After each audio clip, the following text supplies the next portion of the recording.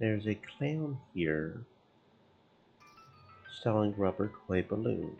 Wait, where's the same clown as before? He looks identical. Is he following you around? Howdy, miss. Anything else I can do for you? Weren't you on the other side of the midway just now?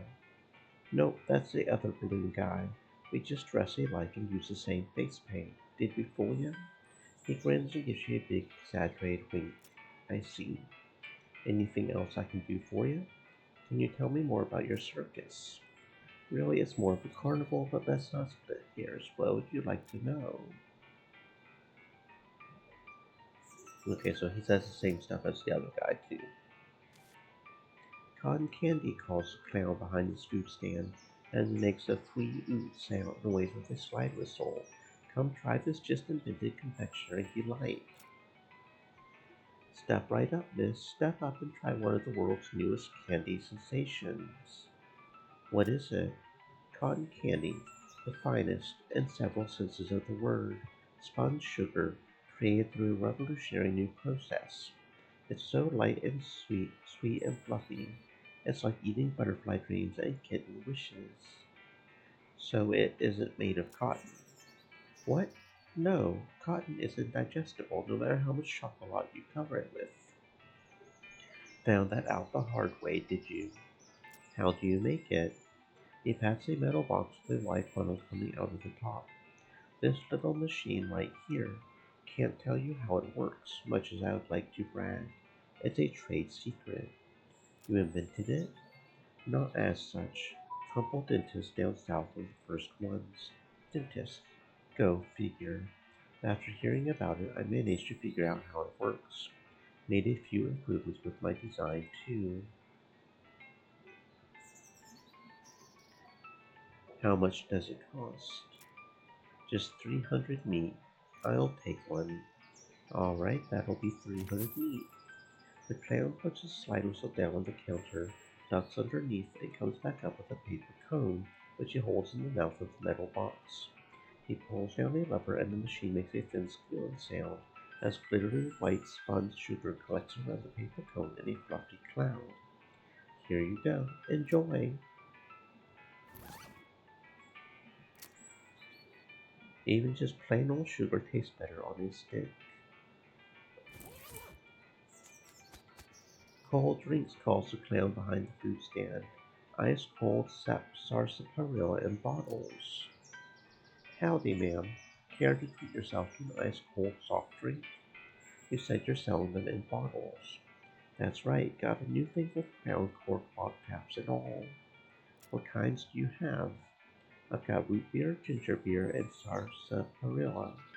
How about lemon lime? Nope. Key lime? Nope. Orange cream? Nope. Cherry? Nope. Grapefruit? Nope. Orange cream? Nope. Lemonade? Vanilla? Strawberry? Strawberry? What kinds do you have again? Do you make the drinks yourself? If you're asking if we have a wagon dedicated to brewing and bottling 3 different kinds of sodas in our traveling carnival, no. We stock up as we pass through large towns. How much are they? 205. Okay, I'll take one. Sarsaparilla. You're never sure how to spell this, and you still aren't. So more than likely, one increases moxie, one increases muscle, one increases mystic is what that is, probably. Red Hots calls the clown behind his food stand. Red Hots, footlongs, 2 kinds of mustard. There's also a small sign that says lost and found.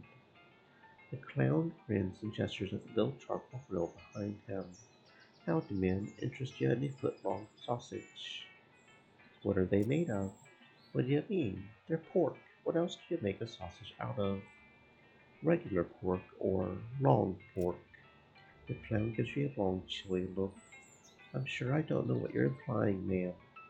How much are they? 205 with 250 with your choice of condiments. What are the condiments? I got onions, pickle relish, 3 kinds of mustard, and 2 kinds of ketchup. What kinds of mustard? Brown, yellow, and blue. Blue. Blue mustard. Looks like I'm all out of the blue. Sorry. 2 kinds of ketchup. Ketchup and catsup. Hmm. I don't have as much meat as I thought I did, I guess. I'd like to see the lost and found. What you lose? A lucky bottle cap. The clown pulls a wooden box out from under the counter and looks inside. It appears you're in luck. This one yours? He puts the box on the counter for you to see and turns back to squirrel for a moment. The box contains a shiny bottle cap on a little metal chain, a folding pocket knife.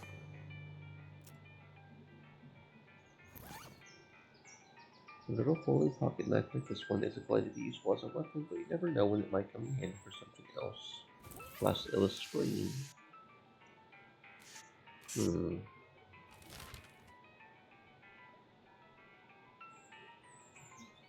Hmm.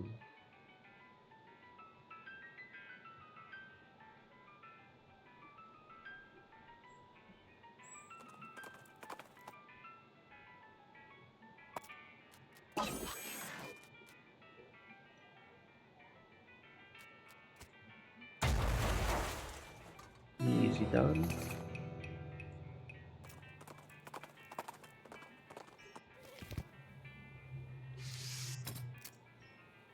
Hmm.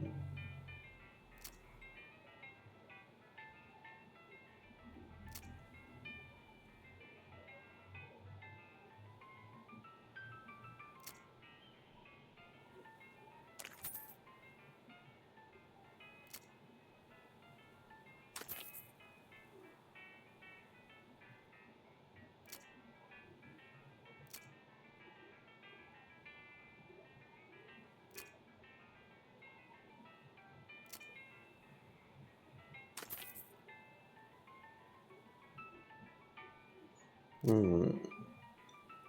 Hmm. Hmm. Hmm.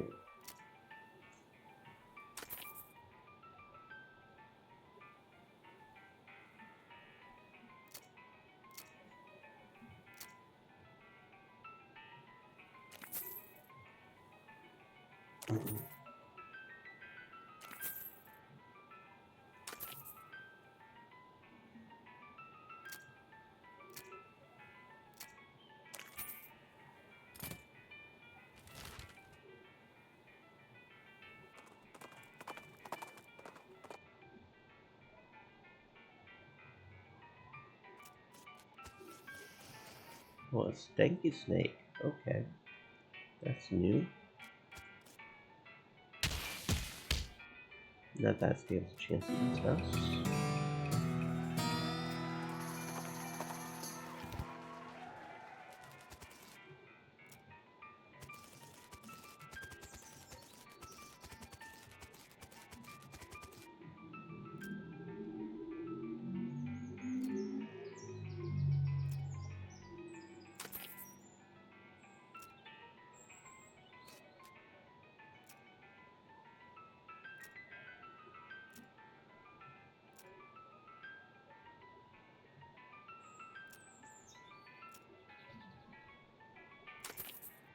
The clown puts his slide whistle down on the counter and ducks underneath.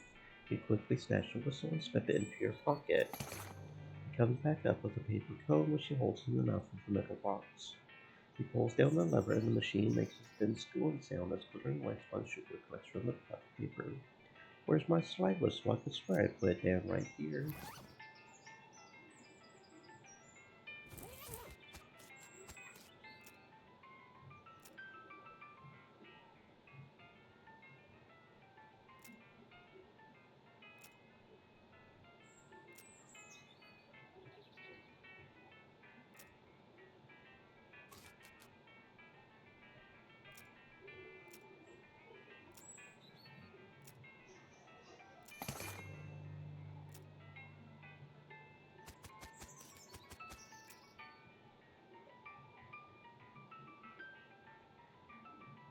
How much does it cost?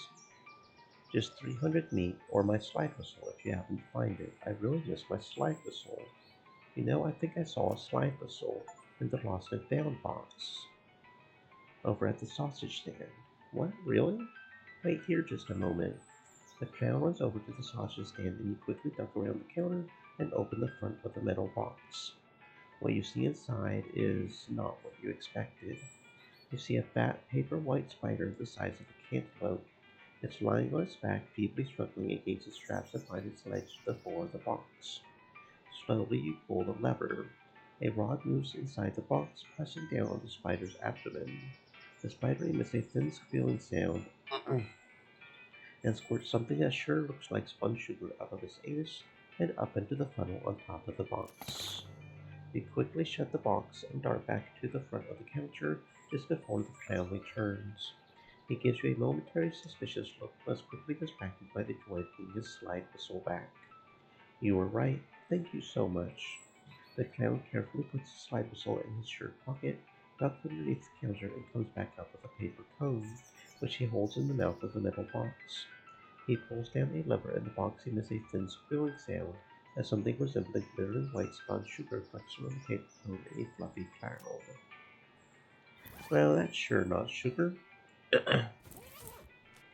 Alrighty then.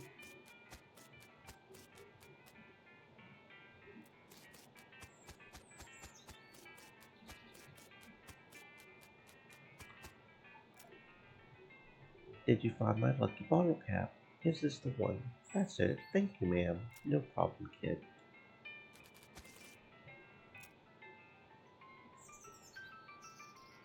Okay.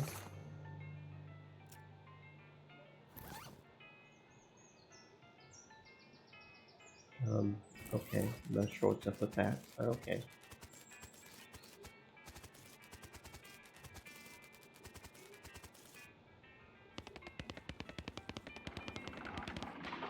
There's a lady here with her head sticking out of a hole in a large metal box. She nods politely at you. Hello. Hello there. Enjoying the carnival? Well, it's interesting. She smiles slightly. Yes, I'm sure it is. Can I ask you something? Certainly. What's your name? I'm Janet. And you? I'm Jade. Nice to meet you. Nice to meet you too, Jade. Why are you in a box? That's a rather personal question, isn't it? Sorry. I'm only teasing, dear. Would you like to see inside? Sure. Janet whistles to signal the clown and he moves over. He unlocks the door in the front of the box and throws it open with a theatrical flourish. Inside, instead of Janet's body, you see a tangled, complicated assortment of glass tubes and pipes, ticking clockwork gears and pumps. Liquids of various colors, mostly red, slosh through the tubes. A large bellows near the top of pipes then begins to slowly deflate. What do you think? It's amazing. I've never seen anything like it. Well, I'll take that as a compliment. It's certainly educational, I imagine. The larger tank on the left is my tummy, if you'd like to see what I had for lunch today. You watch the various liquids slosh around in their tanks and pipes for a minute. Weird. Gross, but it's indeed educational. How did this happen? Were you in some kind of terrible accident? I'm sorry, but I can't talk about that. Of course, sorry. It must be a painful memory. Her calmly composed face creases to a very slight grimace as she shoots a shot sidelong glance at the clown. Yes. Well, it was nice to meet you. Janet. So long. Good luck, Jade. The clown did it to her, didn't they? The clowns did it to you, didn't they?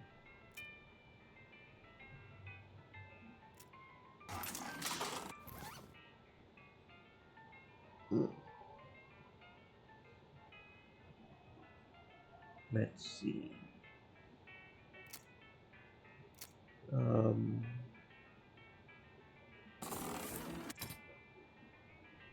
Anatomical learning. You know what makes a human being tick and how to stop one from ticking. Come to that. Melee attack damage. Cool. This man is neatly dressed, though his suit is a bit threadbare and out of fashion. He's smoking a pipe and leafing through a magazine. When you stop to look at him, he nods amicably. Hello there. Welcome to the sideshow. My name is Douglas. I'm Jay. Delighted to meet you. What's your deal? Why am I in a slideshow, you mean? Well, yes, you seem perfectly normal. How forthright of you. Of course, it is only natural to wonder. Wait a minute. You said that last bit without moving your lips. Are you a ventriloquist? Not at all. Allow me to demonstrate. He stands up and turns around. His back is the same as his front. That is, his suit is tailored with two front sides, and he has another face on the back of his head, with his hair cut and parted appropriately. As he sits back down, his knees and other joints crack and pop loudly as they reverse themselves. Douglas winces slightly, though certainly not as much as you would expect. What in the... Surprising, yes. A bit, yeah. How's that even possible? Douglas shrugs and holds his pipe up to the now back of his head so that his other face can take a puff. Are you, what's the phrase, Siamese twins? No, it is difficult to describe, I'm afraid. Two minds in one body, with two faces. It would be closer to the truth to say two instances of the same mind, with, as you say, two faces. You're right, that doesn't make any sense at all. The other face chuckles and Douglas holds his neck sign behind his back. It took some getting used to, that much is quite certain. Were you born like this? I would rather not discuss how it came to be this way, if you don't mind. Okay, sorry. No apology necessary. Your knees must be a wreck. Surgery was necessary to permit them to bend in both directions. It sounds worse than it feels, I assure you. Why are you in a sideshow? With a regular suit and haircut, you could easily pass for normal. I have a contract. Out of the corner of your eye, you spot the clown making a gesture that, but you didn't quite catch what it was. Douglas clears his throat. Plus, well, it's quite the life, you know. Free room and board, travel the world, and you meet such interesting people. Yeah, the clowns are threatening them for sure. This guy is a startling sight, even for a circus freak. His entire head is one enormous eyeball. As you look him over, he stares back at you. Not that he's got much choice. Hello there, I'm Jade. How's it going? Can you talk? Guess not. You move a little to the side and lean over the rope to get a closer look at the guy. He's basically just what he seems to be at first glance. A guy with a giant eyeball for a head. You do notice two things, though. First, he has an odd lump at the, well, what you would call the base of his skull if he had one. A sort of crumpled, fleshy mass the size of a fist. With a squint, some imagination, it almost looks like the crushed and shriveled vestigial remains of a human head. The second thing you notice is that his ankles are locked with the legs of his stool, and the legs of the stool are bolted to the floor. The circus gig, how do you like it? His hands slowly curl into fists, and the knuckles turn white with tension. I see. Understand, I mean. Do you blink? Or wink, I guess? Guess not. These shelves are filled with jars, and the jars are filled with things. Real weird looking things. You lean in a little closer to inspect the jars. They mostly contain malformed and or mutated animals picked in formaldehyde. A three-headed kitten, some kind of ferret or weasel with 8 legs. A twisted Mobius loop of snake without a head or tail. Weird, crazy stuff. One shelf seems devoted to huge, gross, pale grubs, like fat, featureless white worms the size of a sweet potato. The one on the end is larger than the others and has shiny black eyes. Someone has painted its face in an apparent parody of clown makeup. The pasty white face has been painted with little blue triangles over and under the eyes. The creature has a long thin slash of a mouth as well, and the area around it has been painted with bright red lipstick. The black eyes flash red as the thing suddenly flashes in its jar, spinning to face you and stretching its mouth open, revealing rows of yellow shark teeth. You stumble back with a cry of shock. Got you pretty good there, Missy. Well, what in the... what is that? It ain't a real critter. It's made of rubber and clay and doll parts and such. Find an electromagnet under the shelf to move it with. He takes a little push button gizmo out of his pocket to show you. Should have seen your face. You about jumped right out of your boots.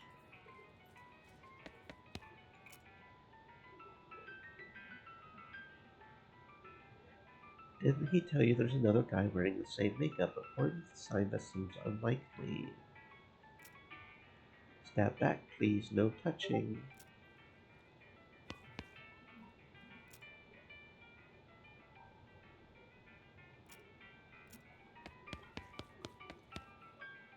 Hmm.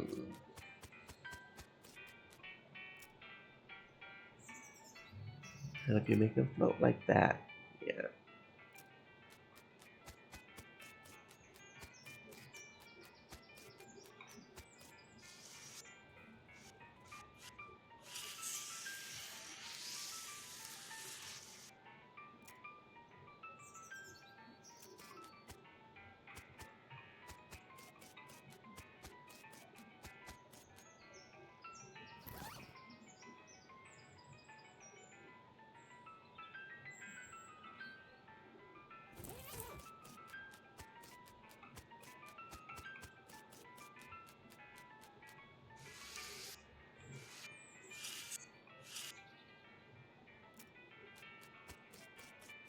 I guess there's nothing else we can do here.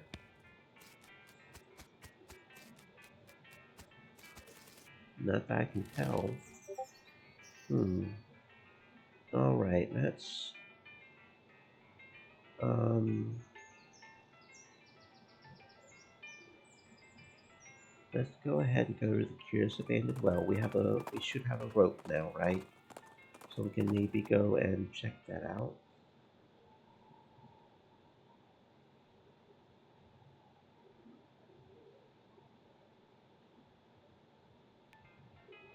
Now Loco suddenly gets spooked by something off the side of the trail. It's easy to understand why. There's a horse skeleton in the ditch, which is, I think, that's probably extra spooky if you're a horse. Approaching the horse more closely, you can see the tattered remains of a pair of Pony Express saddlebags on skeletal flanks. The starboard bag is empty, but the port one contains a skeletal human hand with a ring on it. We conclude that either the horse's rider died with his hand in the saddlebag, or somebody is really sad that the skeleton hand they ordered never showed up, even though they paid extra to have it sent Pony Express. Either way, free ring.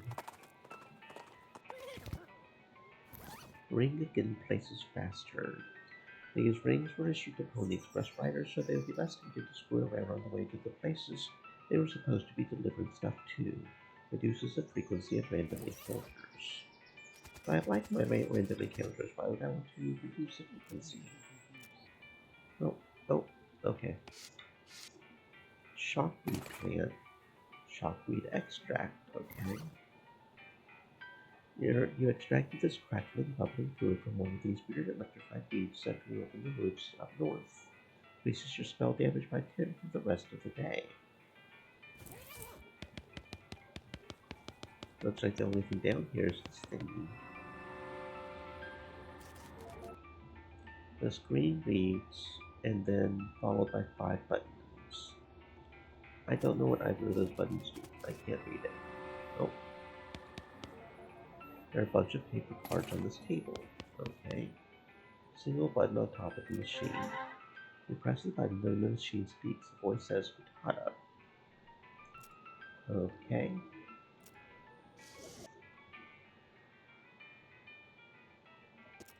You insert a card into the slot. The machine screen springs into frenzy activity. You can't consciously make sense of what you're watching, but when it's over, you know things you didn't know before. North and online. Oh, okay, so this is what the punch cards are for. We can learn words. Primary and increase. So if we put in a large punch, oh, we learned 3 words. Insufficient, municipal, and time squeezer. Faculty and beacon. Corruption personnel. Emergency sedative. Instruction fluid. Bracelet machine and matter. So it's random if we get 3.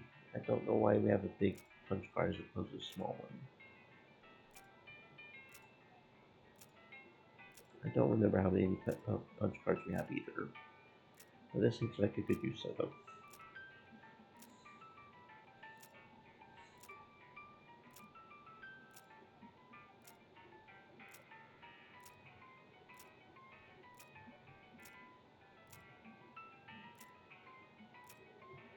Okay. Now we just learned a lot of words. I don't know why we needed to learn the words, but we learned a lot of words. Education Stakuzum. Education Station. Okay, that's probably what that means. In the end.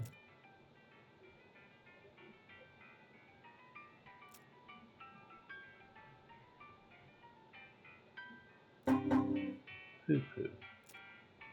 Okay, and it's saying to press the. No, I don't know the numbers though.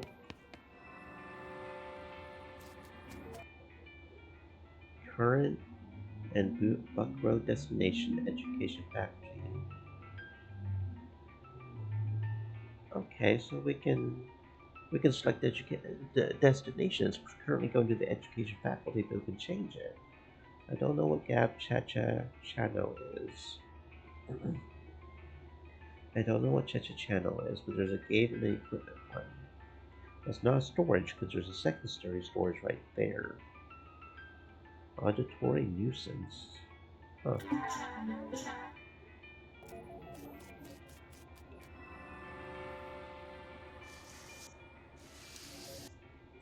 Equipment Chacha channel. Bracelet. Oh, equipment maker? Scraps in your pack vibrates. You stick with the slot and nothing happens. It's nothing yet. So we need more slot. We need more scraps. Okay. Or whatever this is.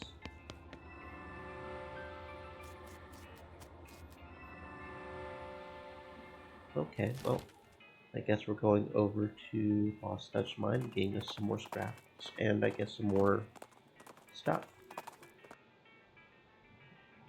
A tombstone nestled in some pines. Pepperoni mold. Oh, okay, tombstone.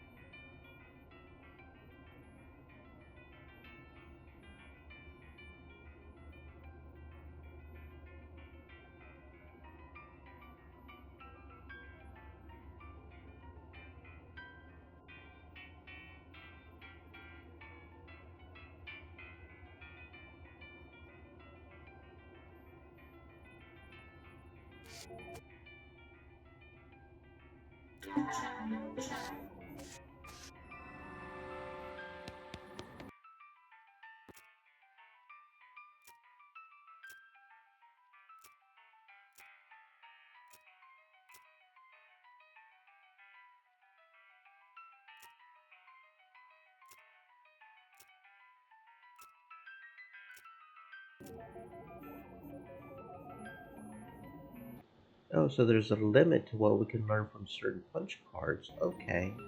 So the small punch cards are useless right now because we already learned all we can from the small ones.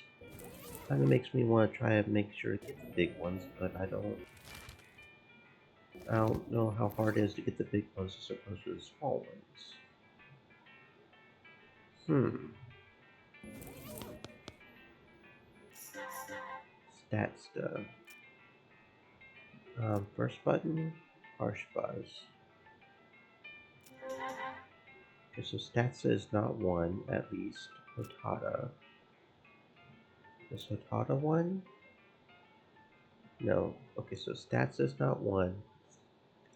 Statsta and Hotada are not one.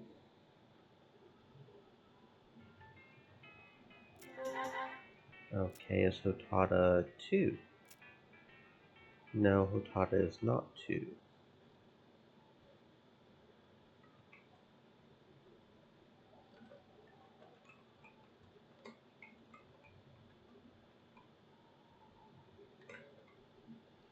Okay. Ganilla, that's a new one. Reassuring tone. We've learned the Elrod word for this year. Oh, Ganilla. Okay. And Becca's. Press the second one. Nope. Stat stuff. Okay, so we know what the first one is now, and apparently that's 0, not 1, but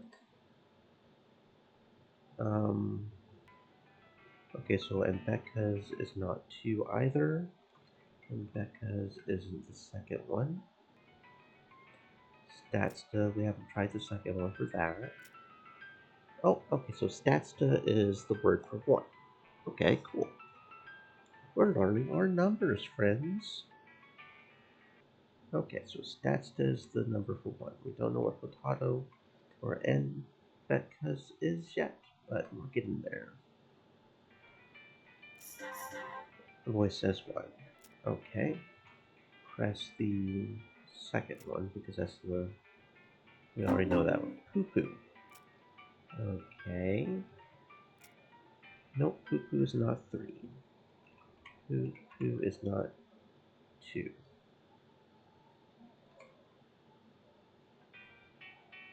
Okay, and Becca's. We haven't tried the third one for that one yet. And is also not number 3. Poo-poo. We know that's not the third one. Is it the fourth one? It is not the fourth one either. Potada. We have not tried 3 for that. It is also not 3. Poo-poo again. Fifth one is not the fifth one either. Okay. Potada again. Is that the fourth one? Is also not the fourth one. Understood.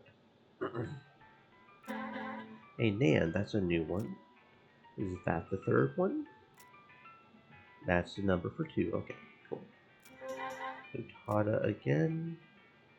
That's not 3. Okay, so we've already got 3 now. We already know what the third one is. So we don't need to worry about 3 anymore, or number 2. Okay, so is that the... No, we know that Hotada's not the fourth one. Is it the fifth one? Oh, there we go. And we have officially learned 69 Elrod Grotto words. Cosmohopa. Cool. So now we know what Hotado is.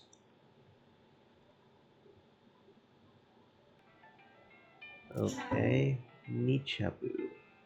That's a new one. Nichabu. Okay, so we know it's not the first, second, third, or No, we don't know about the fourth one.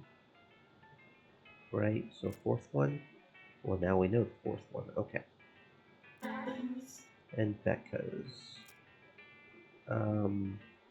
Fifth one. Nope. And Becca's is not the fifth one. We know Poo Poo is not the fifth one. That could be Nichibu. And Becca's. Sixth one?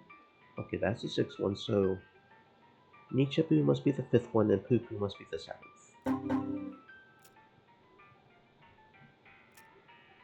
Okay. 6. 5. Give us Nichibu again, so we know all our numbers. We already know all the numbers except for 5. No, not 5. The 1, 0, 1, 2, 3, 4, 5. Yeah, 4, 4. Give us Nichibu again. Come on now. 0, 1, 2, 3, 4. No, we know 4. Which one is it we don't know? Yeah, we know 1, which is the second button. We know 0. We know 1. We know 0. We already know that one. There's 3. We know 0, 1, and 3 for sure. 0, 1, 3, 5, 4. 0, 1, 3, 5, 4. And 6. And 0, 1, 3, 4, 5, 6. So it's 2. We know 2, right? Do we know them all now? I thought we didn't get that one part yet. Yeah, we know 4. We know 0. No, do we know 2? Do we know them all? It's not bringing up 2. There's 2. Do we know them all now? I guess we do know them all now. Okay, whatever. Cool, we know our numbers now, friends. Okay, very cool. So the only ones we can learn now are the big punch cards, I guess. Fabrication, yeah, that's kind of what I thought of it. Equipment, I don't know what a Gabe is. Is Gabe weapon? Gabe could be weapon, that could be weapon fabrication. That could be what that is. What is second stage? What's in the storage? What have you got in the storage here, friend? Now, what battery container unlocked? We got a battery and some seltzer. This is a small flask made of alpha brown material and filled with glowing blue fizzy liquid. Increases your muscle and musicality and mux by 5 and maximum AP by 2. Oh, that sounds nice. No weird device. Winding elf vibrato device. Dome-shaped machine of no purpose, which, unless purpose, make incessant winding noise. Okay, the professor will be interested in this, so we gotta go give this to the professor. We'll got our battery and some more fluid.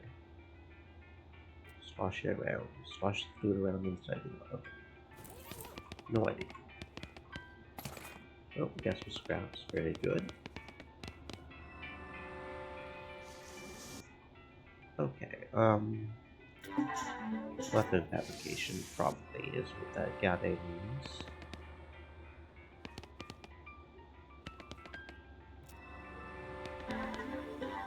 Oh, okay, it's not a weapon that we can actually make for us to use, it's a weapon that just attacks things. Understood. So that could be a way to get some scrap, I guess, if we absolutely needed to. I don't think... Do they get harder, and will they eventually give us the bigger ones, maybe?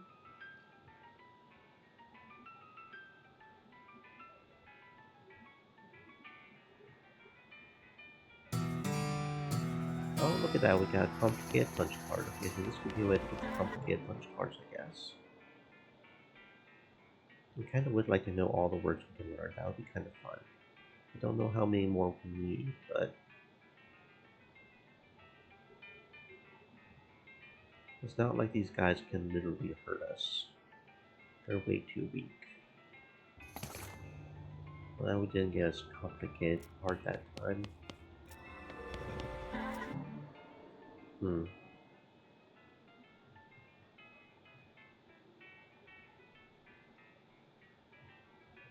Yeah, you're pretty weak, my boy. You're pretty weak. That rectangle one I think can still hurt us actually, though. Maybe.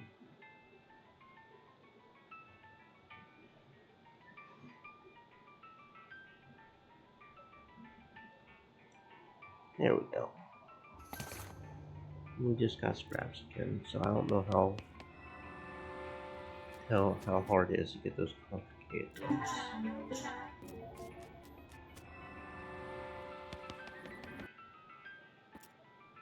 Containment and Roberto. Wonder what that means.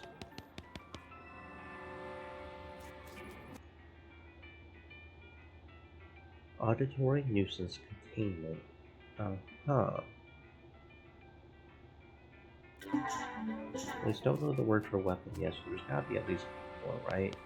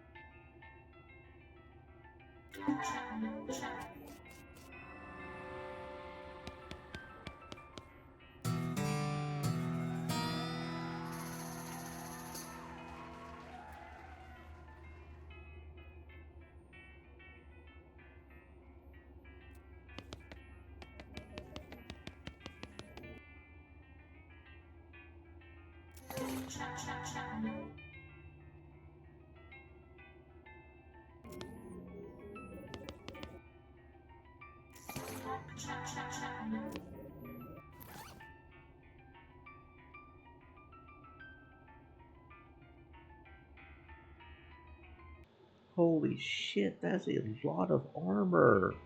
What the heck? 11 armor? That is nice. We are basically never going to take damage from melee if we put that on. Makes L5 battle encounters much more likely. Huh. Interesting. I don't know if I necessarily want that. We did end up with the monster. It looked like that one was starting to give us nothing but scrap, unfortunately, but actually what I'm thinking about, I should probably re-equip a proper... I'm tempted to stick to the bear though, because...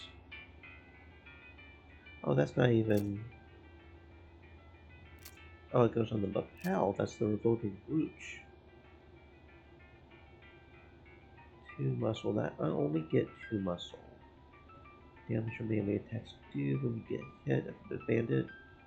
Do 3. Your muscle is 1 lower than the bandit's. Does 2 damage instead.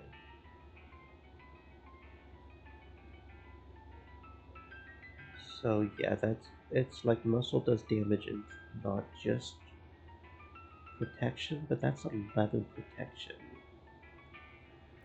Yeah, we're putting that on. I think. That's a lot of armor. Yeah, we're sticking to our flush bear. Although actually we're probably about to go back to that one place just to see if we can learn any more words, but... Okay, so what else have we got? Equipment fabrication. Still don't know what a gabe is. So it's just this one left then, whatever this is. This thing's just booping. And it's just booping. Select nuisance destination. Huh.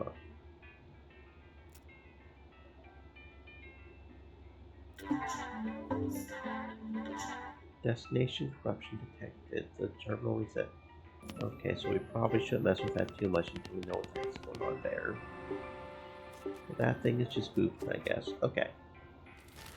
So let's go back to the Lost Dutch Oven Mine, see if our new language skills will teach us anything new here, because there was that one room we weren't sure what was going on with.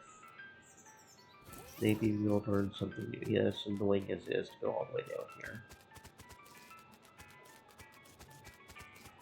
There really should be a fast travel option to go down here. There really should be.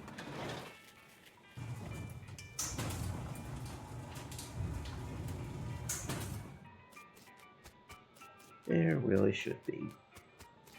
Anyway.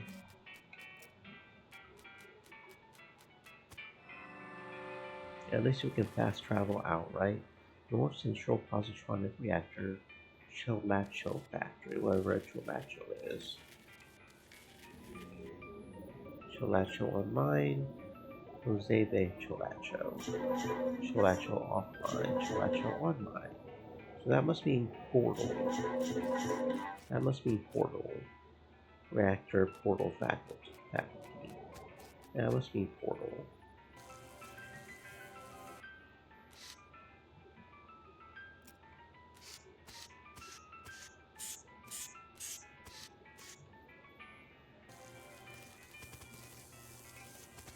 The machine on the side of that weird transport thing is busted. Purring like a kitten. Wasn't there some words down here that we couldn't read? I thought there were. North Central Positronic Reactor Online.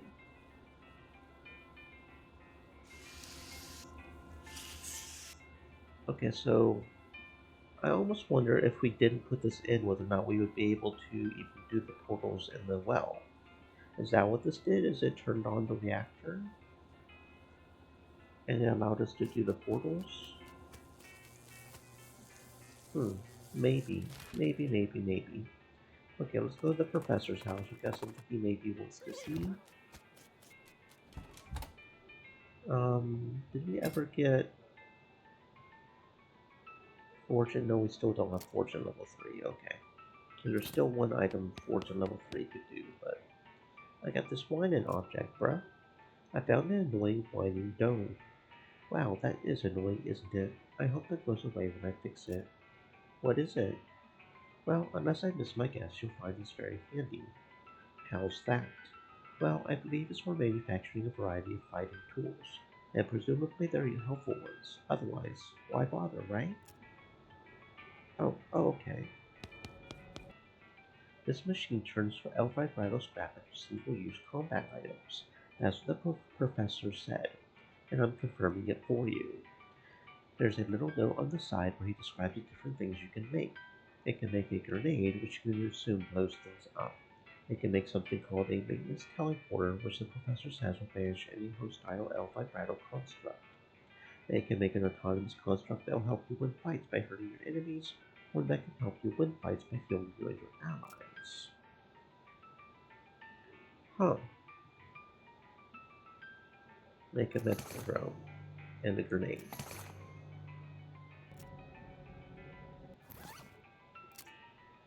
Um, this is a bomb-shaped object made of L-Brattle material with a prominent button on the top of it. You suspect that bomb-related things will happen if you push it. Deals 25 damage to all enemies. Ooh, that could be really good if we start getting gangbanged. This L5 Brattle Relic is one of the most helpful hexagons you've ever seen. It activates a drone to heal you and your allies. Okay, cool.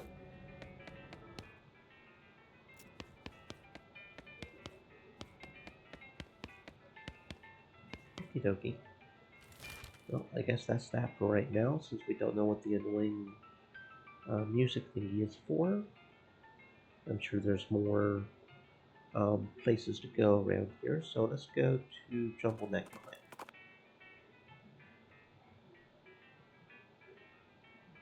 Okay, you want to play, boy? You can't handle this. You can't handle this. Goodbye. A coccyx with a hole in it. Huh. There's a human tailbone with a finger-sized hole shot through it. Literally a skeleton's butthole. Okay. So where do we even equip it? Like, I'm guessing it's an equipable 5 muscle? Or are we supposed to equip? We equip it as a ring. I don't know how to feel about that. Okay. We got a butthole ring. Oh, I want the grease. Looks like this place has been shut down for a while. Shuffleneck mine. I believe I heard there's some kind of accident or something here. Can't rightly remember the details though. Guess I'll have a look around.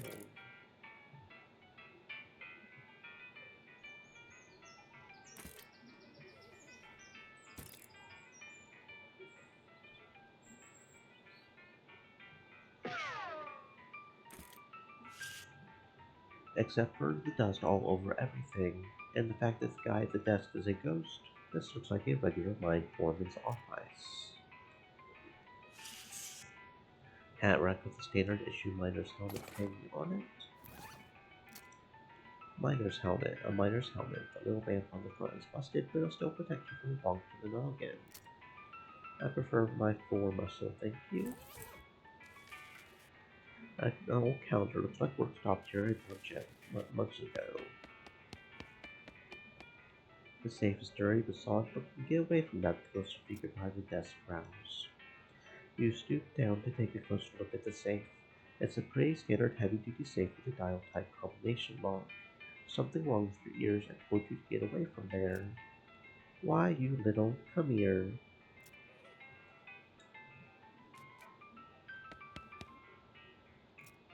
Excuse me? Kid, I'm busy here. I've got a mind to run. Take a hike, okay? This mine is still running. I haven't seen anyone around here. We're miners, kid. If you saw anyone up here, I'd have to fire them for not doing their jobs. How's busyness? Just great. Hunky friggin' dory. See this face? This is my happy face. And I'm double excited about answering questions from some random kid that wandered into my office while I'm working. Look how ecstatic I am. That's quite a silver tooth you've got in that sarcastic grin. Made it myself. I've made a few little silver trinkets in my time. Now go away. Your calendar is out of date. What? Yeah, it's like 6 months old. I like the picture, okay? Scram. Do you know that you're a ghost? Do you know that you're a pain in the ass? No, I'm serious. Do you see me laughing?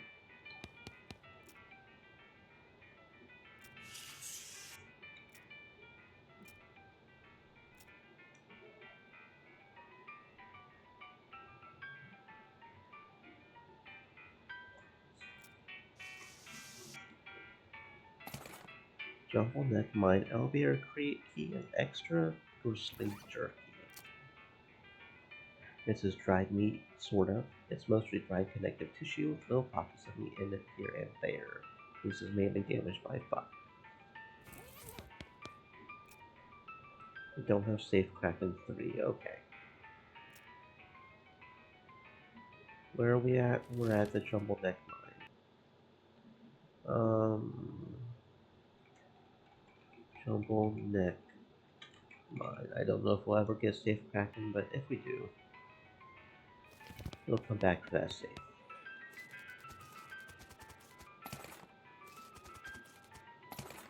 Ooh, a silver torch. Oh, so this is probably where the dude died. Okay. So grim to find a human skull just stashed in a pile of rocks, unless maybe it was a very small burial mound. Considering the fancy silver tooth, that's maybe not outside the realm of possibility. Oh, I wonder if we could have showed him his skull. Fair amount of lead in these rocks. This is probably a silver mine. You gotta get them together a lot of times. Are these worth anything? Not enough to be hauling around, and don't lift them. I wasn't going to, probably.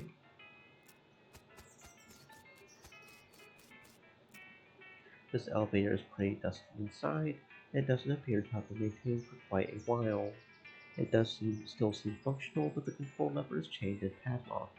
You'll also notice that the shaft is totally silent. You would expect to hear the rumbling of minecarts and the clanking of pickaxes echoing up from below, but there's nothing. You unlock the lever with the foreman's key and give it a yank.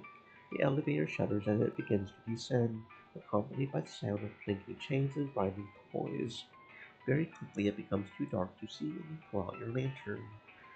Very slowly the elevator reaches its destination. You pull the door open and peer into the gloom. You put your shoulder into the minecart, give it a shove, and plunge down the track and bounce into the big pile of rocks.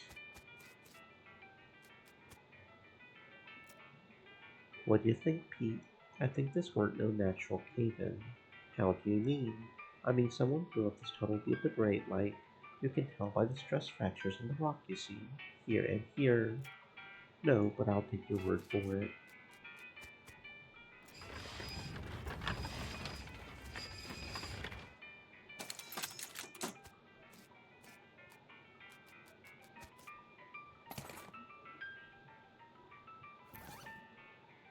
A worn old pickaxe you found in the abandoned jumble-neck mine. As the initials HH carved into the handle, not much good for any mining anymore, but you can still knock someone's head off with it.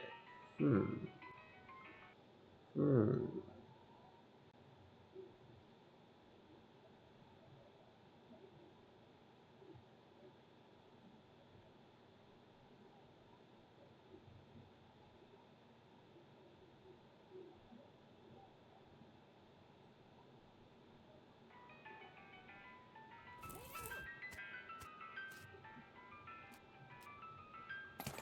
A paper bag and some raisins. Mainly damaged by 15. Interesting. Hmm.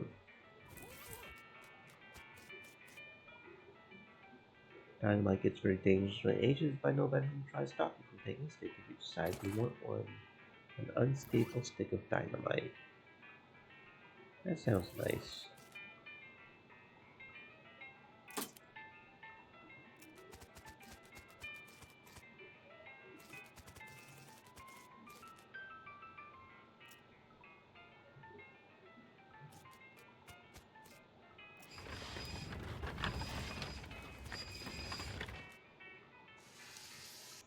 Hmm. I am getting the picture here. I am getting the picture here. Looking over here. Boop, boop. Pull the lever, crunk. No? And a can of oil. Oh. Okay, yep, I am getting the picture.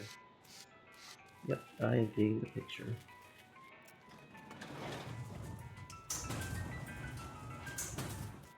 Now that I've got a lunch bag, I can take some old grease, a bag of grease.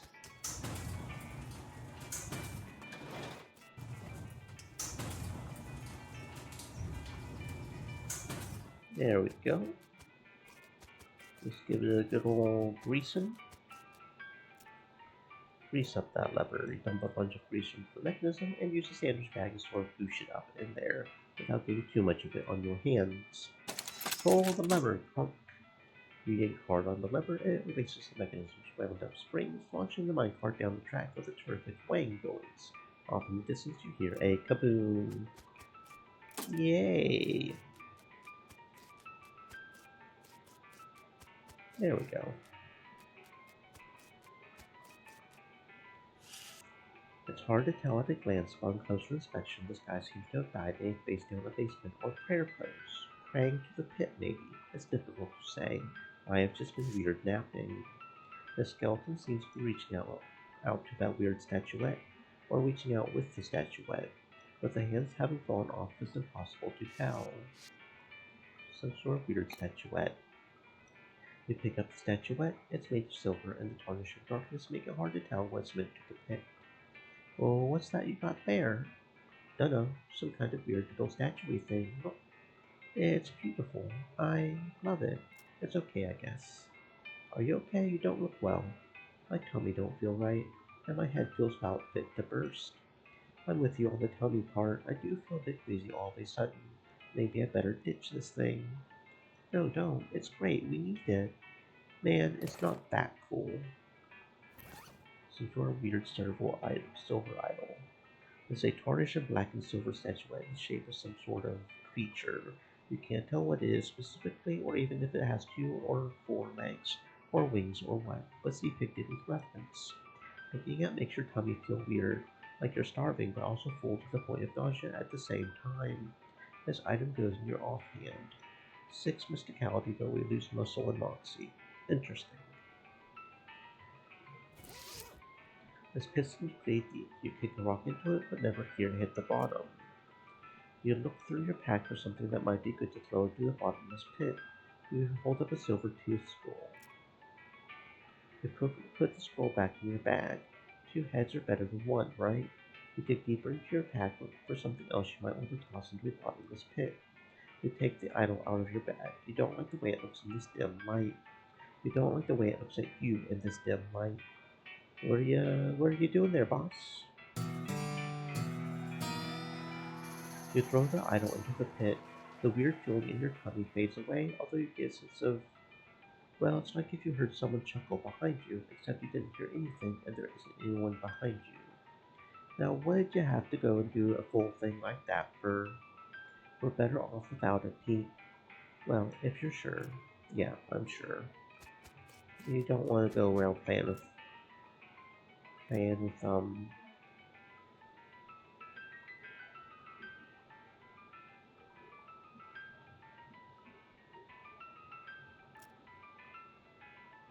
hmm. Yeah, we're not sure how to feel about that either, but okay, that looks like it's everything here, I guess. Postal way station, I guess. Electrified cow skulls. Okay, well, I'm not worried about this. Should be able to handle this pretty easy. Yeah, they're not even able to hurt me. Okay.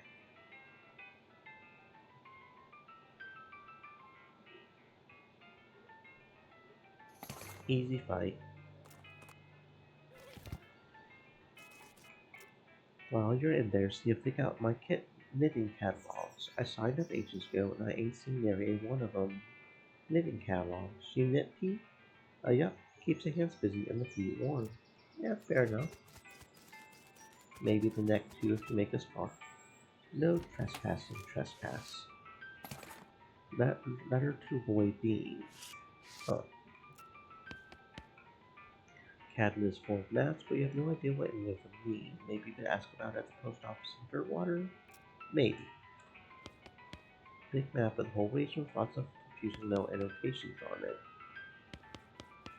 Don't even know what a bureaucratic process were involved in the placement of this outhouse. Blank postcard. Somebody's removed all the funniest of those, so there'd be no reason to care about them. There's an article in here about how they had to change the name of a nearby cemetery due to so many skeletons being raised there. We marked down the cemetery's location. What we're supposed to be doing here, I don't remember. Wasn't there an undelivered,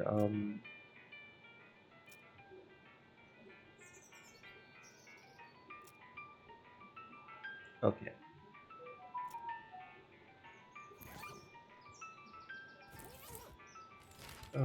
Let's go back to Dishwater and ask about the... Okay, sure.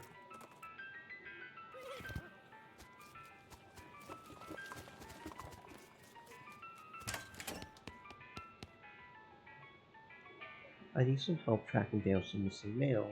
How do you mean? A mail delivery went missing on the way to Brentwood, and I'm hunting on behalf of their mayor. The local mail station has a bunch of route maps, but I don't know which one I need. Well, that information ain't exactly secret, but I ain't supposed to just give it out either. The delivery girl misses bad news, though. I suppose it's alright just this once. Wait here a sec. After a couple of minutes, she comes back with a sheet of notepaper. Each map has a code number on it, you see, based on region and direction of travel. She explains how to work out the code you need and gives you a cheat sheet for reference. Oh, thank you.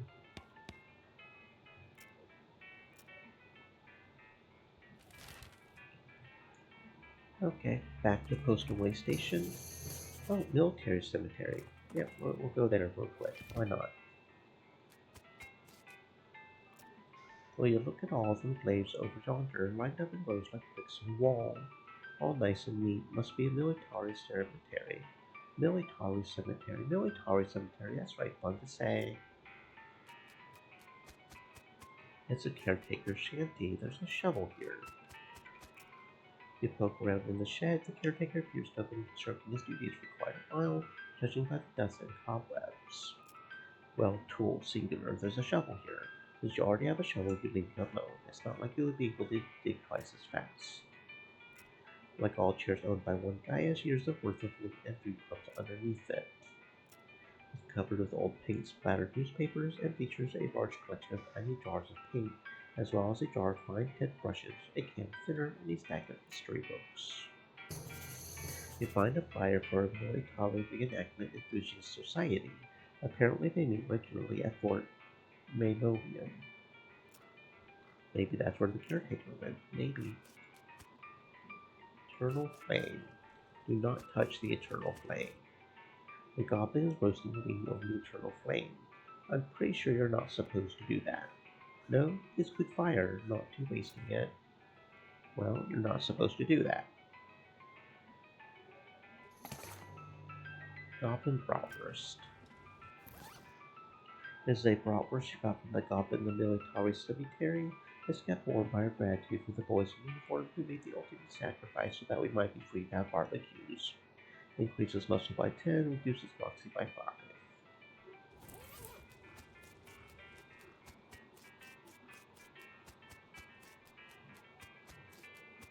That's literally the only thing here. Okay.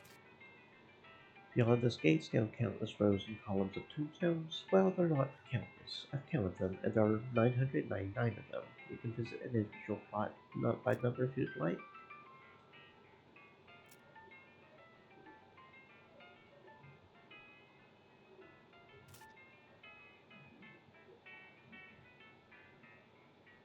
Oh, he actually didn't die in one hit. Interesting. Oh, he actually did some damage to him.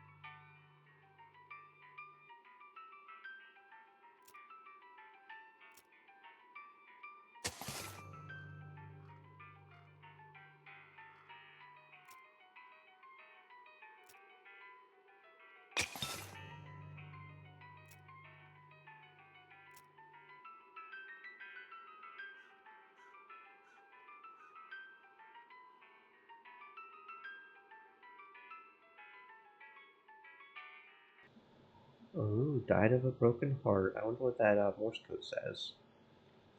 Uh, Morse code translator. Let's see. Um,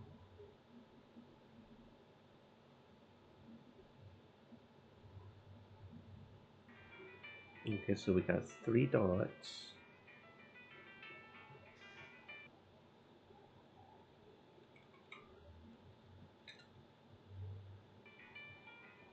Three dashes. A dot dash then dot.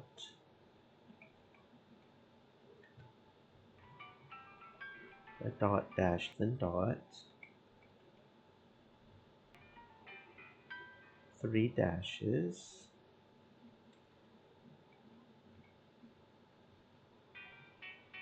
And then a dot and two dashes. Sorrow. Apparently that says sorrow, guys. Died of a broken heart, sorrow in Morse code. Okay, that's nice.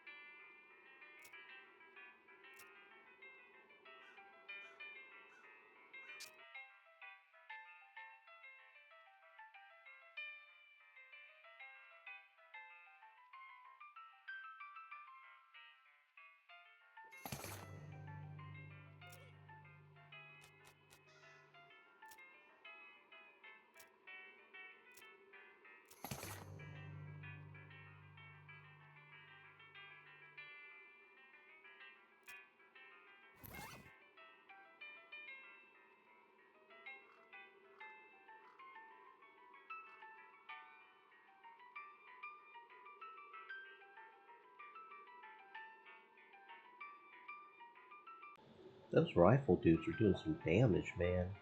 This scroll has mostly been burned in beyond legibility, but you can just barely make out something about how cow energy influenced course marks. The scroll is in bad shape, and you can't really make out anything new, but you're convinced this must be another clue to the whereabouts of the necromancer. You stick the scroll into your journal. Hmm. West of the mountains. Found a cryptic note about how cow energy must be near that crazy porter who found the House Farm Ranch. Looks like that is. Oh, okay. Hmm.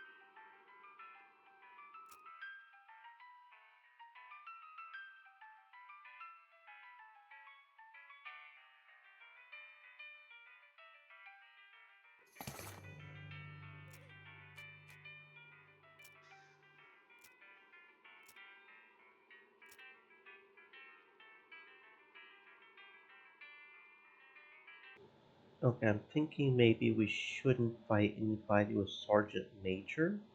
I think Sergeant Major is the ones that are really, really strong that we just had to fight. Their armor is through the roof if that's the same one as the other one. We may come back and redo it, when we're able to penetrate 29 armor. I don't think we want to fight this one right now.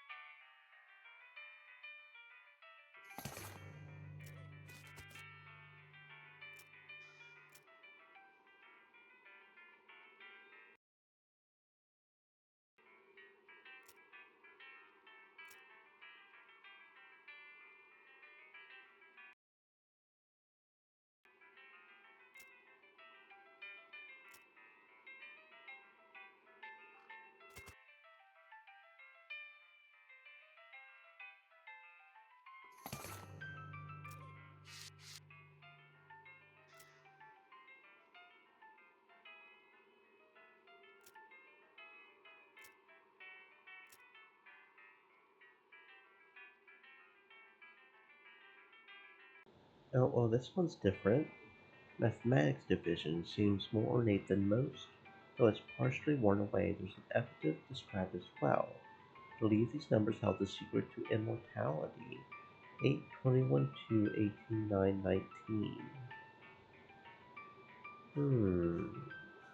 Okay, A, B, C, D, E, F, G, H, H?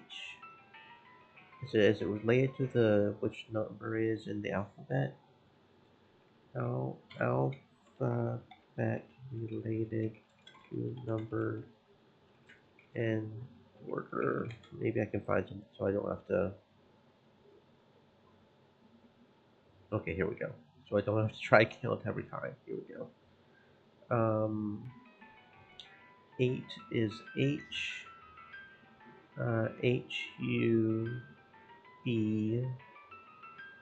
Hubr,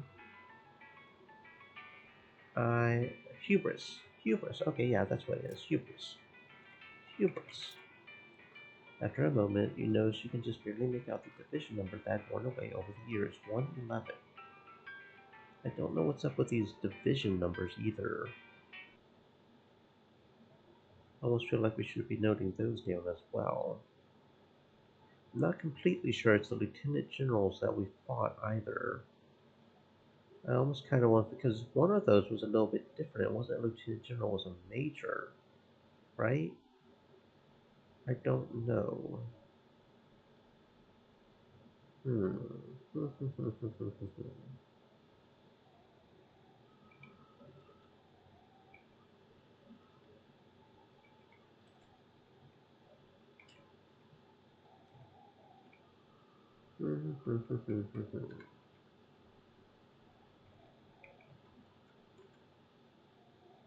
37 and 111 so far, the division numbers we've gotten.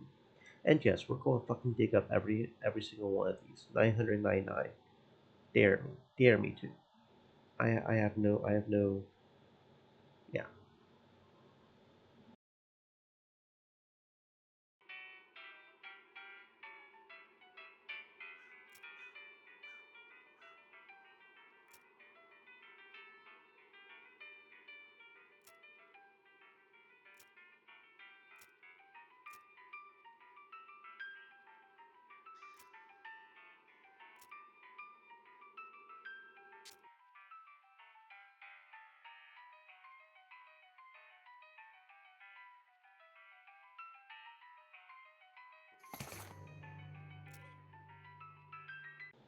I don't know the army well enough to know if a second lieutenant is higher than a first than a lieutenant general.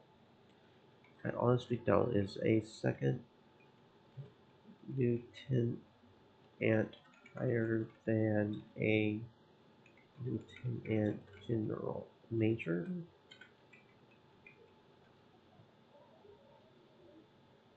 Entry level for most commissions officers is lower than first lieutenant. Okay.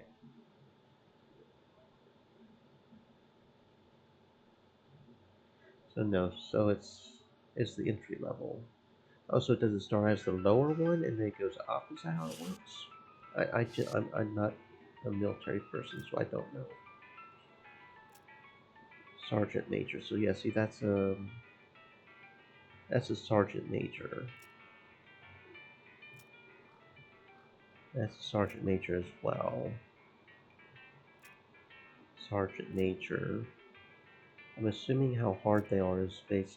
And see, that's a major.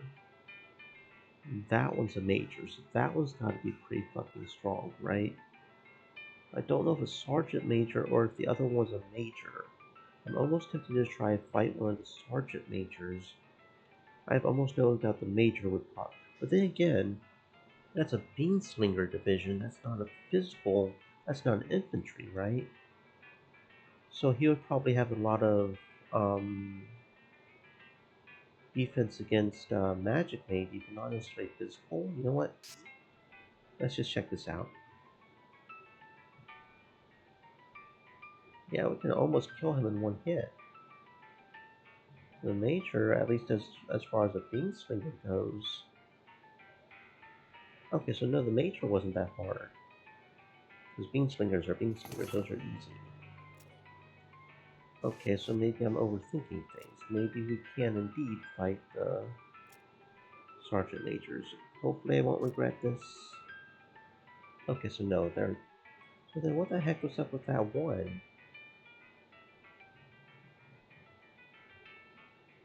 I don't know. So what rank was that one then? Clearly wasn't a sergeant major.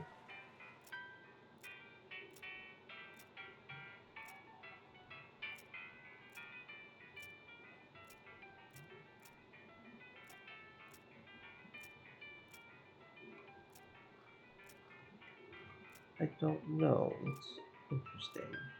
I don't want to try to find them again because you know that if I do end up finding another one of those, that armor was ridiculous. Can we just run if we do? I don't know. I've never really tried to run too much. I think that's a thing we can do in this game.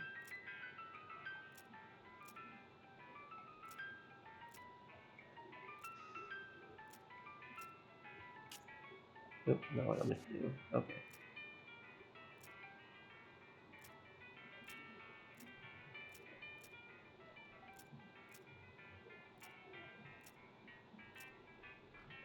Sergeant Major.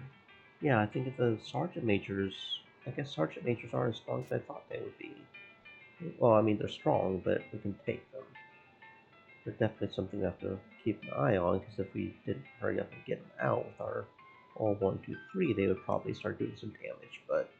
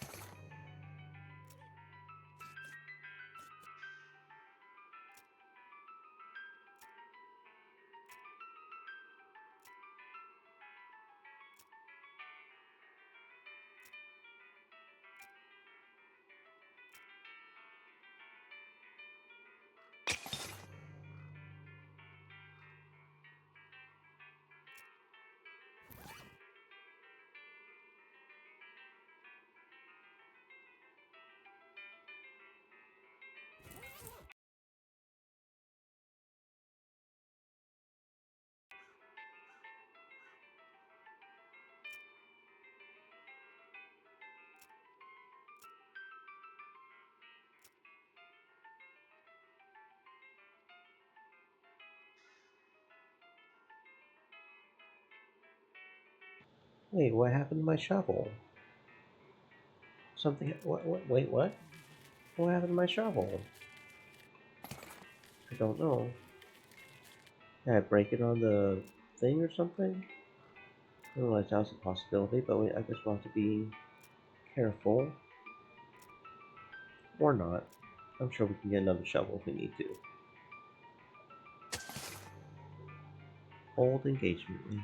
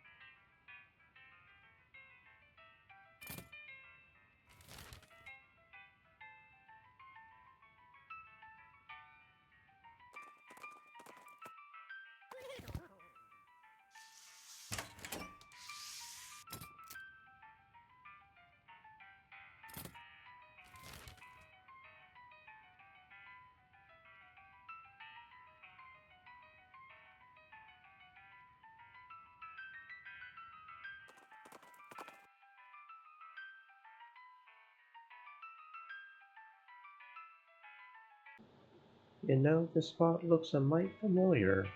I think I came this way when I spent those months kind of wandering around in a daze. When you what? That's a story for another time. Pretty sure I carved my initials on one of these rocks, though. It shows your bold with OP chiseled onto the side of it. Your initials are OP. What do they stand for? OP. Right. Okay, let's go see what's at Reboot Hill. Boy, they sure make these graveyards spooky for some reason. So the ghosts feel at home, I guess. Ghosts usually hunt where they was killed, though, not buried. That's true, so I guess it's for the skeletons then. So it was originally called Boot Hill, but since everybody started coming back, they called it Reboot Hill. I see.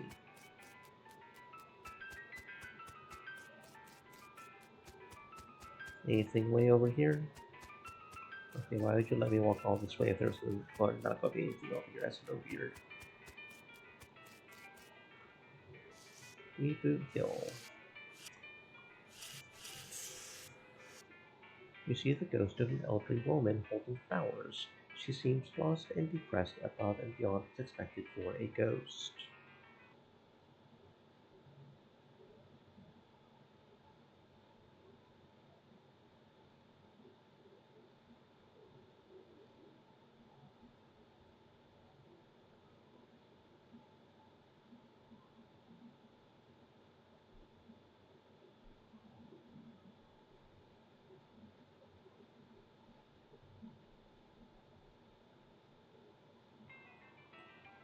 Howdy, ma'am. Is there something I can help you with? It's so awful. I can't remember. I can't remember at all. Let's start at the beginning, okay? Well, you see, I had four daughters. They married four brothers, the Smith boys, and after that, they each had five daughters of their own. Unfortunately, I outlived every one of the 24 of them. You know you're a ghost, right? Yes. In fact, I died here in this graveyard where they're all buried. I came to visit them, and I suppose my poor old heart finally gave out. That's not the problem, though. 95 years is a pretty good run, after all. That really is a good run. What did you forget? I bought this banquet of flowers to put on my favorite granddaughter's grave. I can't remember which of them was my favorite. I'm so ashamed. I can't bear to leave until I remember. I see. Well, maybe I can help you figure it out.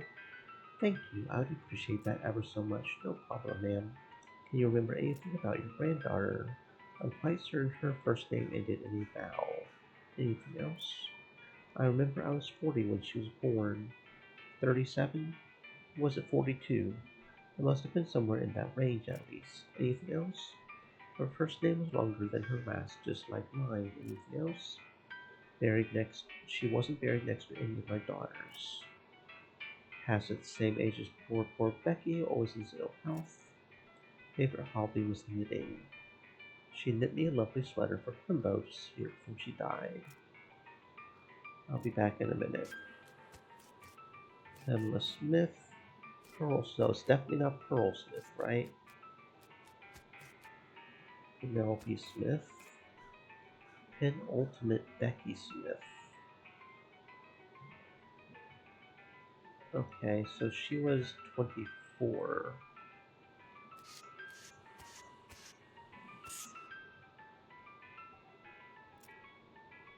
First name ended in a vowel.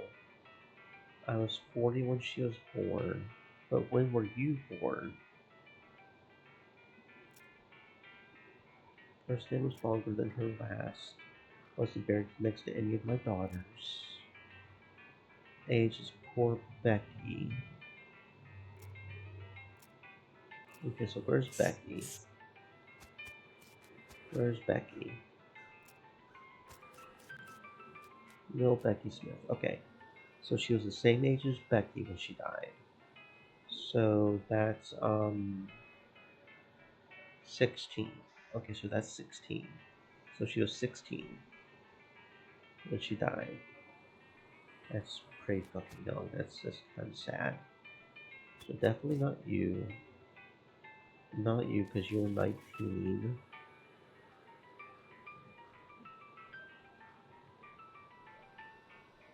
16. Smith, 1, 2, 3, 4, 5. So it could be a Smith. Pamela, I guess. She's 16. I don't know if these are daughters or granddaughters. Does it say little next to it if it's a granddaughter?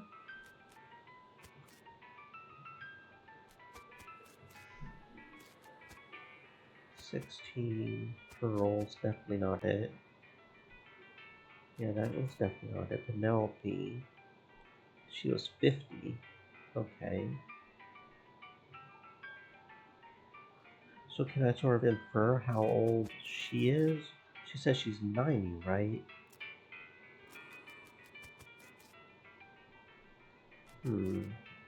Patricia.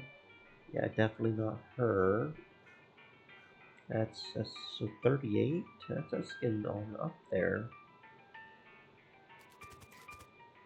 37. First Becky.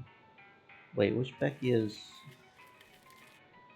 little Becky? So which Becky was it that? Because that Becky was 40, 38.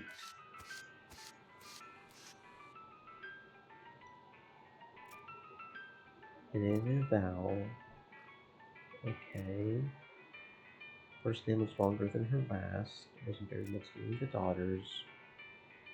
Always in such ill health. So probably the younger Becky. Since she was in ill health. Probably.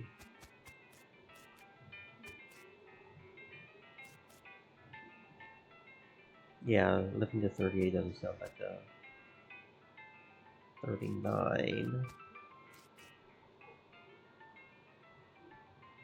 Oh, this one only made it 5. God damn, that's sad.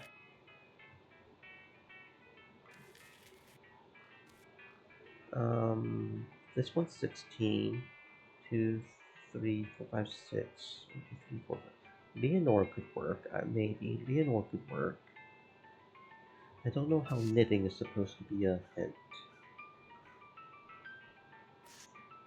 Leonore could work, though.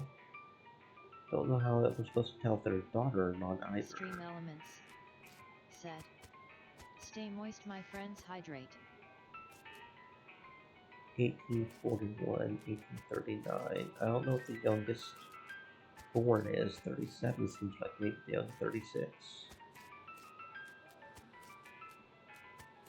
22. 22.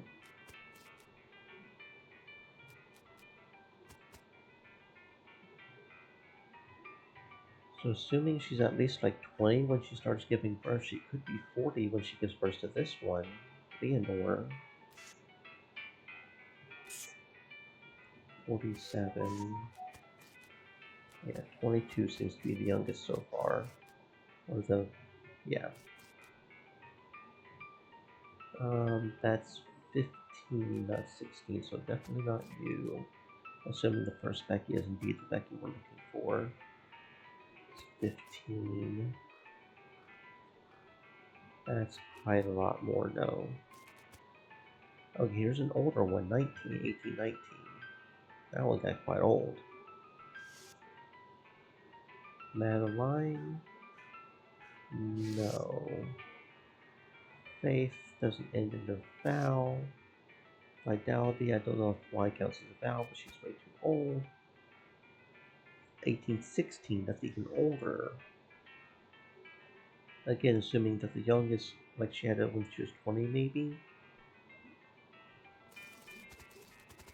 Or what? A loosely packed grave. Okay. Uncover coffin that is apparently delivered by mail because it still has the address printed on it.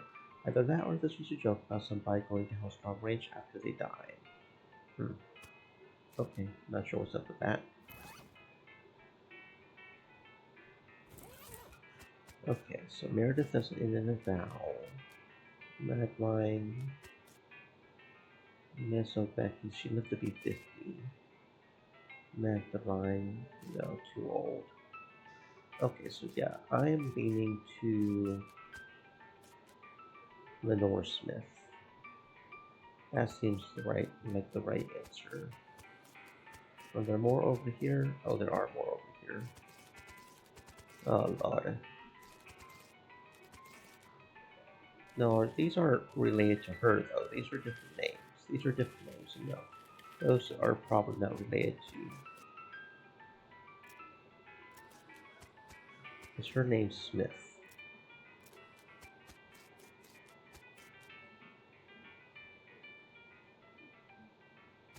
Or is it Rebecca over here, all the way over here by herself?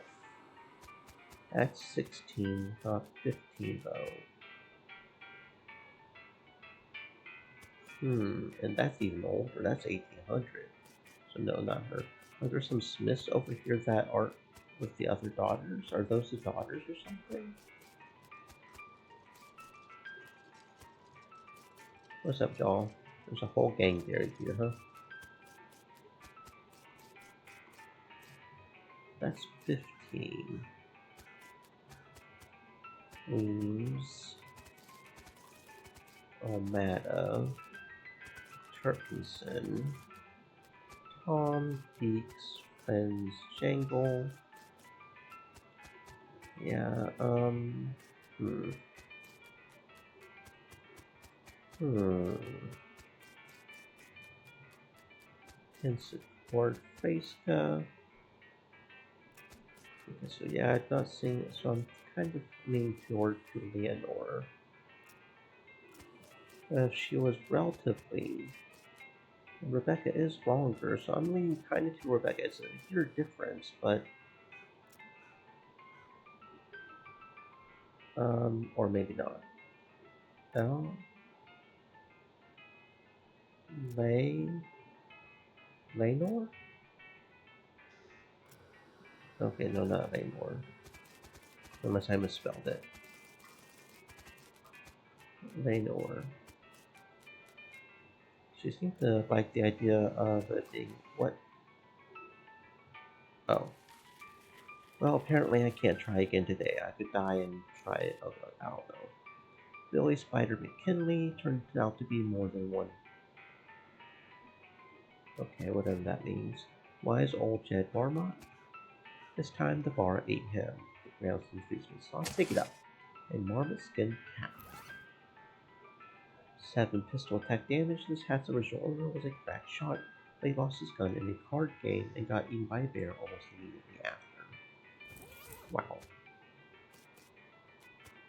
Peggy Immortal, kinda ironic.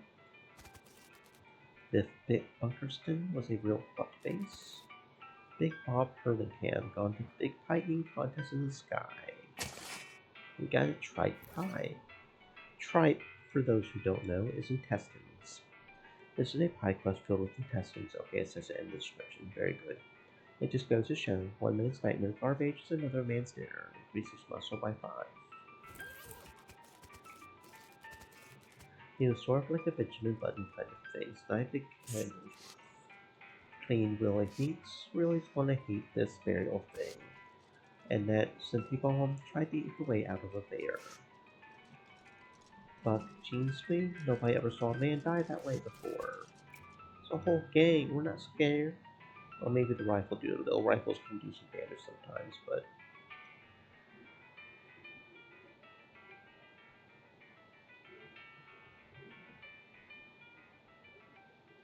Okay, so these guys are buffing the other dudes up, so we probably should take care of these two. With. Yeah, stop buffing. Stop buffing. No buffy buff.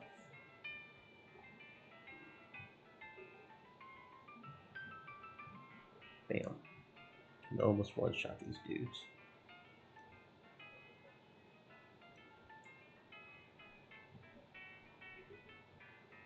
I don't know if you'll eventually buff him up to the point where he can actually damage me, but probably not.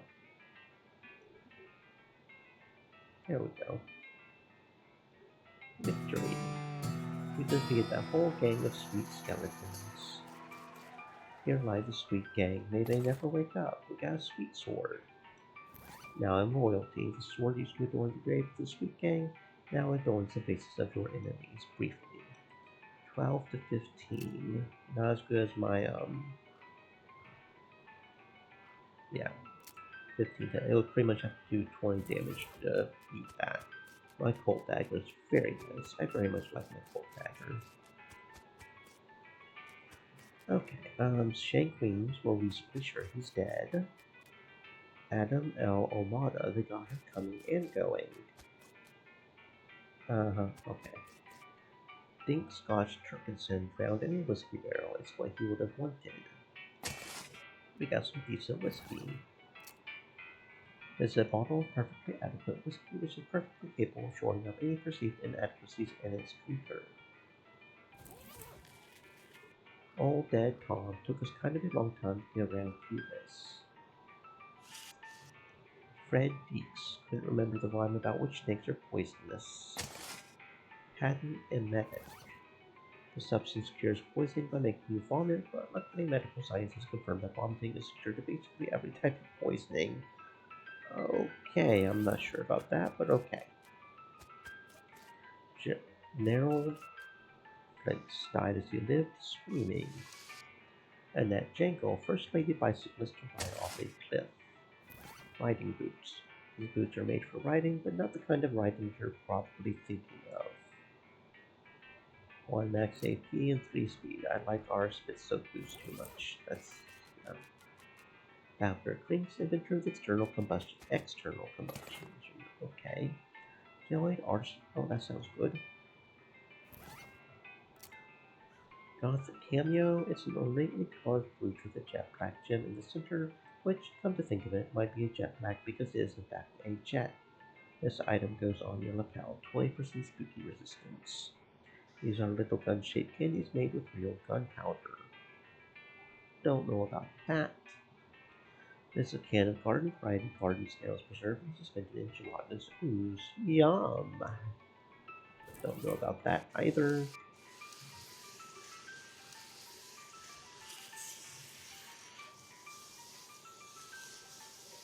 Vernon Pensicore, professional sword swallower. Dynamite Jim Fresco, all the bits we could find.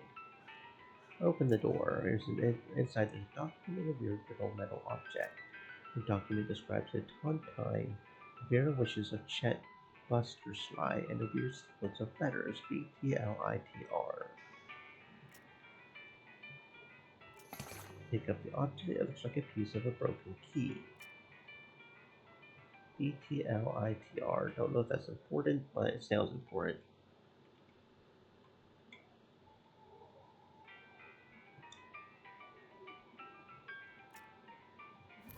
Key fragment. This is a fragment of a key that you found in a big fancy tombstone on Reboot Hill. I don't have all the pieces of the key.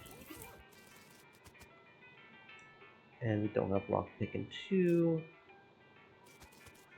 yet. We don't have safe cracking 2 yet, so that's nice.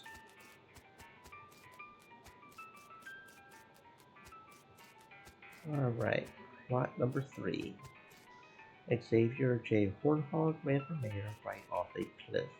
Lucky Vinnie Pike is bound to run out sooner or later.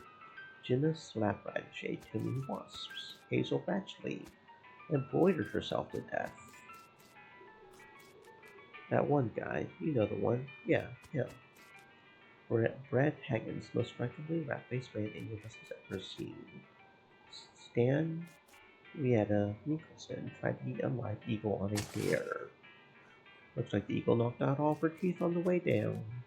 The skeleton doesn't seem threatening, apart from being a general reminder of your own mortality. Hello, who are you? My name's Bernard. Lower your voice, they'll hear us. Who, the cultist? Yes. Not a fan? They're reanimating dead people's skeletons. I don't want to be reanimated, it sounds horrible. Can you imagine having to walk around with your skin on? How embarrassing. Not to mention cold. Sure, well. Plus, I mean, dying's hard enough. Who wants to come back to life just when you've not used to being dead, right? I could see that. Please, can you do something? I don't want them to find me. I'll let you know when it's safe. Great, thanks. I'll just hang back here until the coast is clear. Okay, weirdo.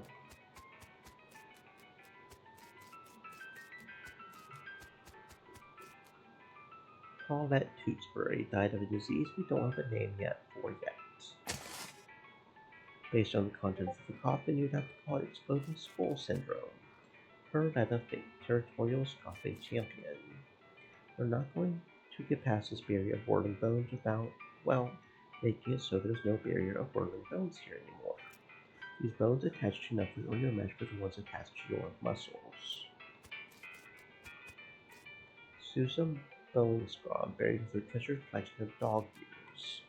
These cultists look like they barely maintain control over that skeleton. You hide behind its tombstone and wait. After a few moments, the skeleton wrests itself from the cultist's control and goes on a rampage. Bones and teeth fly everywhere, and none of them belong to the skeleton. If that gives you any indication of how the fight turns out. Seemingly satisfied with the carnage it has caused, the skeleton scratches something into the ground and then shuffles off to the south.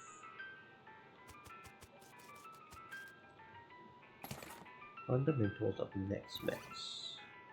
This book contains some basic rituals and incantations of Nex Mex, enough to get a single skeleton up and moving around at least. The words crawl off the page and into your eyes like worms. The worms burrow into your bones and then whisper stuff to you about cool things you can do with other people's bones.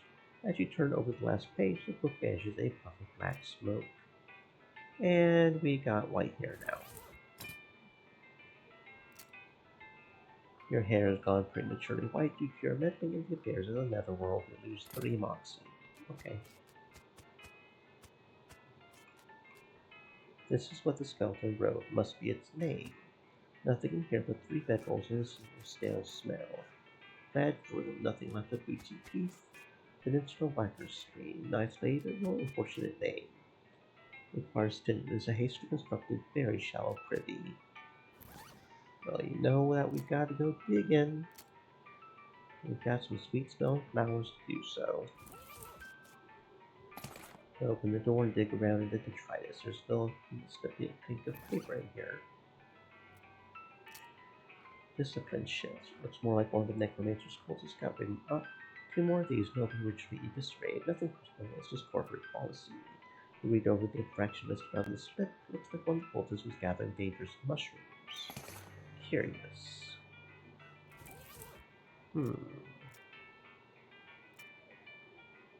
Only I knew more about mycology. So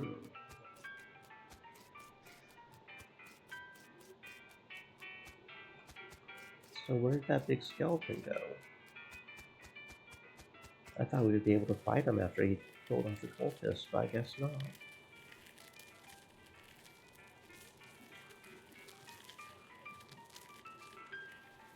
I don't see him around here. And his name is Grutch. Like a crutch, but a grutch. Okay. Yep, don't see him around here either.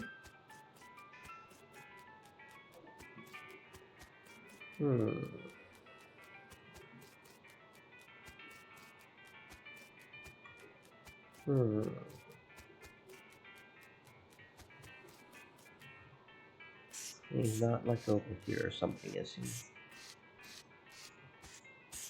Nope. Okay. Okay, let's see. Let's go to Hellstrom Ranch. Okay. That is interesting.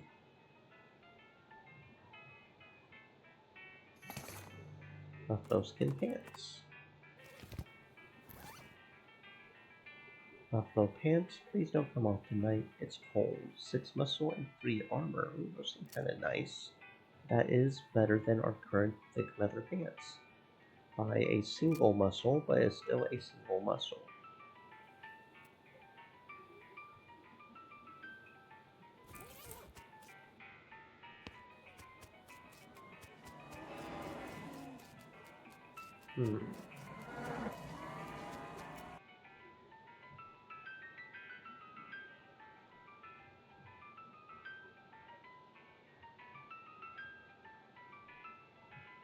Yeah, he does not last long. Not that we really need his help.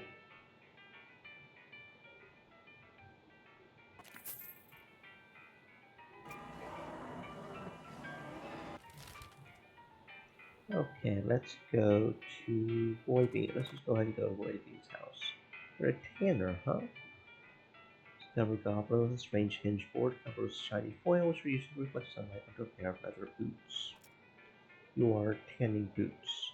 Yes, yes, sun usually to make very tan. I don't think that's how it works, but I guess you're the expert, or not the expert. Overly tanned boots. Hmm.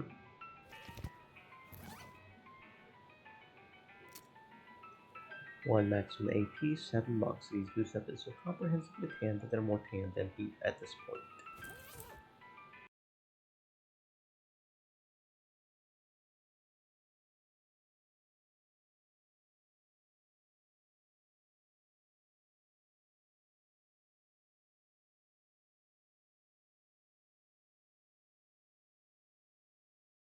Make sure to stay hydrated, friends. Nice and hydrated. It's my partner. What's happening, Pete? There's another mine out this way, but you seem hesitant. Thinking about some of these places, it's making me uncomfortable. Like I got bad old memories, but I can't remember them.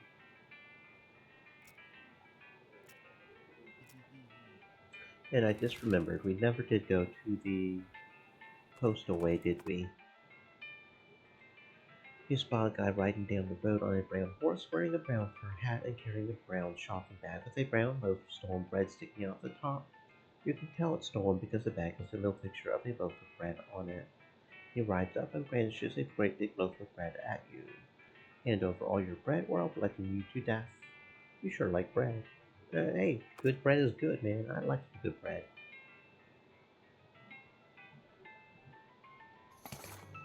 You beat up the bandit and take his big loaf of extremely stale bread. Not my bread! Well, that's what you get for trying to steal my bread. You end up getting your bread stolen. Bread is the staff of life, but this is shorter. More like a wand, really.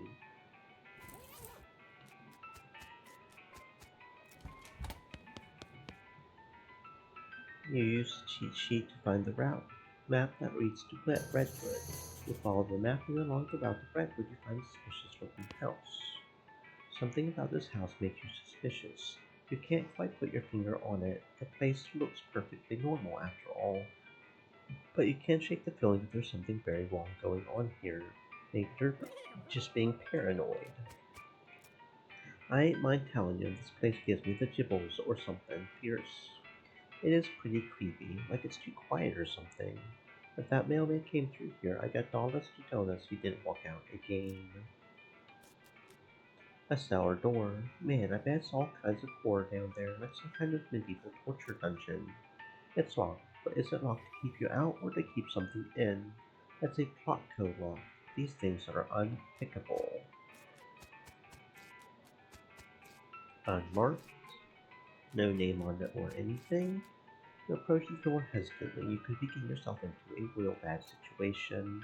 You knock on the door. A voice inside calls out. Come in. It's open. It's always open. The door creaks open. You step inside the house. The interior is an absolute nightmare. The walls are covered with rusty chains and hooks, as well as a variety of wicked-looking knives and shears. A man of indeterminate age and slightly hunched posture grins widely as you enter, his eyes gleaming. He's standing near a large puddle of blood on the floor. Hello, my name is Chuck. Welcome to my little blood and breakfast. Your what? Blood and breakfast. Sorry, I have a lisp. A lisp. Yes, it makes lewd sound like lewd. A bead and breakfast. I see. People also tell me I emphasize words oddly, but I don't get that at all. Chuck is staring at you. You notice that his left eye has a tendency to drift sideways as he stares and then winks at when he blinks, which is not often enough. Excuse me, how can I help you? You said you're running a bed and breakfast here. That's why I slewed, yes. Could I have a look at the guest room? It's in the cellar, but I'm afraid it's unavailable at the moment. My last guest has only just checked out, and I still need to clean up the mess. What's on the menu? Homemade sausages and tomato soup. I also have a special tea blend that's a real knockout. What kind of sausages? Long pork sausages, my grandfather's own recipe. Did you just say long pork? That's right, I make them longer than regular pork sausages. They're more filling that way. This is puzzling and uncomfortable for many different reasons. You mentioned a special tea blend. Yes, a special herbal blend that puts my guests right to sleep. It's very effective. Has a mailman been by recently? Why, yes, my last guest was a mailman. Such a nice fellow. It's a shame he's no longer with us. I hope you just mean that he left. I'd like to think he'll always be here, in spirit. That's a lot of blood on the floor here.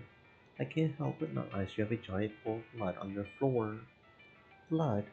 No, no. I can see why you might think that, as this is certainly blood, red like blood. But this is tomato soup. Tomato soup. Yes, I spilled my lunch. Very clumsy of me. I was just getting started cleaning it up when you arrived.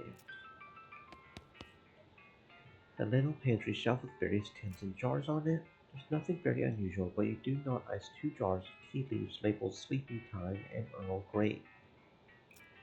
You surreptitiously swap the labels. Chuck doesn't seem to have not iced. This is a large collection of steel chains and hooks, as well as knives, shears, and other bladed implements. Everything is covered with rust or possibly dried blood, or possibly both. You've not iced my collection. Yeah, it's dramatic. It all belonged to my father and his father before him. They were butchers. And you? I do a little bit, but not professionally. I broke with family tradition to run my little blood and break fast. Sorry, that's private. That's my blood room. Your what? My blood room, my bedroom. Right, got you.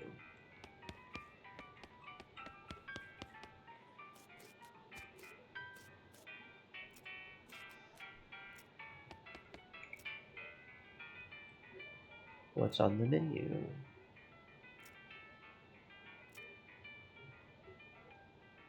That reminds me, I left the kettle on. The water should be boiled by now. Would you care for a cup of tea? No thanks, I'm good. Chuck pours himself a cup of tea and sips at it while staring at you. After a bit, he starts to look drowsy. I'm coming over all sleepy. Perhaps I should get my head down for a few minutes. It has been a long day. Please excuse me.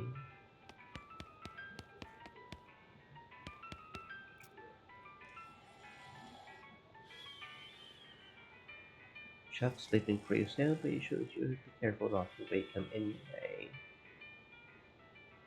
Going through Chuck's drawer seems like maybe not a good idea. There's a key on top of the dresser, though. Now, probably let's get into the basement.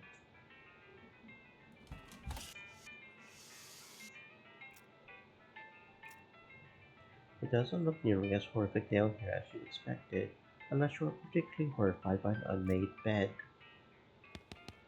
Looks like the missing bag of mail.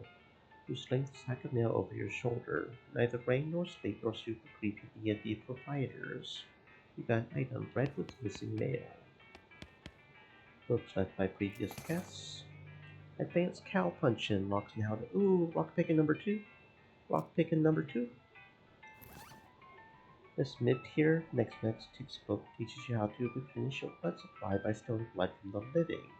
Keeping enough blood inside you is important to necromancers and civilians alike. It seems like it's probably pretty dangerous. Are you sure you want to read it? Are you certain? The dark arts are no laughing matter. This could really mess you up. As you read the words in the book, a voice that is not your own howls along with them in your head. As you get nearer to the end of the book, the howls become more and more melodic. As you turn over the last page, it vanishes in a puff of black smoke, and we got emaciated now. That's nice. You're gaunt and bony as a result of the dark arts you've been messing around with. -3 muscle. Yay. Rocks and how to pick them. Oh, okay. So it doesn't level up the rock picking skill, I guess. Well, I guess we can always sell it for 150 each. Alright, what we got here? Missing move, reduces the muscle of all opponents, stuns enemy, bull stomp. I think I want bull stomp.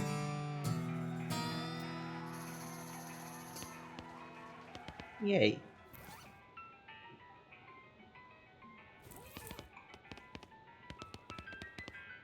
Night postcard on the nightstand. Okay. As you're climbing out the cellar, a mailman approaches you. Man, thank goodness you found my mail. This mailbag is yours. Yeah, I've been stressed out lately, so I took a day off and rented a room here for a sort of mini vacation. Chuck's a great guy. A little weird, I guess, but real personable. And his cooking is great. The tomato soup and those great big sausages. His tea did wonders for my insomnia, too. It did seem pretty effective. Anyway, I forgot my mailbag and wasn't sure where I left it, so I've been retracing my steps for ages. Thanks for finding it. Sure, no problem. Here you go. The mailman walks away with the bag over his shoulder, whistling a cheerful tune. Well, that's sorted, I guess. Okay, so he really was innocent, apparently. That's nice to know. Interesting. Interesting. Well, that solved, the mail problem, I guess. Ooh, ghostwood. You notice a chill in the air and suddenly realize you lost track of where you are. Elnoko seems spooked and you can't say you blame him. You spot what looks like a tail in the hazy distance, but turns out to be a hazy tail very close. A mostly transparent sign reads, "Welcome to Ghostwood." Yeah, you know what? Let's check it out. Well, pop my corns. I heard a rumor about this place, but never thought it might be real.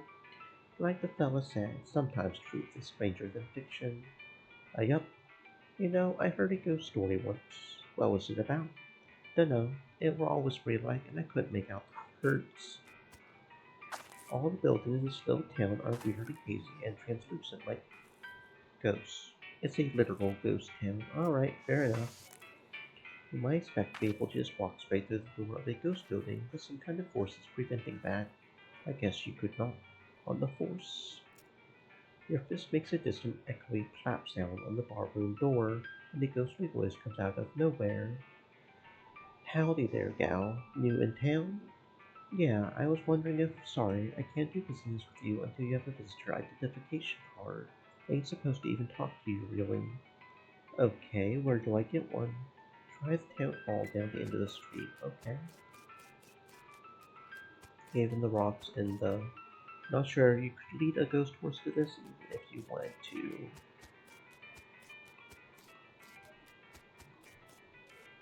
This is a regular cactus. Well, the ghost of a regular cactus. Well, the ghost of a regular cactus with the ghost of a pencil stabbed into it. Try to grab the pencil, but your hand keeps slipping through it. This looks to be the ghost of the town hall. It looks like a regular town hall, except, you know, the whole ghost thing. Your fist makes a distant, echoey flap sound on the door of the town hall, and a ghostly voice comes out of nowhere. A visitor. You'll be needing a visitor identification card. I guess so. I'll be happy to help fill in the forms. Most living people have trouble holding the pages. You'll be needing a number 3 pencil. If you're filling in the form, can't you just use your own pencil? I will be, but the instructions say very clearly that the applicant must have a number 3 pencil. A number 3 pencil. Isn't a number 2 pencil the usual kind? I suppose, but a number 3 pencil is 50% more official. Well, okay, where can I get one? Try the Department of Requisitions. It's just next door. You mean the general store? It's a little more specific these days, but yes. Okay, I'll be right back then. This ghostly general store seems to be selling mostly office supplies. Ghost office supplies. Hello, excuse me, I need a...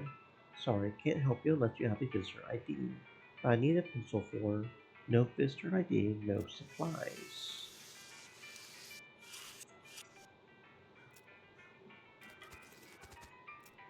Hmm.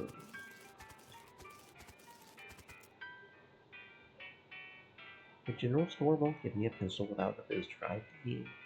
No, certainly not. They aren't authorized to deal with anyone who doesn't have ID. How am I supposed to get a number 3 pencil?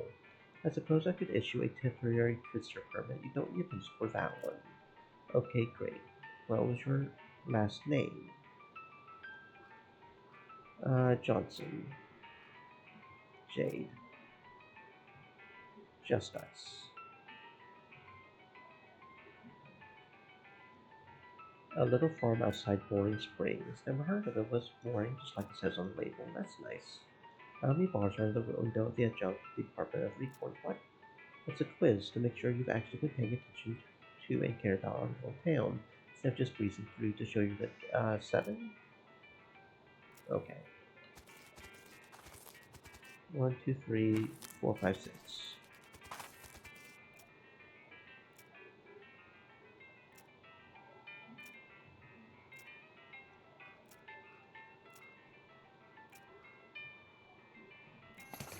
Correct. Alright, everything seems to be in order. Here's your temporary visitor pass. It expires in 11 seconds.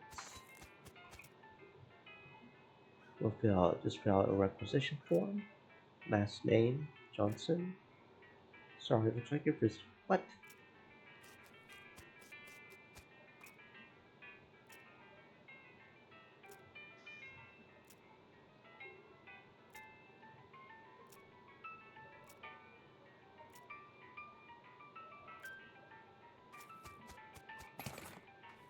You managed to snag the pencil at the corner of your temporary visitor permit and yank it out of the cactus. Nice. It's a number 4 pencil. Well, that makes it even more official, right? I got a pencil. That, madame, is a number 4 pencil, not a number 3.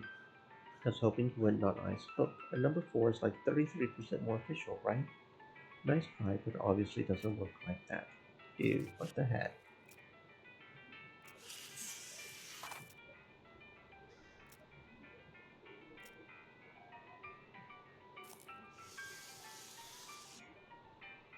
This ghostly jailhouse seems to be stacked up with boxes of old papers. They don't see any ghost criminals, but usually there isn't anything wrong with their life scenes anyway. If this makes an echoey clap, no, okay. Hmm. So what am I supposed to do with the number 4 pencil?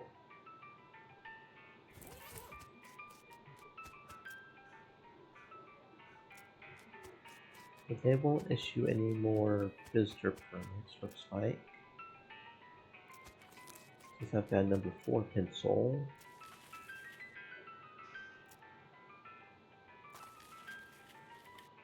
Oh, someone's found a pencil sharpener on the balcony post for some reason. Now I've got a sharpened ghost pencil. Okay, can we shank some of these fuckers that are trying to be bitches? Can we shank somebody with our pencil? No, it's 75% of a number 4 pencil. I don't see anything about this in the bylaws. Very well, I suppose it will do. Let's get you started on that visitor identification permit. Thank God. Johnson. Jade. Justine. Boring Springs. I've heard of it. It's a real crap hole. 6. It was 6 last. I didn't have to say what?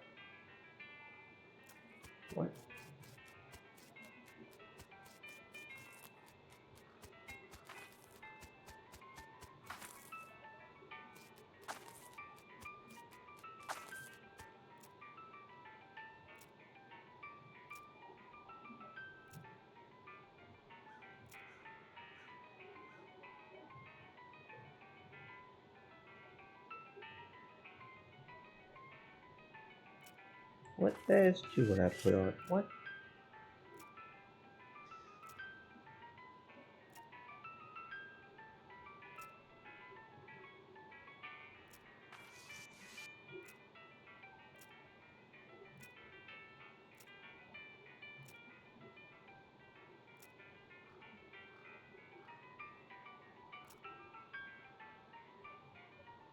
In the windows, like multiple windows. It's 10 if you count both of them, I guess.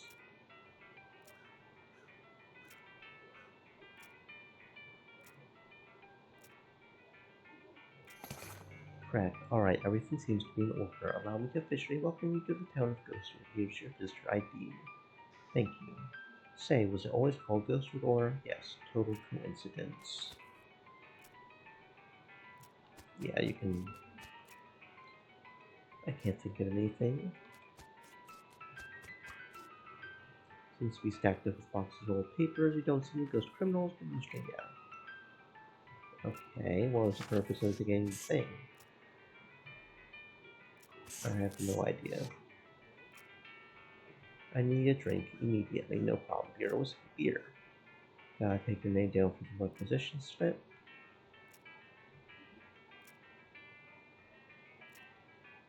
Let me match that against your visitor ID. That's fine, that'll be 103, including the deposit on the bottle. Yay, we got a bottle of ghost beer, thank you. It isn't clear if this is beer that died or if ghosts made it pre-dead. One thing's for sure, it's bound to be even less filling than light beer, muscle, muscality, and moxie.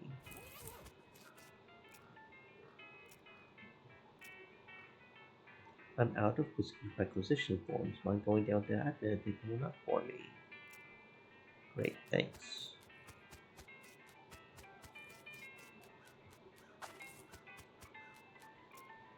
I need a whiskey requisition form for the bar down the street.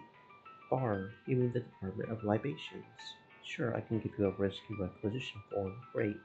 That's what I'd like to say, but I'm out of form transfer and envelopes. Can't transfer a form to make a different department without a form transfer envelope to make sure it doesn't get tampered with during transport. You must be joking. No, madam, this is serious busyness. I'll tell you what, though, they should have a supply of spare form transfer envelopes at the Department of Requisitions next door. Give me a form transfer form. Naturally, different cutters for different purposes. Tan for regular inter-department transfers, blue for extra municipal, red for emergencies, green for bribes. Just a regular tan.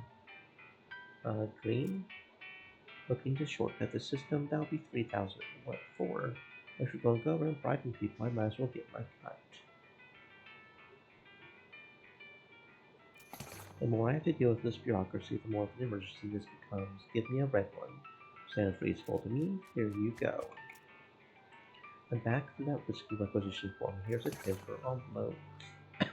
A red one. You must really need that drink. Here you go. One whiskey requisition form.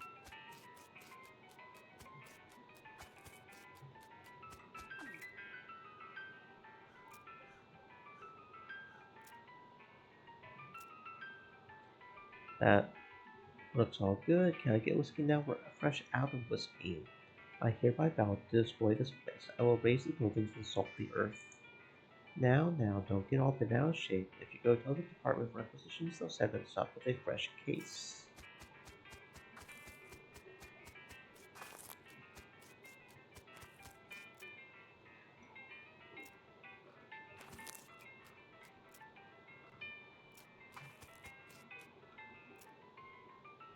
The bar, I mean Department of Libations, said out of whiskey.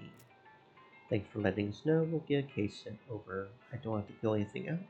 Nope, that'll be handled on delivery. Great. In 2 days. Don't look at me that way. There's a lot of processing involved for booze delivery.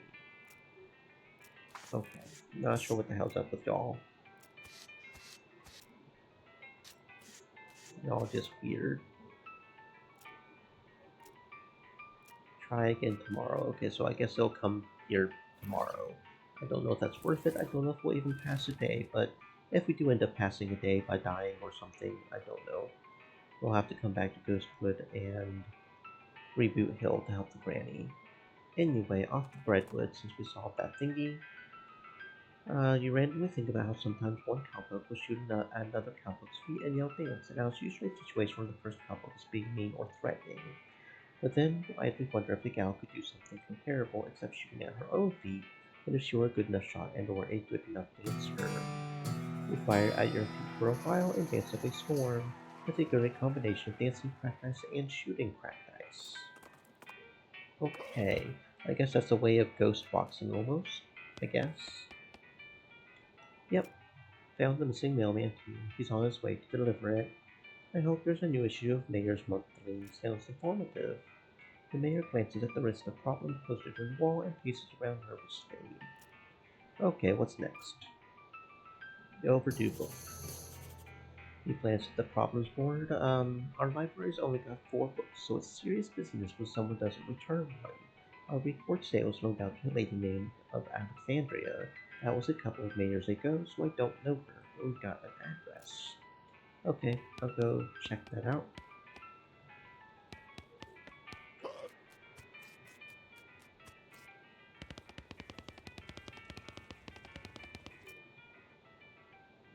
Alright, Al Skeleton. Okay, well, I guess we will go to the Alexandria Ranch now. Spot a horse skeleton lying. Ooh, big red plus signs add to their durability. Patent MX surgical gin, smelling salts, and and orthopedic boots. These boots are the finest foot care devices the medical technology of the 1890s has to offer, which is to say they've got sheepskin insoles and a coat of gauze to help soak up ankle blood. Increases mysticality by 3. These aren't the kind of nerve pills you take to make you less anxious, they're the kind to make you more anxious.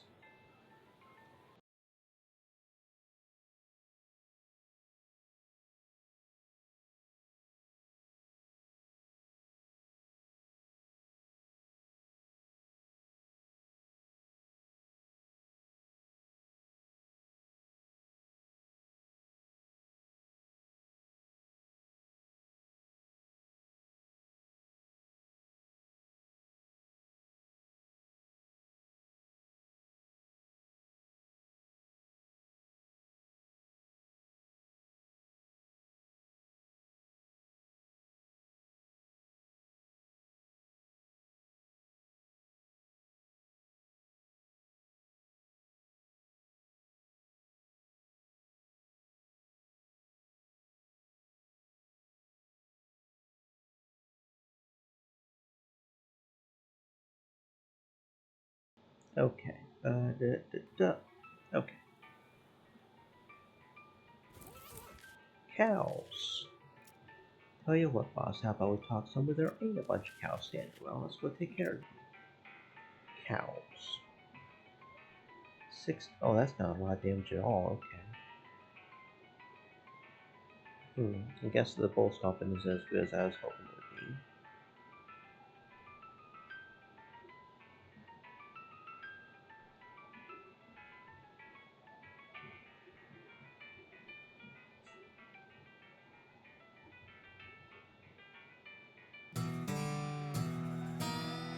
Item, painted beefsteak and smoldering leather. Yay!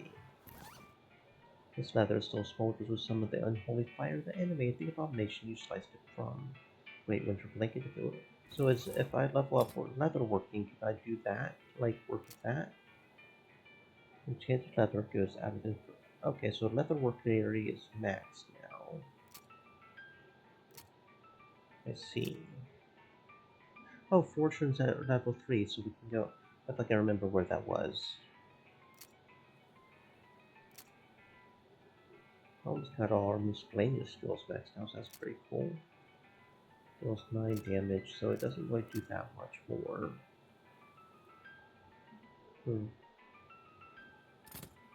Okay. This place has really been blown to bits. This used to be an undestroyed bookshelf, but not anymore. The Diary of Alexandria, Alexandria. Small diary, crispy around the edges, smells like gunpowder. You flip through the diary. Most of it is uneventful, describing the life of a woman who likes books and isn't interested in much else. It ends with a passage about a soldier from a nearby fort warning her about some kind of danger he wouldn't specify, so she moved her most valuable books to the cellar and took the ordinary precautions, boarding up the windows and not leaving the house at night. Turns out that isn't much good against cannonballs.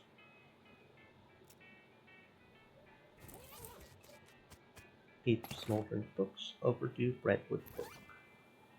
This half-burned library book represents 12.5% of the total stock of Brentwood Public Library.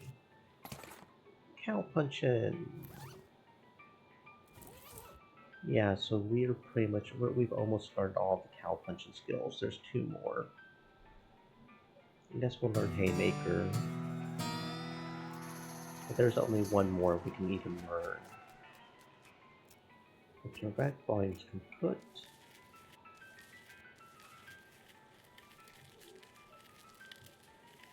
Hmm. Nothing over here. Oh, a cannonball. The front half of the cannonball. Pick up the cannonball and inspect it. There's an inscription that you can mostly read. It says the cannonball came from Fort Treason and it's got the address stamped right onto the surface. The bombardment was done by the army? Why would the army bombard this thing? Sword still vault door. Hmm. Fort Treason. Why were you guys bombing this place? Are they skeletons? Real quiet. Guess all the soldiers cleared out for some reason. That candy still looks in decent shape. Wonder why they didn't take it with them. Figured it'll slow them down too much. I mean, they let out in a hurry. And that didn't talk to him after this, did we? 9 damage. That's not a lot of damage.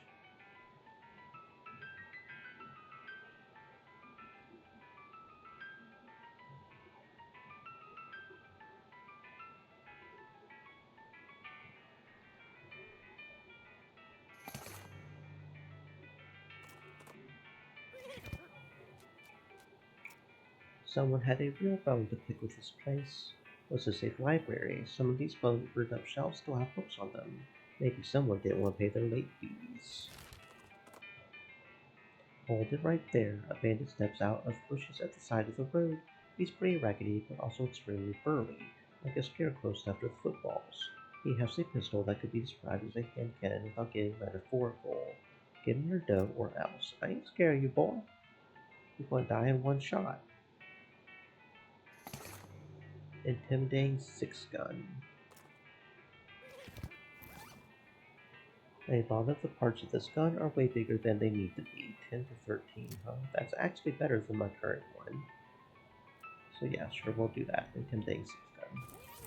Not that we really use the gun, but I guess it's nice. Then I cover cannon. Let's find cannon. Oh, we got a cannonball. You look for the rangefinder on the cannon, but you can't see any indication of anything you'll just shoot at. So do we need to put some, okay.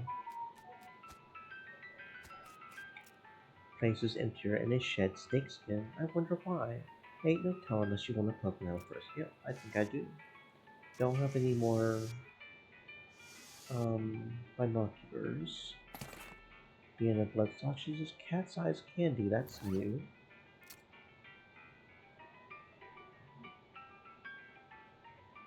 This is candy that you desperately hope is not made of real cat's eyes. I don't have any needles. Open cereal box. Privet Lemon's diary. Immaculately cared for standard army issued diary labeled Privet Lemon. It's privet in 2 ways. Privet Lemon's diary is pretty dry and not very interesting. Just a list of the day-to-day duties of a straight-laced soldier up in the hills without anything to do.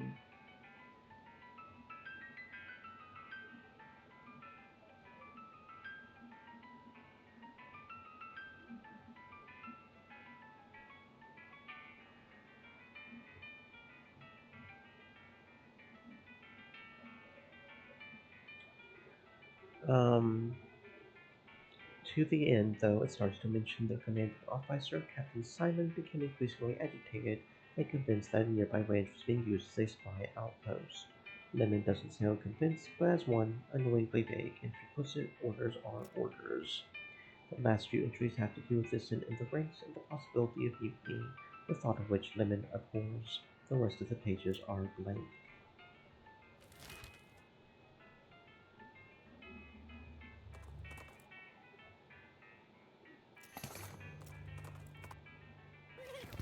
Hmm.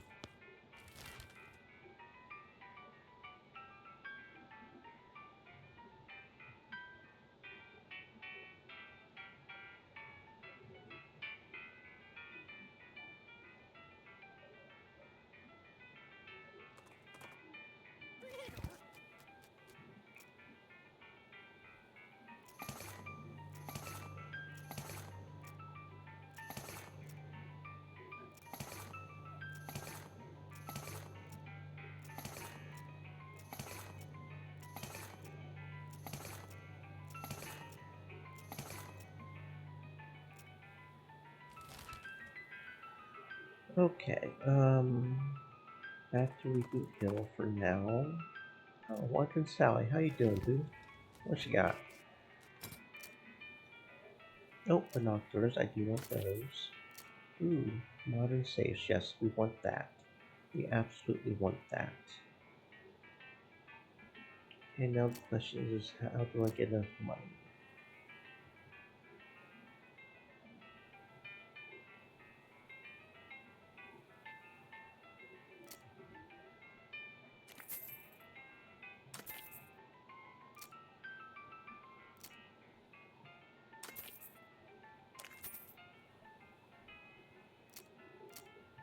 Hmm.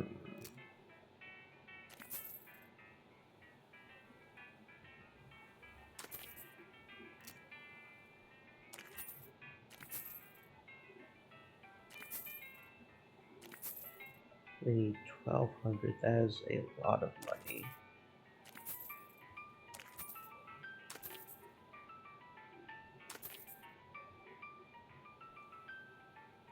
Hmm.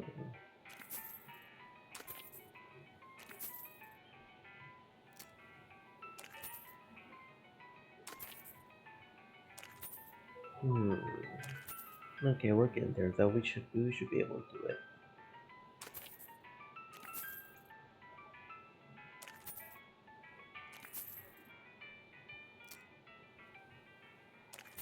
There we go. Okay, yeah, we're good. We're good. Now, give me that safe cracking book. Thankful.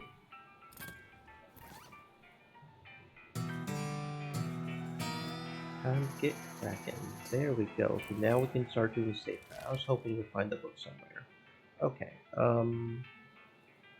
Cowardice and Stern's Ranch.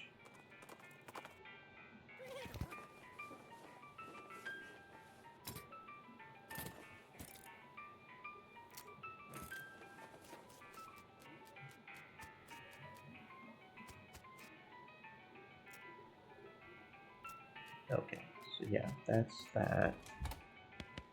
Um, let's see. Okay, so that was where the General God Boy was, right? That's where we came in from. We unlocked everything there. Here. Safe cracking, bottle laudanum, and smelling salts. Okay. So nothing too fancy, but it was definitely something there.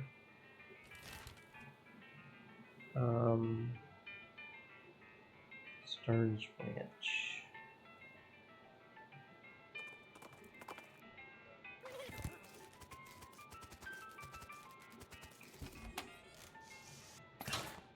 Stock certificates. Okay, there we go. 37 shares of Amalgamated Tool and Die Syndicate, Company based in Toluca, 152. Northern Hatchet Limited, company based in New York, 152. Moyer and Sons' Camera Manufacturing, 184 meat. So that's like 304, 404, 486. That's like a third of the cost of the book right there. All right. Um. Okay. And then the Silversmith's House one had one, but that was like safe cracking free. Uh, okay.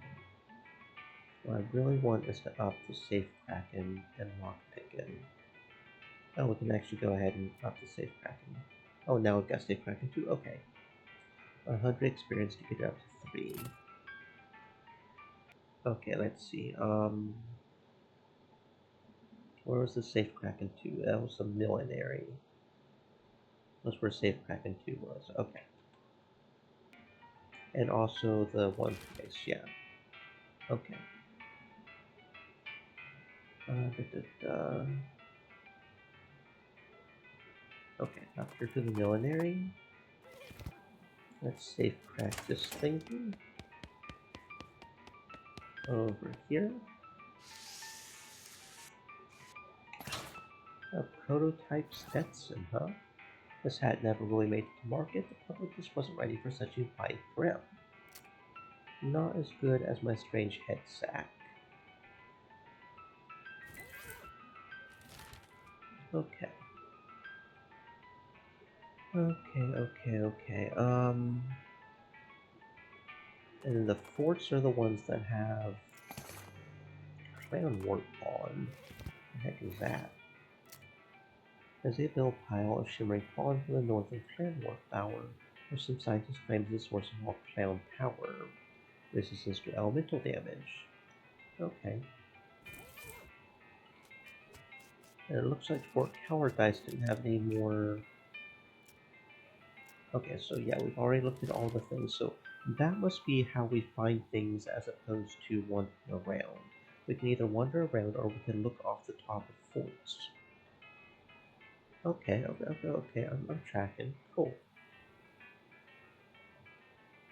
Okay, okay, okay, okay. Yep, I think we're doing Stream pretty good. elements. I think we're Said. doing pretty good. So let's go to Stay Reaping moist, my Hill. friends, hydrate. Oh, a hell cow. Okay. Hi there. You don't stand a chance. Goodbye. Putrid cow pile, that's new.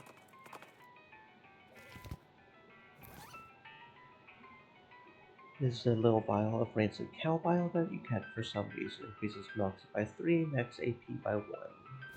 Interesting. Okay, let's do. That was here, wasn't it? Second section. Alright. And we don't have block picking 2 yet, right? We do have safe cracking 2. Pull out your stethoscope, cracking knuckles and perform a complicated grave robbery as a documented weird metal object. Document described as Tontine, Fear wishes of Philip Iron Glow in your sequence of letters. Huh. Oiehte.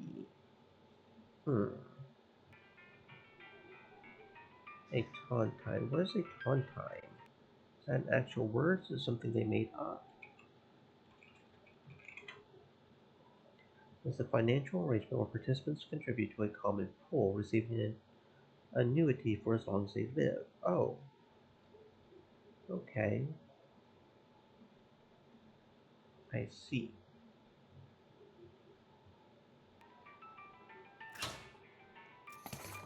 A key fragment, so that means there's probably another key fragment there.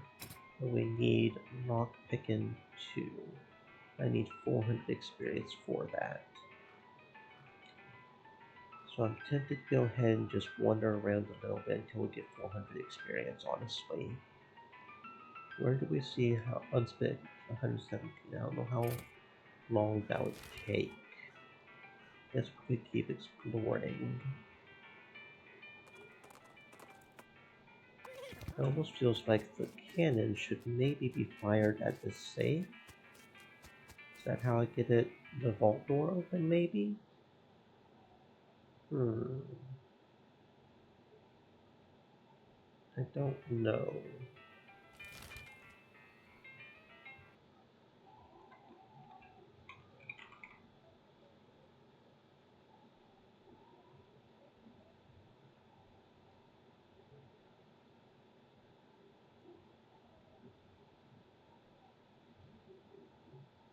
I don't know.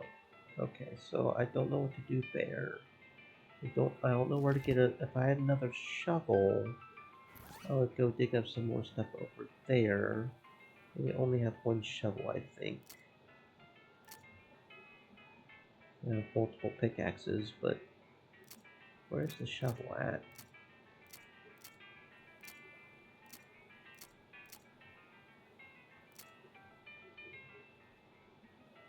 Got a lot. Yeah, we've only got one shovel, I think. I don't want to break my shovel in case we do need it for something else, so let's go to Fort Treason. Oh, abandoned crate, very nice. Chemical bullets and smelling salts. And see if we can see, because it almost feels like we've got this entire upper area explored. Okay, so yeah. There probably is something down here, but I don't know if I want to use my binoculars yet.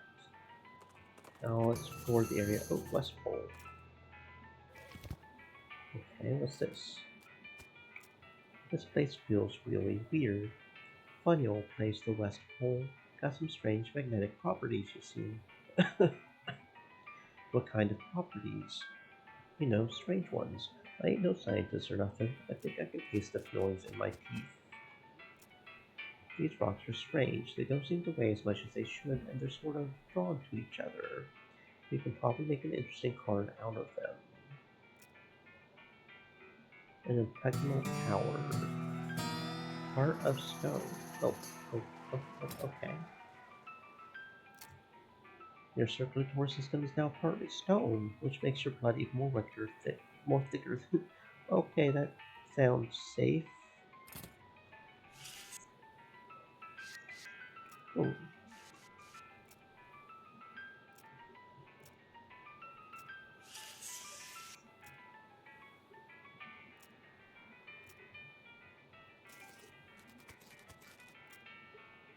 okay, so it only matters the first thing you do, I guess.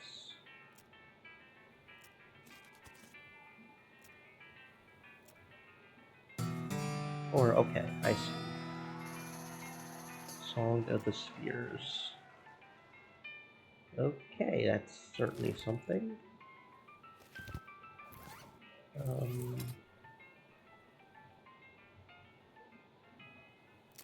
you can hear stones singing in your head all the time. It's actually kind of annoying. You step back and admire handiwork. Heavy trigger finger. The pistol attack damage, yeah. Fair enough. Okay. Yep, that's look a weed extract. Do a quick backflip and then make some funny noises by popping your arm up and down with your hand in your armpit. The loco weed giggles, loosening the screws just enough for you to pull a handful out of the ground and ring a little into a bottle.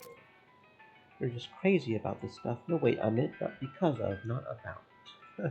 Gives you 2 action points when using combat. Okay, cool. Oh, there's more loco weed over here. Can I give the Alvoco some loco weed? I feel like that should be a thing we can do. Okay. And we have enough for lockpicking expertise too now. Good. Kinda wanna go ahead and get safe back in 3 as well. Let's go back to Reboot Hill. Get that last safe or mausoleum thing open.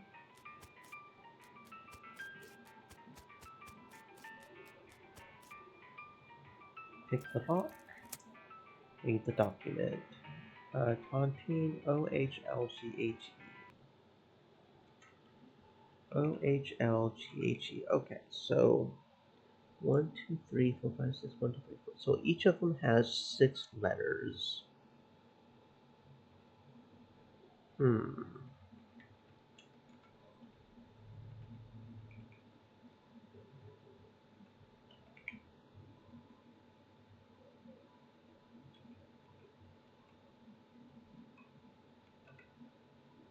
No, that's not quite right.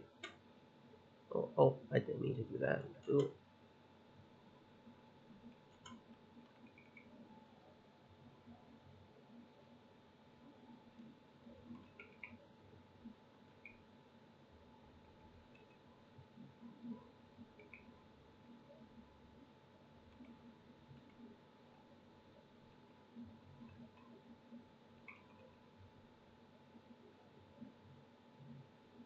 Okay, yep, okay. Boot Hill 8-3. 8th tree. Boot Hill 8th tree. Boot Hill 8th tree. Okay, so what you do is you take the first letter, it's a line. Boot Hill 8th tree. So see, what you do is you take the first letter from each of them, and then you take the second letter and, like, yeah. See, you do the B here, then you do the O here, then you do the O here, then you come back here and do the T, boot. So see, like that. Boot Hill 8th Tree. I'm not a complete idiot. I can figure some things out. And we got a taunting key, so it's probably it's on Boot Hill of 8th Tree, wherever Boot Hill is. 8th Tree. Oh, is that like here? 8th Tree. Oh, that's why we walk over in the very beginning. It's 8th Tree over. Okay. Okay, so 1, 2, 3, 4, 5, 6, 7. This tree? Oh yeah, we got a taunting treasure chest, y'all. Look at this shit. It's hidden behind a secret door in the trunk of a tree in Reboot Hill. An unbreakable ruby. The chest contains a lone but extremely large gemstone and a document describing the taunting, which you apparently won despite not even signing up for it. So this is why they formed that taunt team. 2,000 meat. Oh shit, look at that. Oh, look at that thing. Alright, we got ourselves some money. Just because we were smart and got safe. Oh yeah. That's how you do it, boys. That's how you do it. I am very proud of myself. A hulking robot. Oh, it's a robot. Hi. And you are down in 1, 2, 3. Goodbye. Okay, can I make anything new out of these leathers I've gotten? Make some. Okay, so we can make thick, smoldering, or infernal. Smoldering leather, but we don't have any infernal leather. I don't know how to get infernal leather. Okay, we can get a bag, which is 20% more meat and 10% kind of bonus. That sounds pretty good. Using cow fangs. Poison. So does that make our weapons? Well, our weapons already poisons, honestly. Okay. Cold resist. Interesting. Plus 5 stomp damage. But even with plus 5 stomp damage, that would still only be like 14 or so. That's not that strong. Okay, what's our current head stack doing? It's doing 4 muscle, which is our main thing we care about.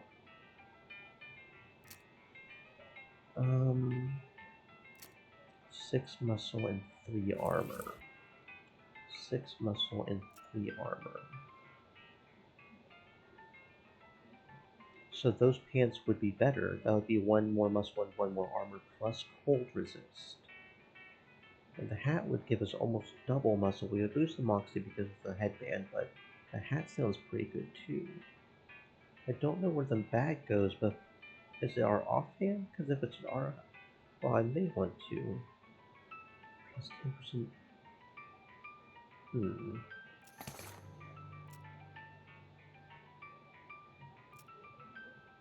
Hat, pants. I still have enough of the bag just in case I want it? Yeah, I think I will do that.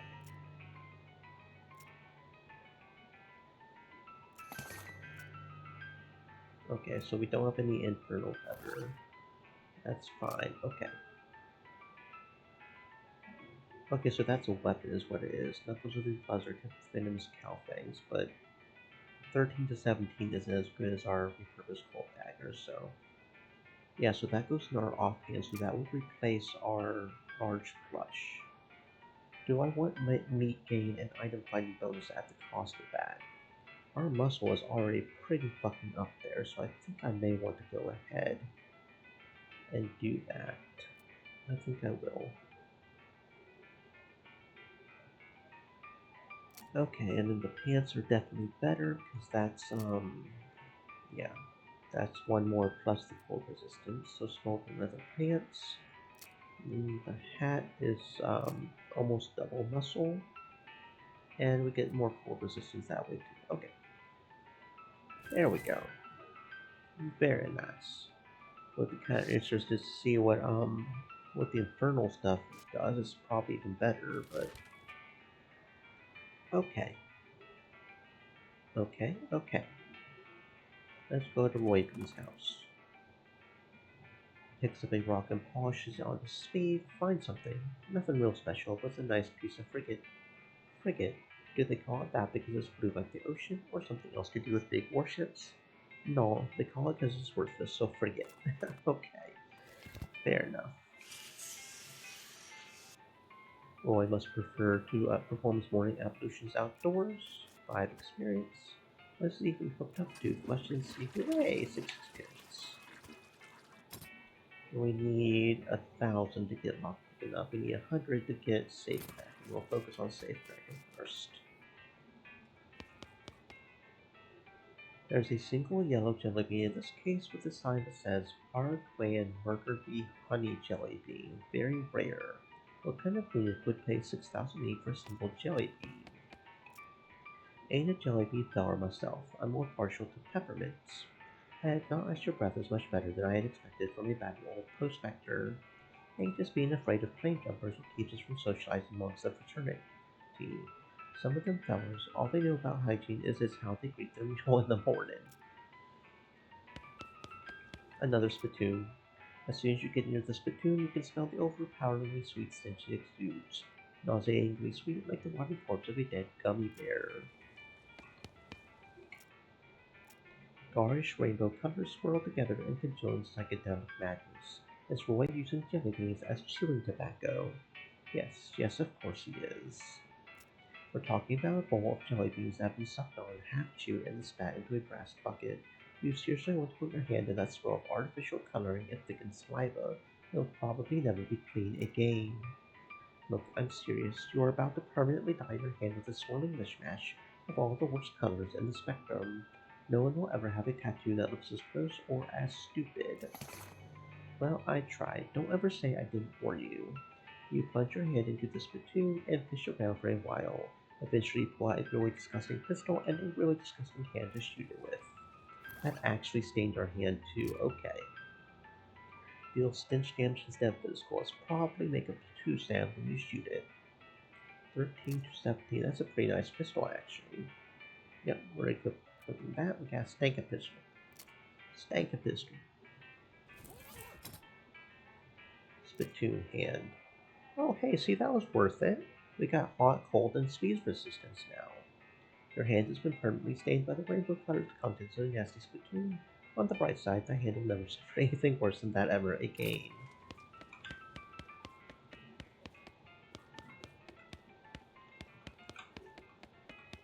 This lack of jelly beans is not for sale. Howdy there, Pilgrim. Name's Roy Bean. Howdy, Roy. I'm Jade Johnson. What do you do here? Well, when I first came to these parts, I was all about 2 things: dispensing just ice and dispensing jelly beans. I was the biggest name in bounty hunting and candy selling anyone ever heard of. What happened?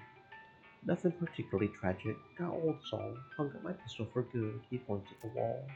He's pointing an empty hook on the wall over a spittoon. I still sell some jelly beans from time to time, but they're out of fashion. Hey, jelly beans are tasty. I love some good jelly beans. This place is just a jelly bean museum now. Seems like the sign out front isn't very accurate then. How do you mean? Well, if you aren't dispensing just ice anymore, maybe it should just say museum. Guess you got a point. I found this letter addressed to you. A letter. Hand over the letter. He opens it, reads it, snorts derisively, and tosses it into the fireplace behind him. Thanks anyway. For a jelly bean museum, you sure don't see very many jelly beans. Bunch of crooks and shady characters stole 'em. All 3 jars. Suppose they think I'm a soft target now that I'm retired. I'll help you get them back. Well now, I certainly appreciate the assistance. Can't offer much in the way of reward, but I can tell you which way the first group of thieves went if you happen out that direction. Okay, we can do that. We can help you out, friend. And now we've got Safe Kraken 3. Looks like it might be easiest to go ahead and get Safe Kraken 4. Maybe. If I turn the thing back on, I wonder what it'll start trying to get us with. We've got 60% cold resistance. We have got some serious cold resistance. I'm going to go ahead and turn this back on. I do prefer it on, so I don't have to remember to go level up. Safe Kraken 3, Silversmith House, and Jumbled Egg Mine. So let's go ahead and go open those, and that'll pretty much have this entire side of the map completed, I do believe. For better or worse. I did that. Okay, yeah, I still can't make any more, but we've got a lot of... Oh, and I almost forgot about that one thing, didn't I? A silver... Ooh, 5 silver nuggets, okay. Shiny nugget of silver, so 35, that's 70 for 2, that's 140, 175 if we just sell it. Okay. Now, I think that was over at the rescue mission? The 3 salvage? Or did we already get that one? No, we didn't get it. Where was that? There was some place around here that had a 3 forging item. Don't remember where it was. I don't think it was for all dead. Was it the old mission? Nope. Oh dear. Oh, yeah, sure. What you got for trade? What you got? Anything new? Anything interesting? I'll go ahead and take those needles. No shovel? Okay, thank you.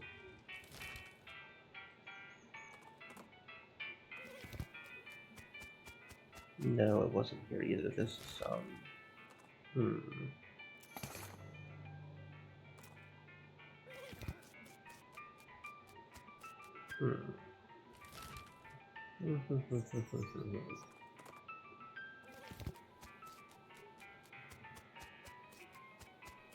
No, it wasn't here either.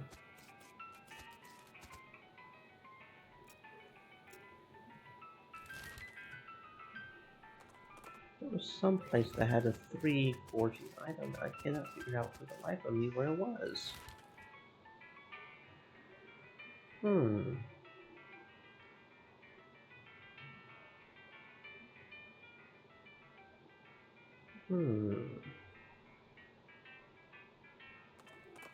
I can't imagine it's too important, but still bugs, you know? Oh, somehow I missed a tuna cactus there as well. Don't know how I missed a tuna cactus, but I missed a tuna cactus somehow. Right, the infant. Oh! How did I miss this? Now I'm getting myself paranoid that I missed things. Okay, well, spare churns. Lots of spare churns. Handful of nails, beneath of rope, tainted milk, toy skeletons, that's nice, and a needle. Now I'm getting paranoid that I missed even more things, I just don't remember them. This group of little toy skeletons made somewhat self-reverently out of polished bones. Okay, no idea what that's for, but that sounds creepy. Okay, so that's the undo this, infinite undo this. Okay.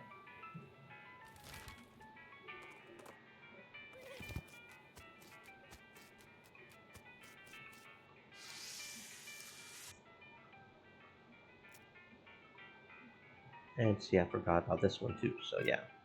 Nothing inside except a couple of old milk bottles and their discarded paper caps. Caps advertise Butterfield Dairy with a little logo in the shape of the territory and star presumably marking the dairy's location. I guess that would be if we didn't know where the dairy was. But we know where the dairy is, so...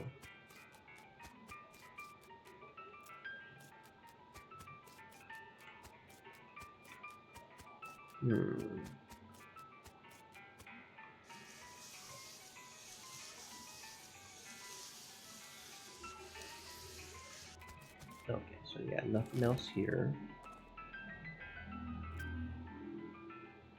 Yeah, you don't even have to do a super attack. I just normal hit Winger down. Just gonna go back to every area and just make extra sure. Okay, so that was the one thing. Oh, we've got everything.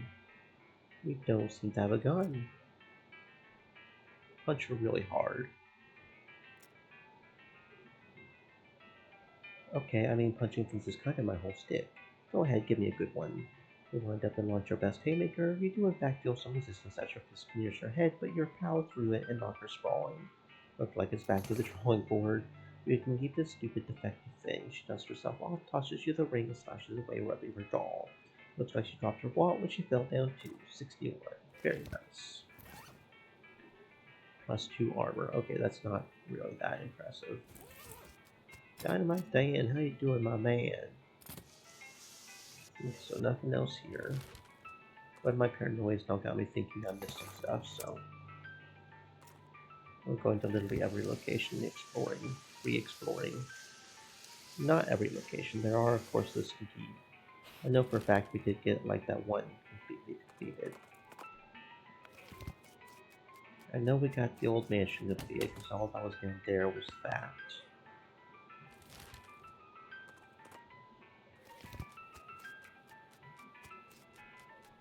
Okay, so yeah, nothing else here.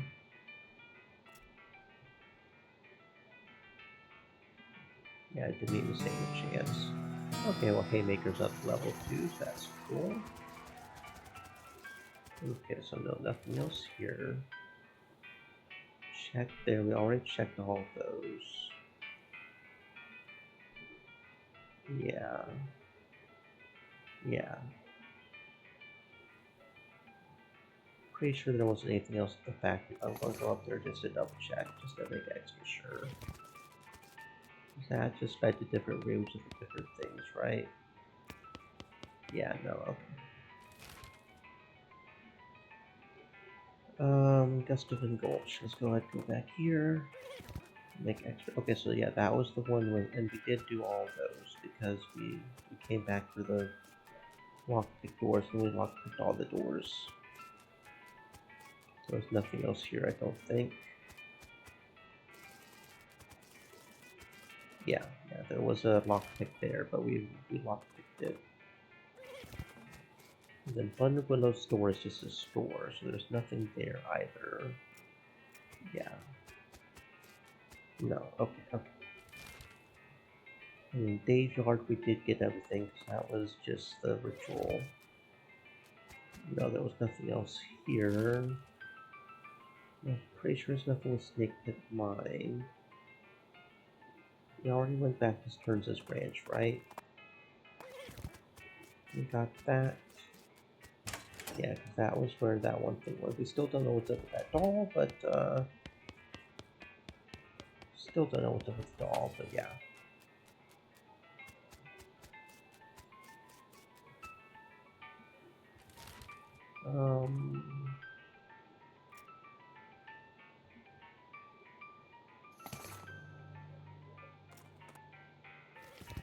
Is there anything left at Danny's Tannery? I don't think there was. I didn't think there was left anything else in any of those other places either, so let's make an extra shirt. Yeah, okay, we're good. Silversmith's house, we already there. We got the silver nuggets from that. Yeah, nothing else here. The Shaggy Dog Cave was just a dead end. Okay, so no, we're good. I think I missed like one thing there, but that's fine. Soup stock load. There is some soup there that we didn't get. We did get other than the granny with her thing. Is there anything else at Chuck's house? No, that's the okay. Okay. The only thing left at the Curious Abandoned Well is that musical thing, and we don't know what's up with that. There's the gym here that we have to wait a couple days for. I don't know if that's worth it. Not sure what's up with the military cemetery. There might be specific ones we're supposed to find, but okay, no, we're doing pretty good. We're doing pretty good. Okay. Um. Yeah. Okay. I guess we can go return the book now.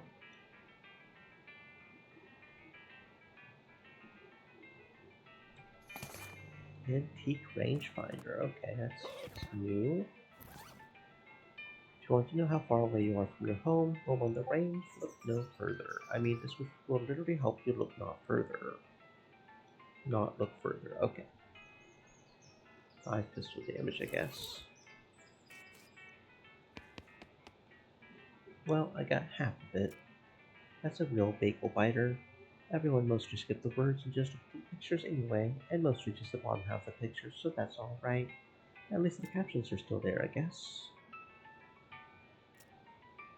Okay, what else you got? Logging permit. We're running out of trees around here and need to expand our operation a bit. Problem is, we need a logging permit for the next town, and the whole place up and died before the paperwork was done. Oh, so that's what the ghost thing is. The town died. I'll check it out, I guess. Okay, so that's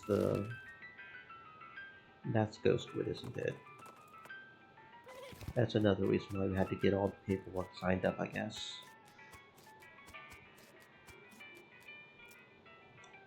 I'm here on behalf of the mayor of Redwood. He needs a permit to do some logging in this area. I see. Well, that shouldn't be a problem. I'll just need to review the logging reports to make sure there are no disqualifying incidents. Go to the Department of Records, it's 2 doors down, and tell them I need the Redwood file pertaining to logging. Is something wrong? Not yet, I'm just steeling myself with anticipation. Miss Johnson, wasn't it? What can I do for you? I'm supposed to pick up a file on the town of Redwood. You want the Department of Records, it's next door. This is the adjunct Department of Records. Oh, okay. I'm supposed to pick up a file on the town of Redwood.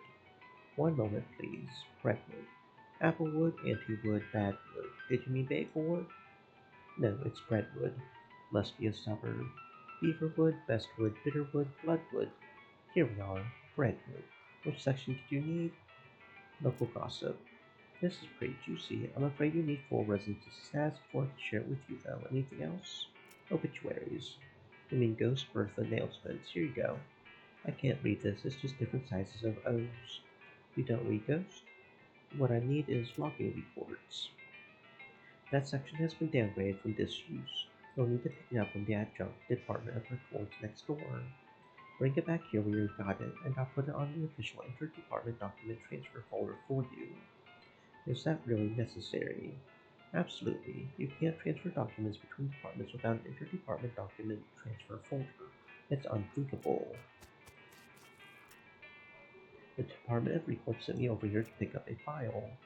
Great, which file? Logging reports for the town of Redwood. Alright, 1 second. Here we are, but what's wrong? Well, these pages are all loose. I can't give them to you like this. What if they blow away? I'm just taking them next door. They're giving me a documents folder. It'll be fine. No, no. What if there's a freak gust of wind as soon as you leave here? It would be chaos. What do you propose? Well, fortunately, I happen to be the one person in town officially authorized to use a stapler. You'll staple them together for me. I would be glad to, but I don't have a stapler. Of course you don't. Department of Requisitions to get a stapler. Of course we need a requisition form. Johnson, Jade, Justine, cake or pie? Pie. Despite that, everything seems to be in order. I'll get this filed. Here's your stapler. Thank you. Got your stapler. There's nothing better than that new stapler smell. Can I have that logging report now? You bet. Here you go, freshly stapled and wind resistant.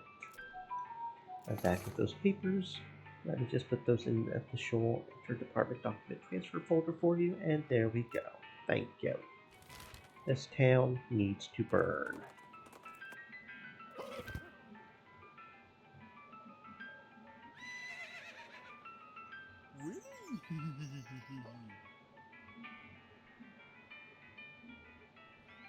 Hmm. Okay. Oh, not yet? Oh. I guess we had to turn it back into the other guys or something? What are you doing, Goblin? A moon I'm not looking at. Neither moon is out right now. Nothing being up there. I am happy to waiting. The moon's won't to come in for hours. You waiting this long? Yes, yes. Moon so big, so bright, so big. To waiting and seeing. You vary to liking moves. Yes, yes, vary to looking. I do collecting lots of them. Could be moon rocks. I'm stealing your moon rocks. Moon bits. Okay. Powdery little bits of moon rock, a real curiosity in this day and age. Okay.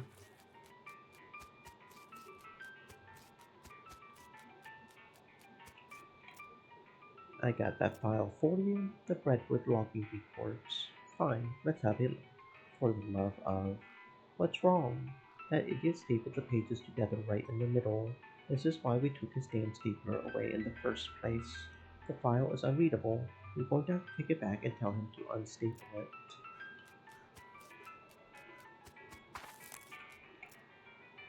Administration wants you to unstaple these papers. Sorry, I'm only authorized for stapling, not unstapling. Try next door to the Department of Reports. I think they have an unstapler there. I need some papers unstapled.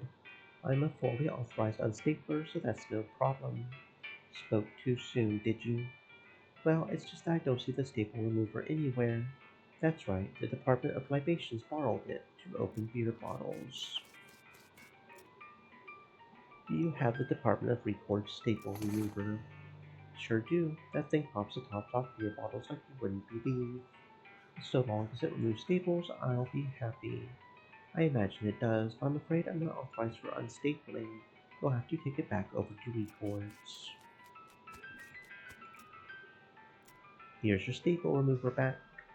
Wait, let me just have a look at those papers of yours. Adjunct reports up to his old tricks again, I see. These don't even need to be stapled. That's what the interdepartment document transfer folder is for, after all. Alright, there you go.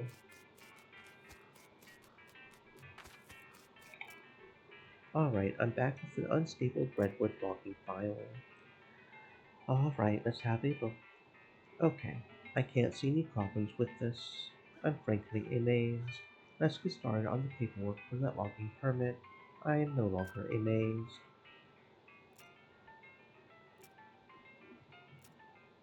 Let me check that against your visitor identification. That's fine. I need to stamp this here, sign it here. Now you sign it here, and initial here, and sign here. Good. Now just take this back to the mayor of Brentwood and have him sign on the line here and initial over here. Are you kidding me? I don't know how to do that. Yeah, this town needs to burn.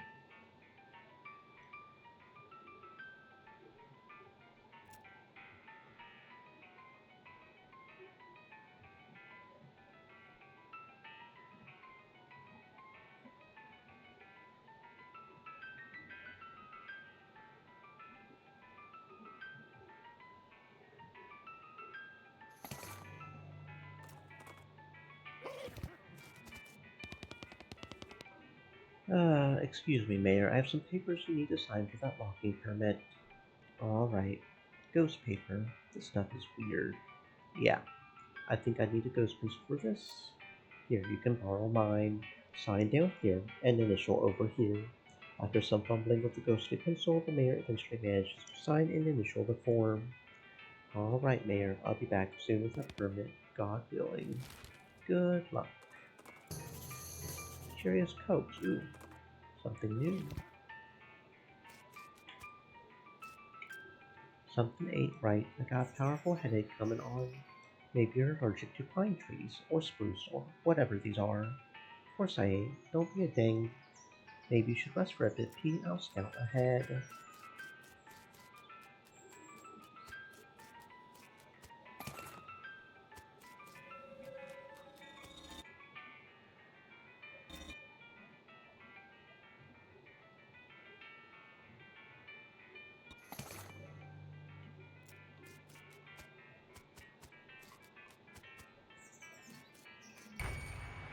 Whoa.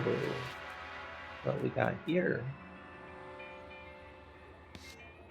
There's some graffiti scratched into this machine next to the single bid button.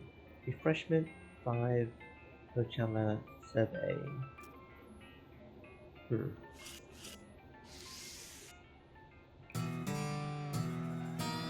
Full soft level 4, very nice.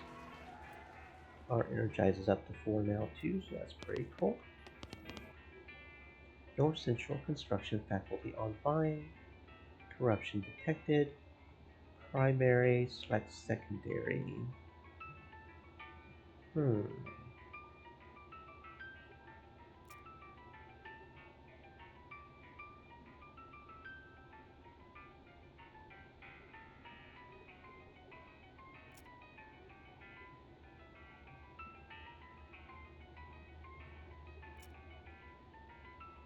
Hmm.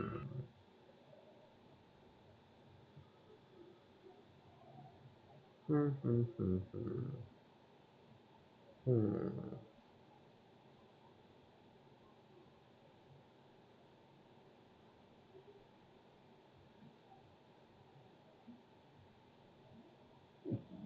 Hmm. Hmm. Hmm.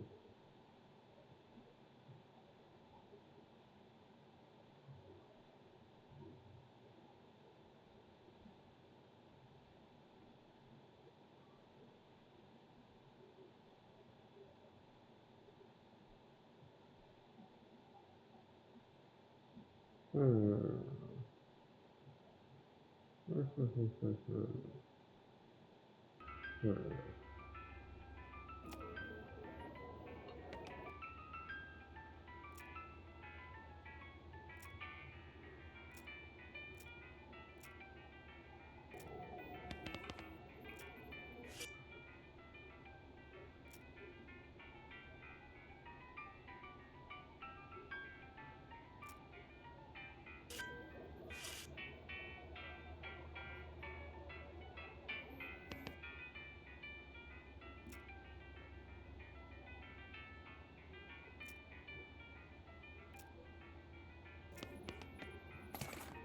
Oh, okay, there we go.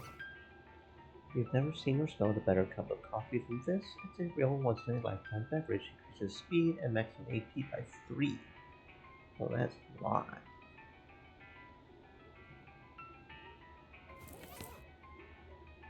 Pipeline? Fluid? Um,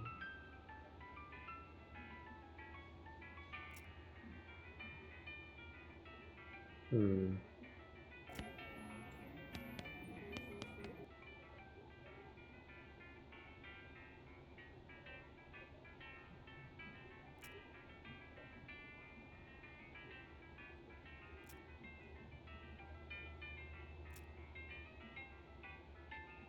Hmm.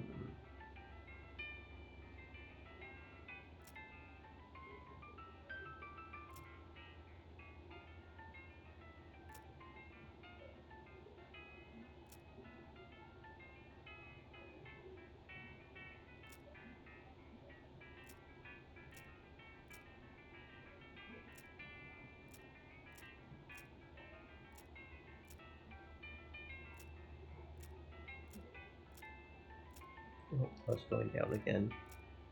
Okay, that looks like the most powerful there.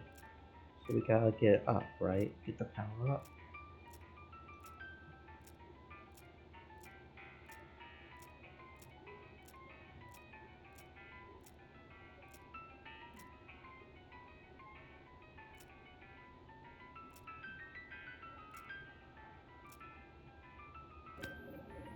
Hmm.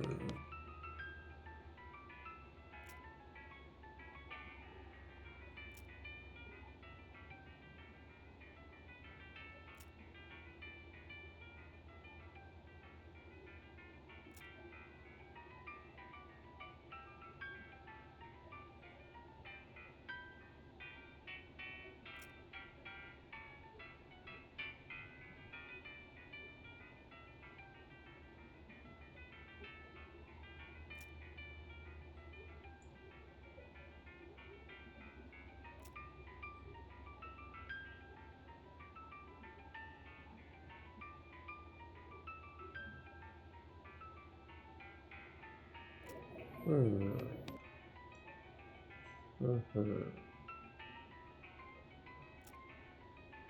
Hmm.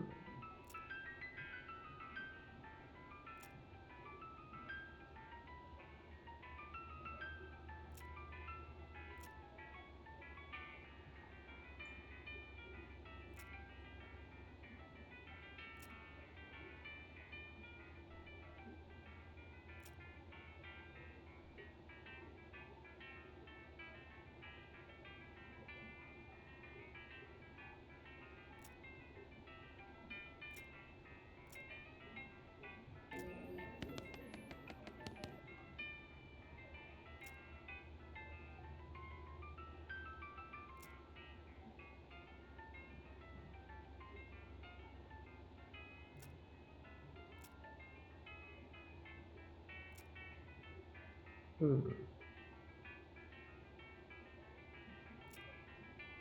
Hmm. Yep, not completely sure what's going on there. That's definitely something.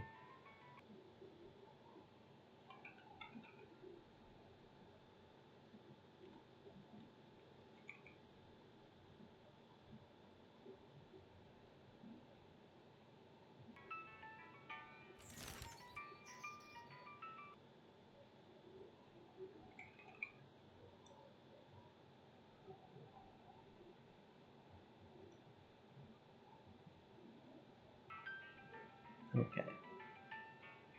Where were we going? We were going to Ghostward, weren't we?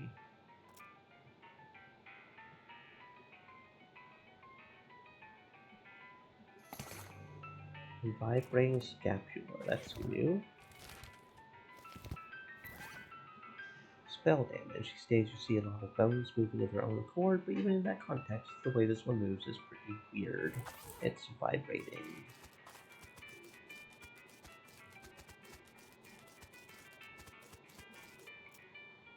I've got the mayor's signature on this logging permit form. Great, just sign this last line at the bottom where it says receipt. Is something wrong? You cover your face with your hands. I load my pencil to the mayor. Excuse me while I go kill everything. Oh, looks like I gotta go get the pencil back. Mayor, we need the pencil back, please. You still have my ghost pencil. I need that. Terribly sorry. I think it's haunting my beard. Here you go.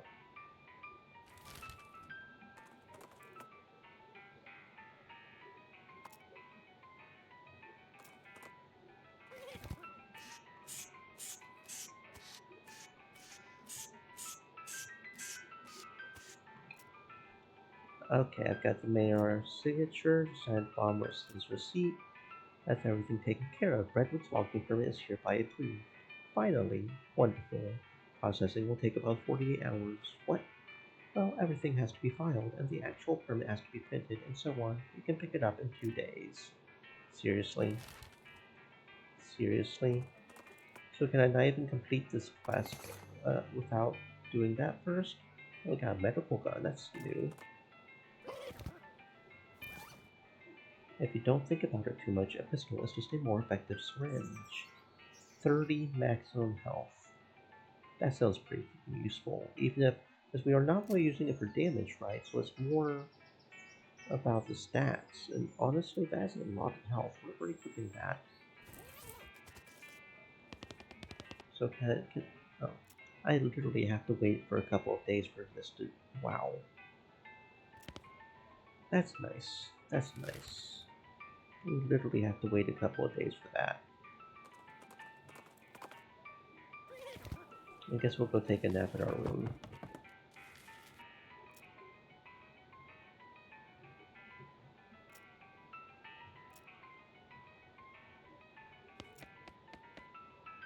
Probably won't be ready yet, but should I drink something or eat something? We've got full things ready now, but if we have to wait another day, I probably don't want to, right?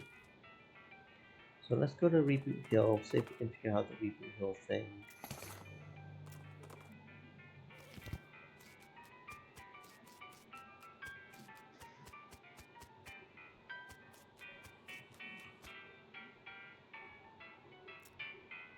Ended in a vowel. I don't know how to do that one. Longer than her last. Buried next to me, my daughters. Same age as poor Becky. Favorite hobby was knitting. Before Crimbo, just a year before she died.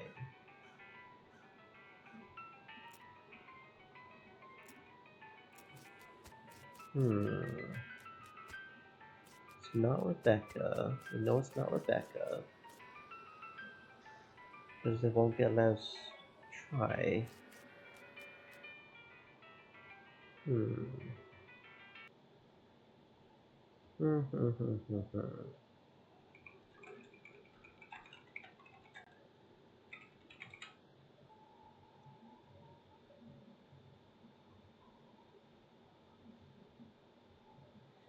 Hmm. Hmm. Hmm. Hmm. Hmm.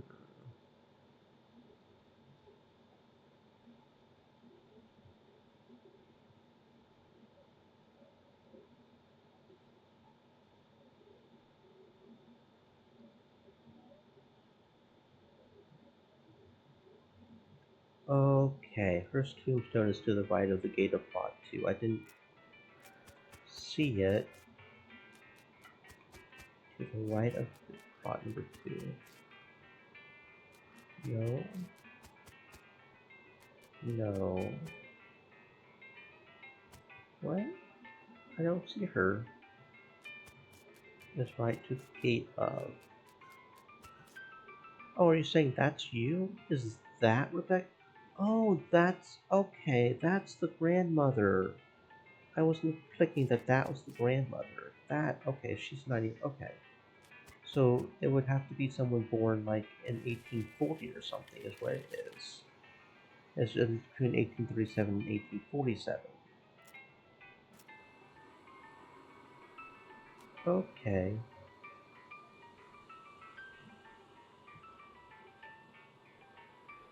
Yeah, there are four Beckys who died in 1516.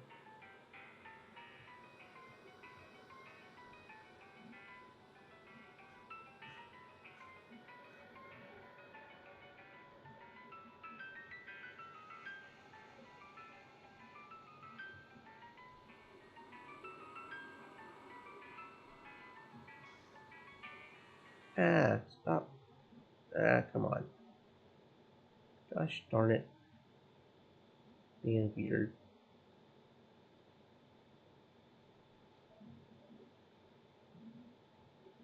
Stop being weird. Thank you.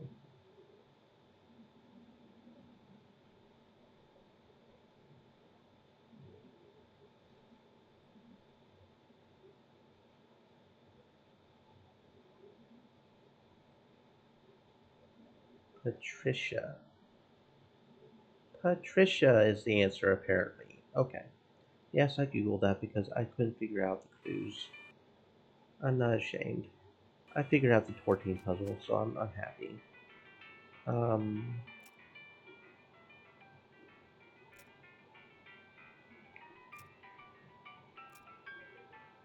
what? What do you mean it's not Patricia? God damn it. I said Patricia, right? Son of a whore.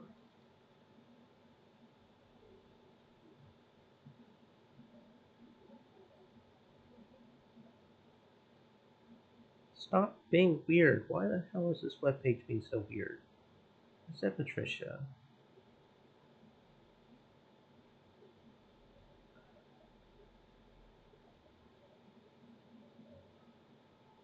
Magdalene or Melissa. Okay.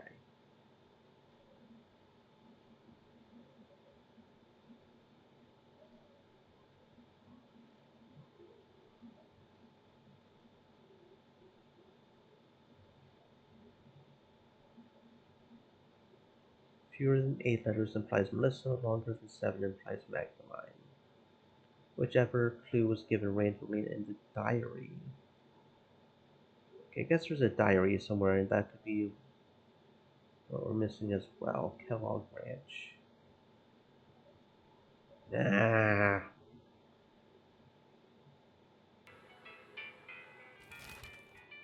Do we have a Kellogg Ranch? We haven't even been to Kellogg Ranch, have we? And that could be what we're missing, is we haven't even been to Kellogg Ranch, I guess. And the fact that yeah. Okay, whatever. You're just being annoying here. Let's go up to Ghostwood, see if we can get our gen. You got that gen? Did the whiskey show up yet? Nope. Okay. Whatever, fine. We'll just go sleep. Yeah, we're going into the water anyway. Come on.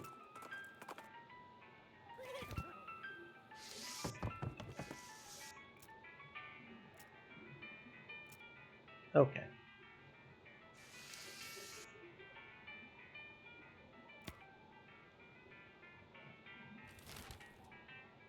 Okay.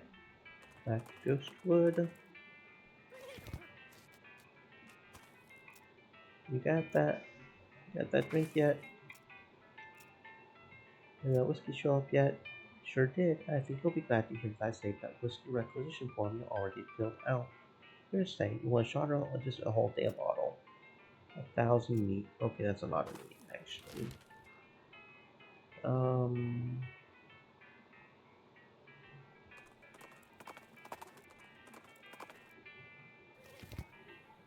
Let's see. Oh, we can sell the Unbreakable Ruby. I think this is just for sale, so we'll go ahead and sell that. Buys for 16,000. Okay, sure.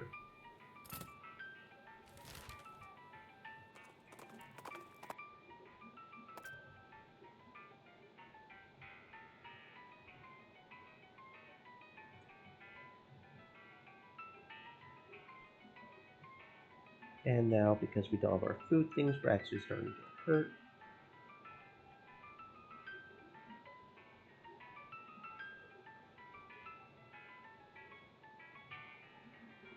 Hmm. It's a little, though. Nothing too dangerous.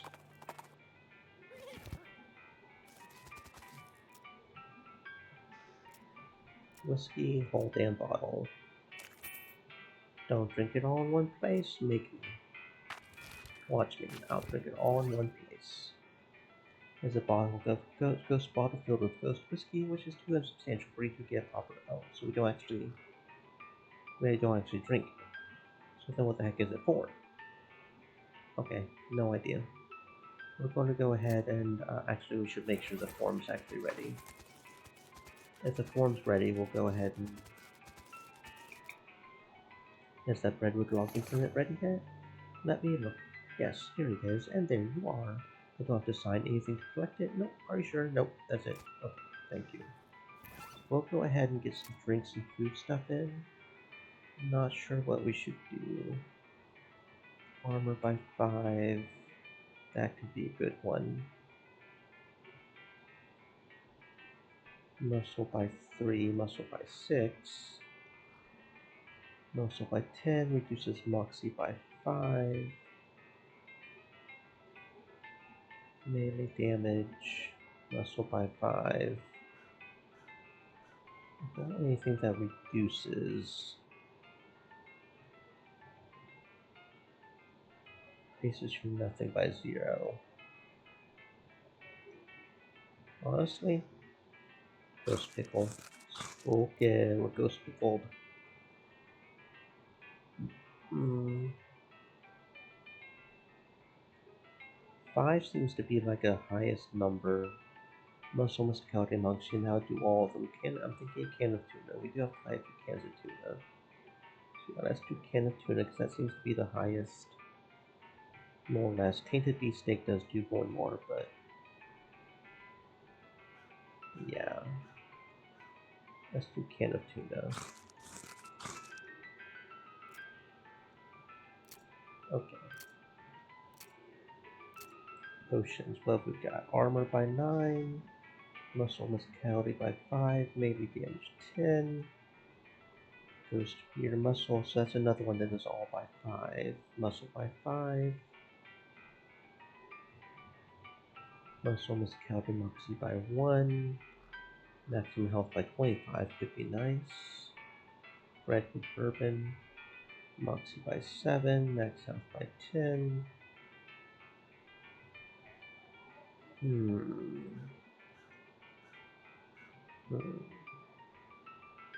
Burial whiskey seems like maybe the best one.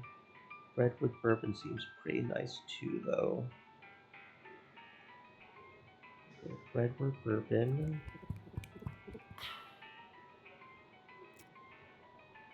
And burial whiskey, maybe?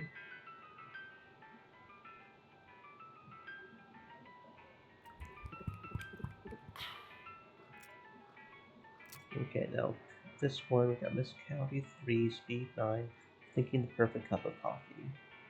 Yeah, because that would increase in AP by 3, which would be amazing.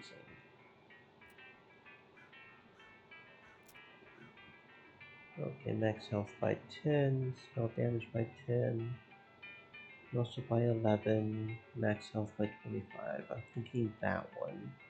It does say we shouldn't drink it, but you know what? Yo, low. Moxie AP, although the AP could be nice. Armor by 5, Moxie spell damage. Yeah, you know what? We're drinking the cow blood. You're no cow scientist, but you're pretty sure this would kill you if you drank it. Come to think of it, you're pretty sure that there's not even any such thing as cow scientist. Oh, we can't drink it. It won't let us drink it. Then why does it say it would increase our muscle and max health? If we can't even drink it? It's weird. That's weird. That's weird. Stream Um, elements. Said. Stay moist, yeah, my you know friends, what? Rinse and hydrate. cow bile. Oh, it won't let us drink that either. Well, fuck you then. Bottle of laudanum, maybe get the armor up. Maybe. Oh no, El Vibrato's seltzer, obviously. That's 5 in the AP as well. Health by 25 could be nice though. Yeah, okay, this one. There we go. Makes the candidate cap disappear, surprisingly amazing. And seltzer. Okay, cool. Cool. Okay. Off we go to Redwood with our form. Won't do the graveyard until we're absolutely sure we can get the answer, because that's just getting annoying. Well, this is definitely going to improve the situation around here. Thank you. I just hope to never see another form again. Okay, what's next? Soup shortage. We keep a municipal soup kitchen open to help those who are down on their luck, which is pretty much everybody around here. But we've run out of soup and need someone to go fetch some more from soup stock load. Okay.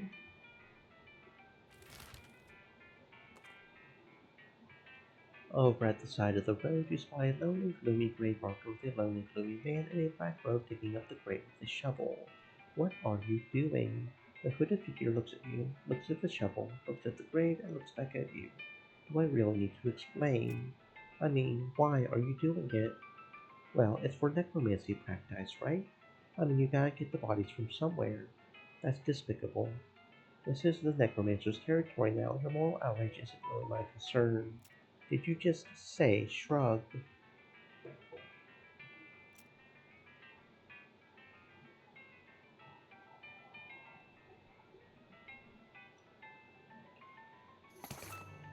Black hood and another shovel. Very nice. Okay, so we'll probably go and explore the military graveyard a little bit more.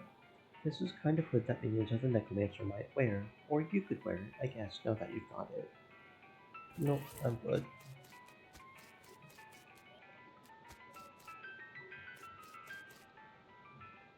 Oh, I completely forgot about the swap pick as well. But hey, we got a hammer and a monkey wrench, so that's cool.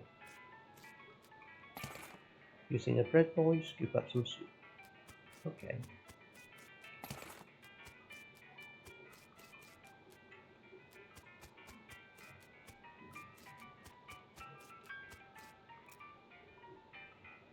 Um,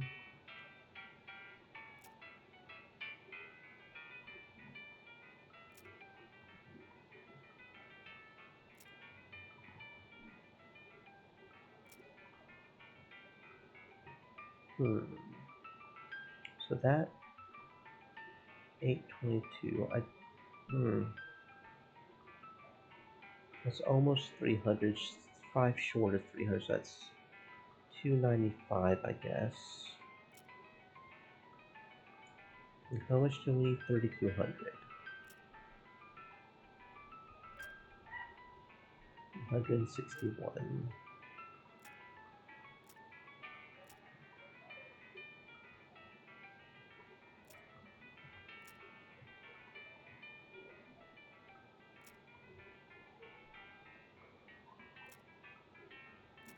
Hmm. Didn't we read a book about this or something?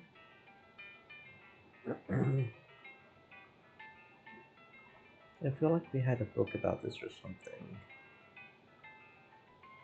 Hmm. Oh, here we go.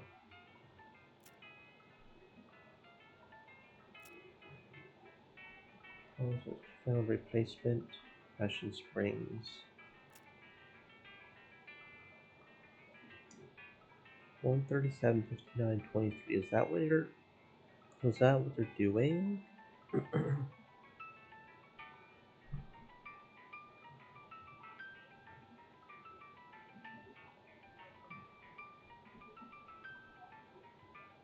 Okay, so that just tells me how much each one is. 137.59.3, I think.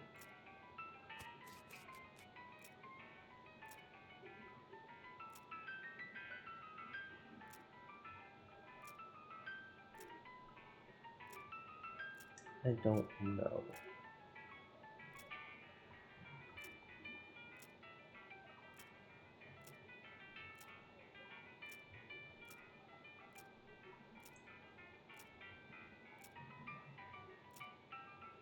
Hmm.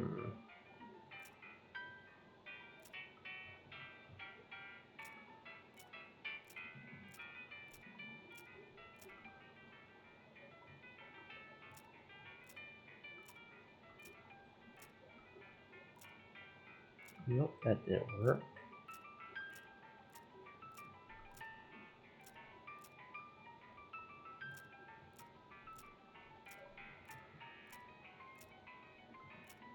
Okay, 3058.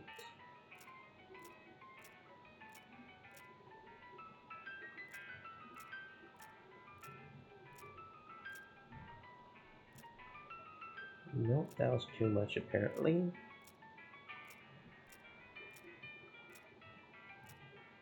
Yeah, because that's 411. That's doing 411 each one. So I was gonna overdo it. That's 295. That's a weird number. There's a limit to how much we can do each one. So if we do another 311, that's too much. Nope, that was over by 54. So yeah, 295. So that's almost like 3 each, but it's a little bit short of 3.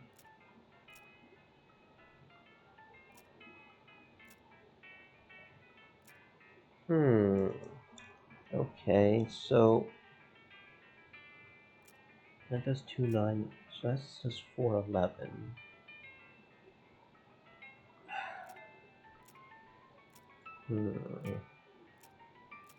Guess the problem would be we'd have to get pretty much an even number between 5, 1, and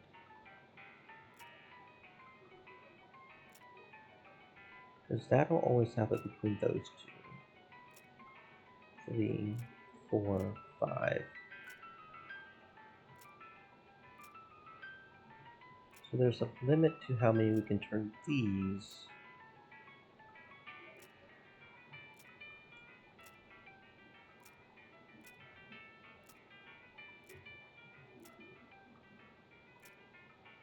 Okay.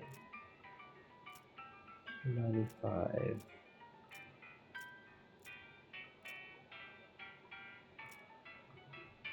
And the max is 2360.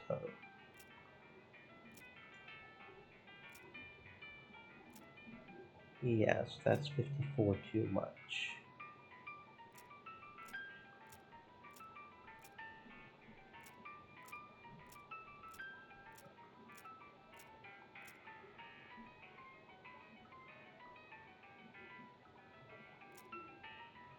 No, okay.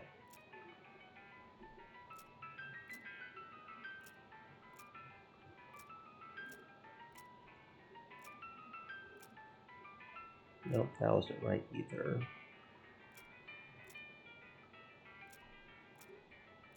So we probably need to do 3 and 7 5 times total. And then just number 5, right? Probably.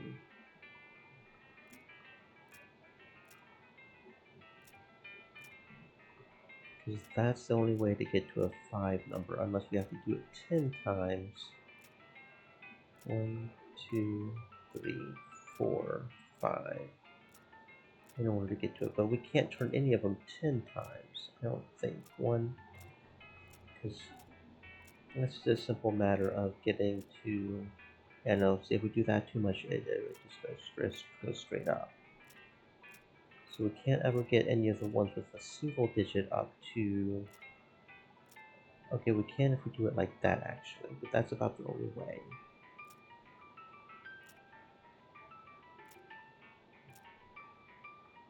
Okay, but that doesn't seem to work. Because number 3 is that much higher.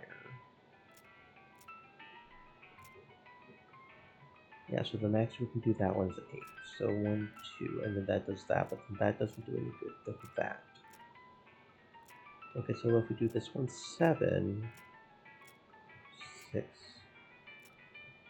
7, and we do this one 3, would we be able to do that? Yes, we could. And then number 5 from there? Not quite. Okay, so what about 6? Here, 6, and then 4 here. And then 5 on this one. There we go. Okay, okay. There we go. That was mildly annoying, but we got there. Soup, soup, soup, soup. Your alpha brow transponder goes basically you get here this. Oh, look at that. Keystone, alpha brattle fluid. Municipal organic fluid pipeline offline. The screen on this machine says municipal organic fluid pipeline offline. Insert organic fluid. Organic sedative refreshment or fluid return. Show Kazakh. A food cube. Municipal organic fluid pipeline offline. Insert a sedative. Ooh, we got rum. Okay. So we can turn our fluids into stuff here, and that's the seltzer. Okay. Okay, okay, okay.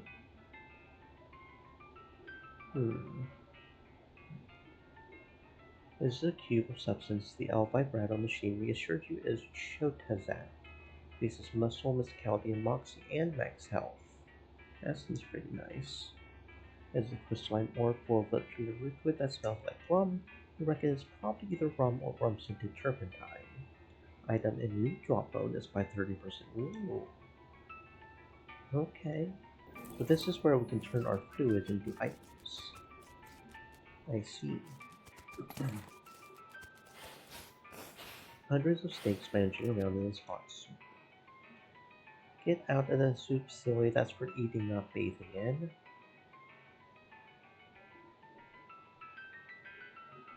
There we go. Stewed snake in the snake's spleen. Heat resistance by 20% if the bowl of snake meat stewed in both its own juices and those of an underground spring filled with boiling soup. Oh, so we can keep fighting them? So we can get an infinite amount of soup if we want to, I guess? There must be a whole bunch of snakes in the soup pit. Okay, cool. Infinite thing with stewed snake, I guess.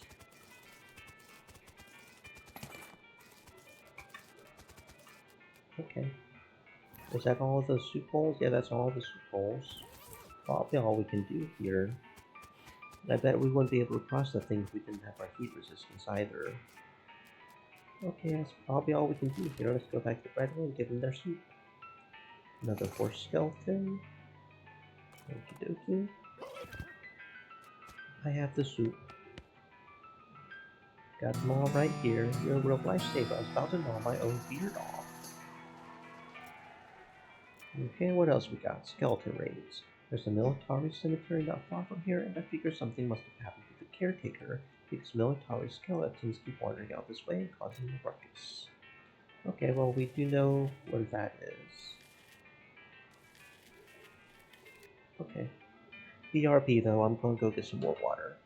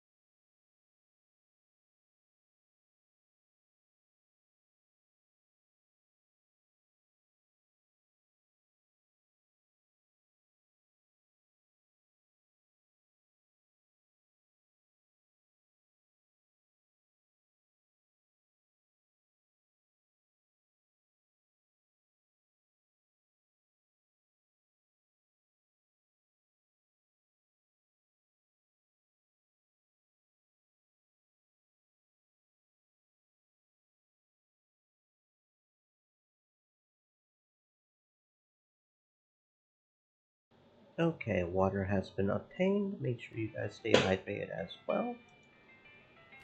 Alright, let's see. Now, where did they say the. Where did he say they went? He said he went somewhere. Where did it say he went? Well, so we can go ahead and up some more plots. Where were we? We were on what, 30 something? No? Which one were we on? I don't remember.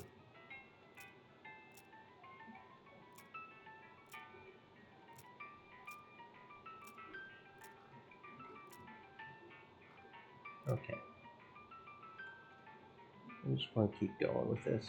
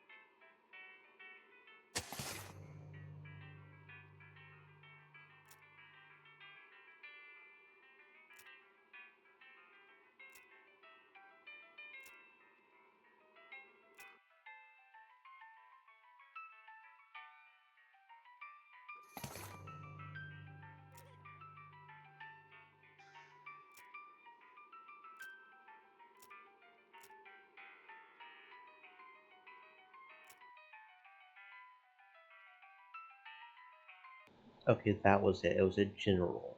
It was generals that have the armor up to the wazoo. Hopefully we can win. Hmm.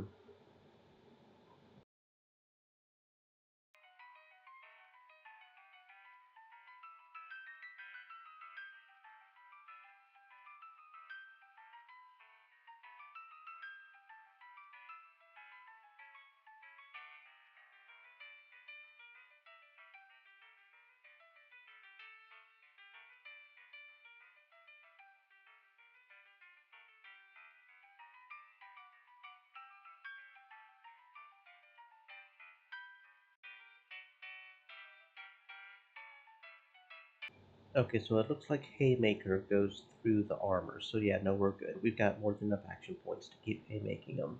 We can handle the generals now as well. That's just a lot of armor, though. You can't really see it because my head's in the way. That's 65 armor. That is a lot of armor right there.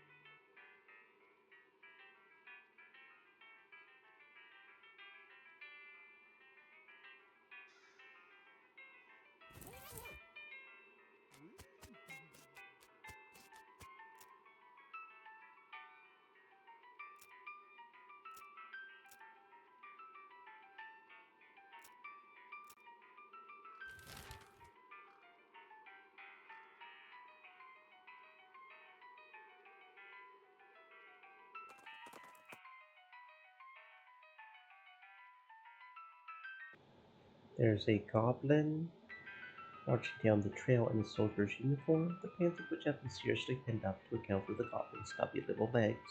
It salutes when it sees you. Hello. Hello, what's up? Hey, I'm soldiering. Yes, I can see that. I didn't think there were any goblins in the military. What's your unit? What? Wear a uniform getting. I'm a dead soldier, man, so I'm soldier now. Not quite how that works. If soldier, then soldiering properly. Up straight standing. Yes, saluting. Hello. Giving supplies. Simpering pie. Okay, whatever. Okay, Fort William. I hear a passel of flowers in there, but they don't sound much like soldiers. There's something familiar about those voices. I know. What's that? They sound just like my little brother. If it turns out our brother is the super necromancer behind everything, I'm gonna be kicking his ass. Yes, I was right, a fort full of nerds. What's that they got going on there? Toy soldiers? Don't let them hear you say that. They're wargaming miniatures. What's a wargaming miniature when it's at home? A toy soldier, yeah, but more expensive. Not many people would walk around in a cow hat in this day and age, not to imply they were ever in fashion or anything. Hi, I'm Jade. I'm Melvin. Are you the cemetery caretaker? No, I think Jeff said something about having a day job. It hasn't been like that day for like 2 weeks though. What's with the hat? We're doing historical reenactments. We're playing a tabletop war game. Well, okay, sure, but a historical one. Anyway, we only switched to this after we quit doing real reenactments. Why did you quit? It was too much exercise. Also, somebody kept refusing to lie down when he got killed. You missed. What's this game you're playing? You probably aren't familiar with this type of board game. It's a very specialized form of entertainment. What I mean is, you seem to be using Flintlock 4000 rules, but my brother said didn't have cows. Well, yeah, we had to mod them in ourselves. Cool. If you say so, friend. What's with the hat? We're doing historical reenactments.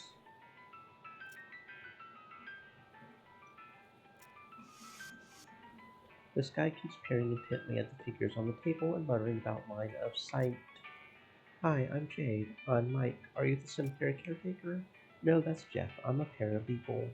There's a lot of those in this hobby I've noticed. Yeah, 'cause here if you lose the argument, nobody goes to jail. You seem to be taking this game real seriously. Well, of course, you gotta play to win. Otherwise, what's the point? Having fun? And winning is how you do that. You having line of sight issues? Yeah, they don't let me have my tape measure on the board when it isn't my turn anymore, so I have to eyeball it. It looks like you could get a hit on that guy, that front guy. He would have partial cover though. I think you mean soft cover. We're playing 4th edition. Well, yeah, 3rd edition was a total kludge. Man, you and my brother would be bitter enemies. This table is covered with little toy soldiers and little toy cows and weird dice.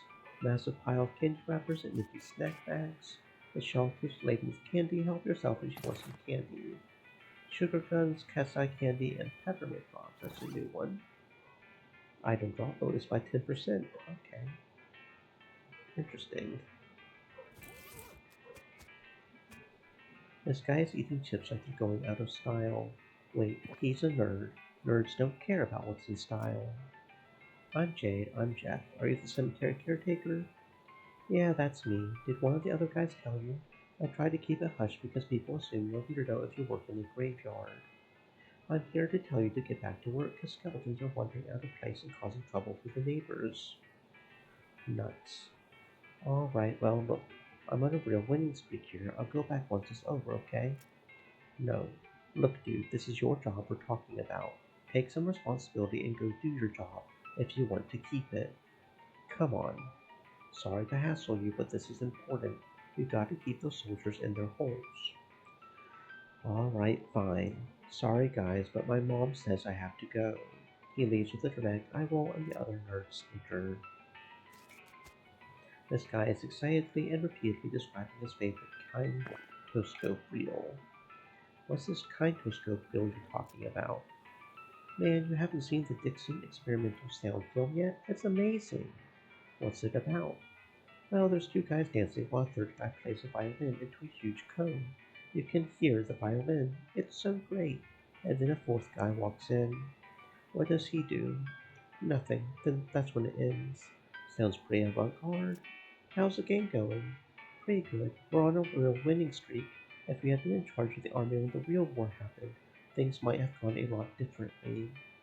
Probably the real war was a lot more unbalanced in terms of unit allotments. Good point. Mom made Rufus stop drinking that brand of soda after he didn't sleep for 4 days and started yammering about putting our cat in a box to see if it was alive or not. Do you like this game, buddy? It's pretty good. I prefer the science fiction version, though. What's that, Mike? It's real interesting. It has vehicles that move without horses and guns that fire more than once before reloading. That sounds really imba. How did you get into this? I was in the actual war. Made it out with only a few scars, David. Fortunately, on account of I spent the whole thing hiding in a cave.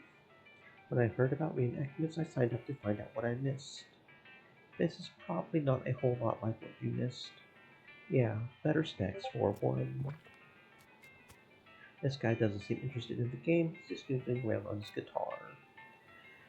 What's up? Not into the game? I mean, I like games, that's why I hang out with these guys, but I've gotten bored of these strategy war games. I want something different. Like what? Well, I like playing the guitar, so I was thinking some kind of guitar game, where you pretend you're in a band and you have to hit the right chords. That sounds hard if you don't already know how to play guitar. Yeah, I thought of making like a real simplified version of a guitar, but then it wouldn't be much fun for me. I have an idea. Instead of pretending to play in a band, why don't you join an actual band and play guitar for real?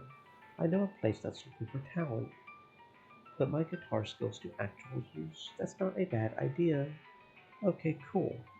It's a Jewel Saloon in Dirtwater. Oh, so maybe if we get enough band members over in the Dirtwater Jewel Saloon, because we've got Boardwatch player right now, right? I don't know how many people there are, but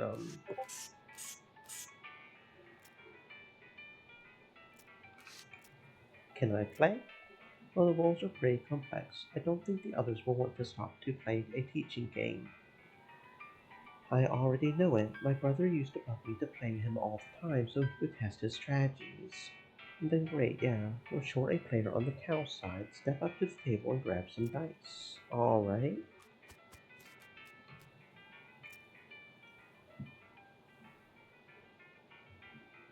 The Battle of Cow Ridge, 1889. Oh, okay, so there are actual battles. Interesting. And we are the cows. Huh. Army Grunt will dumbly attack whatever is directly in front of him. Okay, and then we've got the Medic. Heal one ally if more than one is injured, will heal everyone. 3 damage. Utterly destroyed. Heal your target for 5. This will not end your turn. These targets taxed by 1. 15. 15. We can only do 1 hell missile. So let's go ahead and destroy you, because you're a lot softer target than the wall of beef. So let's go ahead and destroy you.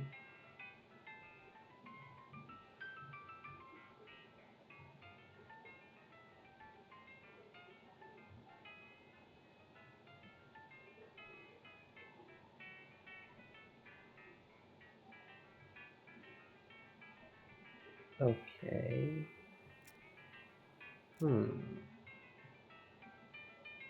I thought you would like attack somebody though. Resist directly, so maybe we actually have to destroy this thing.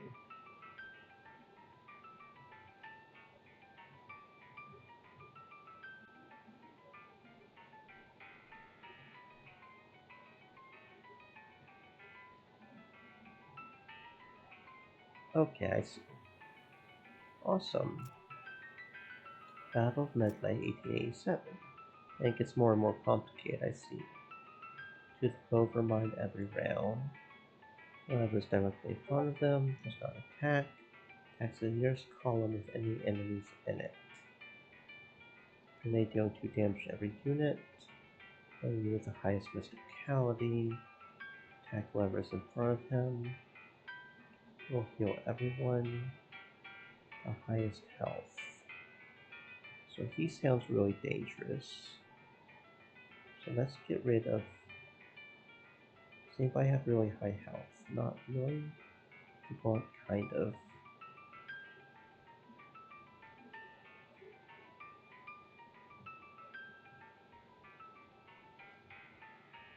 I'm gonna get rid of you. Oh. I see. With the highest health. It's not really. Guess maybe I should get rid of him first. And him doing 2 damage to each is kind of bad too.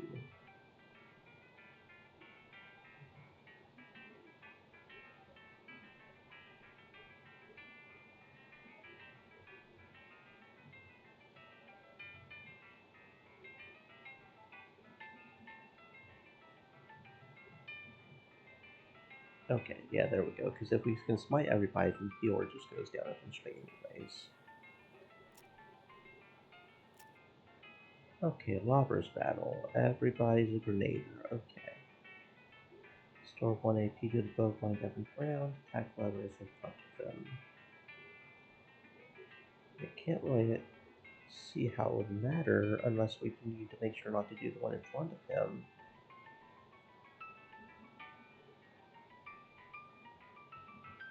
Yeah, because that's a lot of damage that he eventually does, but that thing doesn't.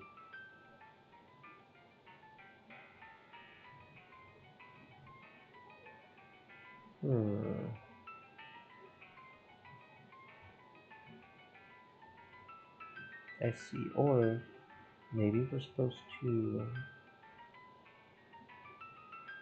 increase the stats to this guy, so that way he just barrels through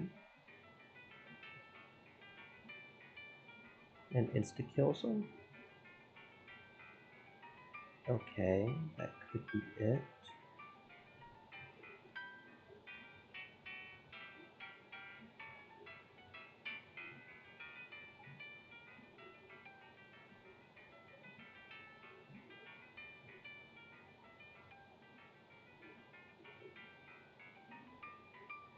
Okay, there we go. Okay, last one, early skirmish. Okay, we've got a bunch of dumb attackers here. Restore 1 AP. Highest mysticality. Which are these guys? So he's going to slowly kill those guys, so it'd probably be better to kill these.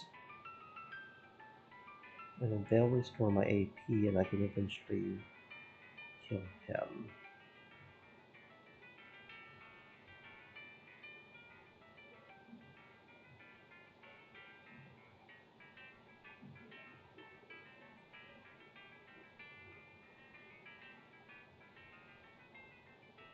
There we go, like that. Wow, you're really good at this game. Getting good was the only way to keep my little brother from lording it over me all the time. I feel like we should give you some kind of prize. I've got some leftover guns from when I was putting the figurines together. Want them? Sure, thanks. Okay, cool. Bunch of really small guns. Presumably serve some purpose in the games that play it for memoriam, but which could also be used to outfit a small army of. Oh, is that what we're supposed to do with those things? Do we meet some tiny elves somewhere or some shit? And we got some figurines as well, right? Toy skeletons? Okay, well let's go see what's in the barracks. Anything good in the barracks? There's full of rulebooks for the weird game the nerds are playing. You pour over the rules until you understand them perfectly enough to realize that they're for an entirely different game that these guys are actually playing. At least you learned something useful. As you're about to walk away from the shelf, you notice a book that definitely doesn't belong here. Fighting Topics and Next. Getting smarter about next mechs means being able to summon skeletons who are smarter at doing what you say. It seems like it's probably pretty dangerous. Are you sure you want to read it? Are you certain? The dark arts you know laughing matter. This could really mess you up. The book is full of magical spells which don't make any sense to you until you got to the next to last chapter and realize that they're not spells for you to cast, but spells for a skeleton to cast. One of the appendices mentions in passing how to summon such a skeleton. Okay, and now we've got Thin Blood. Cool. So, I guess when we use this to summon the skeleton, we can choose which skeleton to summon now. Thin blood. Your blood is curdled with dark energy. It's thinner and greater than blood ought to be. -10 max health. That's nice. This pile of crap smells very, very bad. Hurts fit pants. These pants are very tight. To better show off your leg muscles. 7 muscle. That's what our current armor is giving. +4 armor plus. Ooh, another spittoon. Yay! The liquid in the spittoon is bright yellow. I feel like that's all that needs to be said about it. I'll never understand you. Alright, well, you crouch down next to the spittoon. With the nauseatingly sweet stench coming off of it, it appears that these nerds haven't been using it as a makeshift journal, as you may have suspected, but rather they're using bright yellow lemon lime soda flavored chewing tobacco, unless. Well, another possibility is that they have been using it as a journal and they're all extremely diabetic, which, now I think about it, is a real possibility. In fact, it is probable that both these things are true. Really, you're going to put your hand in the nurse's piss and or spit bucket. Just going to dive right in there. Just going to splish splash around in that sticky yellow broth of spit and pee with no restraint whatsoever. With a fanfare of sad trombones and a choir of angels reaching, a sword rises out of the spittoon, held aloft by a wet, bedraggled, and miserable-looking woman's arm. Since you're already kneeling, the arm wastes no time before tapping you on both shoulders with the sword, splashing your clothes with yellow slime, and officially declaring you Jade Johnson, Queen of Filth. Congratulations! The sword clatters on the floor as a hand drops it with a shudder and withdraws into the spittoon. Long live the Queen! Excalibur is a replica of King Arthur's sword. You know it's a replica because there's no way in history would have allowed the original to be this comprehensively covered in tobacco spit. It's not even that good.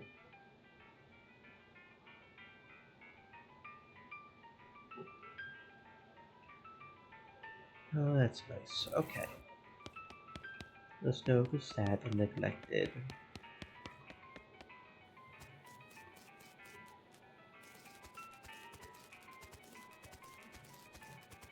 Okay.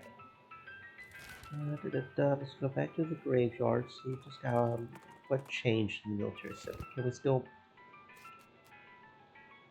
Yeah, I can still visit the plots and dig them up. The sleeping off the war game adrenaline's probably best not to bother him. Okay, well he's back, so that's what matters, I guess. What's in the open grave? Okay.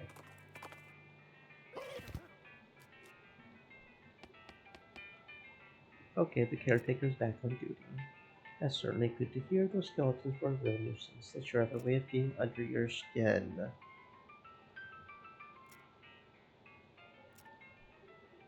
The stolen yeast. We take our yeast supply very seriously here at Redwood, and that day Yeasty Gang made off with a whole lot. A couple of fellows said they saw them boiling around the old brewery, so that's probably where they made their hideout. We need that yeast back. Okie dokie, and that's all the way up here.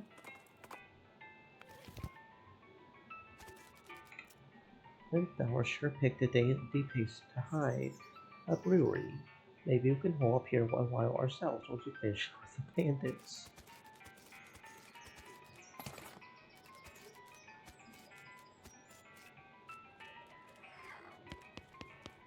This Flower's too scared to talk to you. He's just totally freaked out about yeast.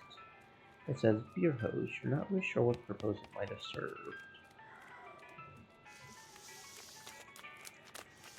That yeast bee seems to have killed this guy pretty thoroughly.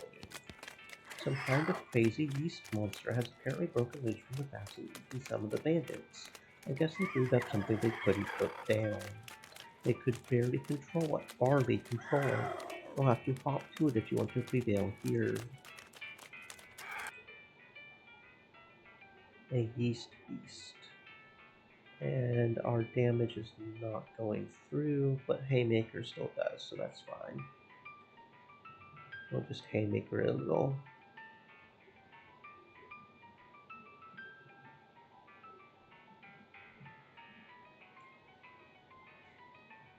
Victory.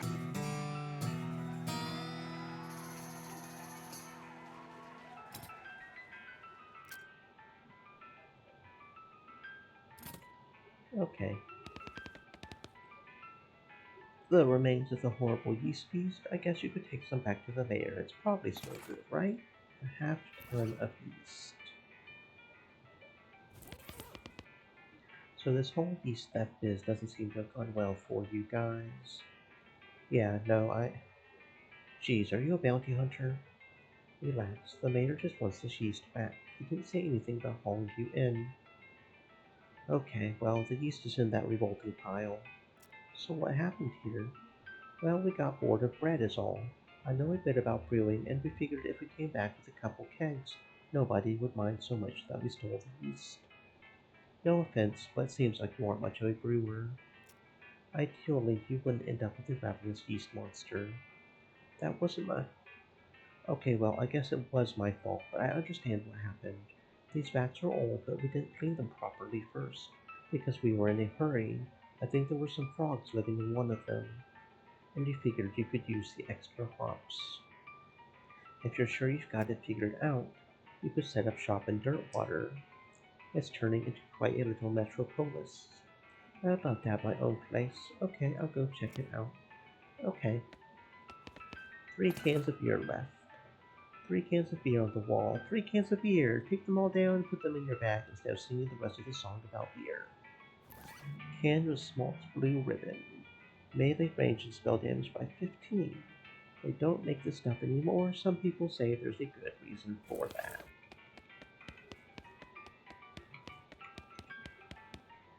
The dead guy's hat got knocked off by a covered feast.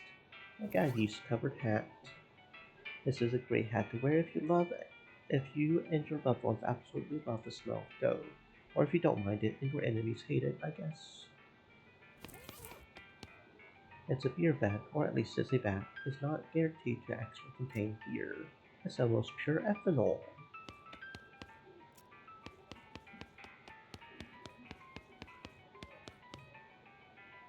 Now he's too grumpy to talk to you, he's just muttering about yeast. You're under arrest. For what? Stealing about 2 handfuls of yeast? Yes. And the sentence for that is, what, 3 days of jail? And Redwood does not actually have a jail.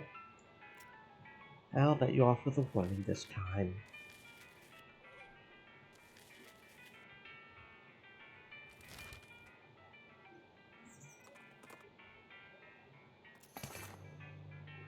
Birthing breaches. The heck?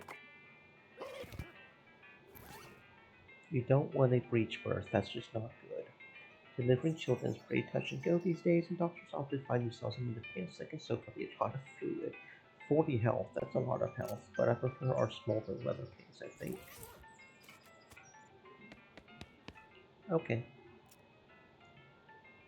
here's the yeast. Okay, what else? The missing bread. The baker pulls cleaner baked right out, and that's not a bit fabulous if you ask me. Fortunately, they haven't been too secretive about the location of their hideout. Can you get our bread back? I mean, the place is breadwood, we have to have some bread. That makes sense. Baker Boy's hideout. Off to one side of the desert trail, a skeleton is sitting in the shade of a rocky ridge. Looks like some poor traveler. It must have succumbed to the heat. As you move closer to investigate, it appears that the skeleton is holding a book. And as you get close enough to see that it's a copy of the Longfellow translation of Dante's Divine Comedy, you notice that the skeleton is in fact reading it, turning the pages and making little notes in the margins of the pencil. Excuse me, you're in my light. Talking skeleton took me by surprise. The Divine Comedy, that's about heaven and hell and so on, right? Is it accurate? I'm making corrections. Most skeletons I meet just sort of hiss and attack me because you won't leave them alone while they're reading. I assumed it was more because of them being rabid, mindless automatons. You might find out how rabid I can be if you don't stop bugging me. Seriously though, how do you talk without lungs? I don't know, how do you talk without a brain? That's mean. Go away. Plus, you don't have eyeballs, so you shouldn't even be able to read. Though come to think of it, other skeletons are able to see me.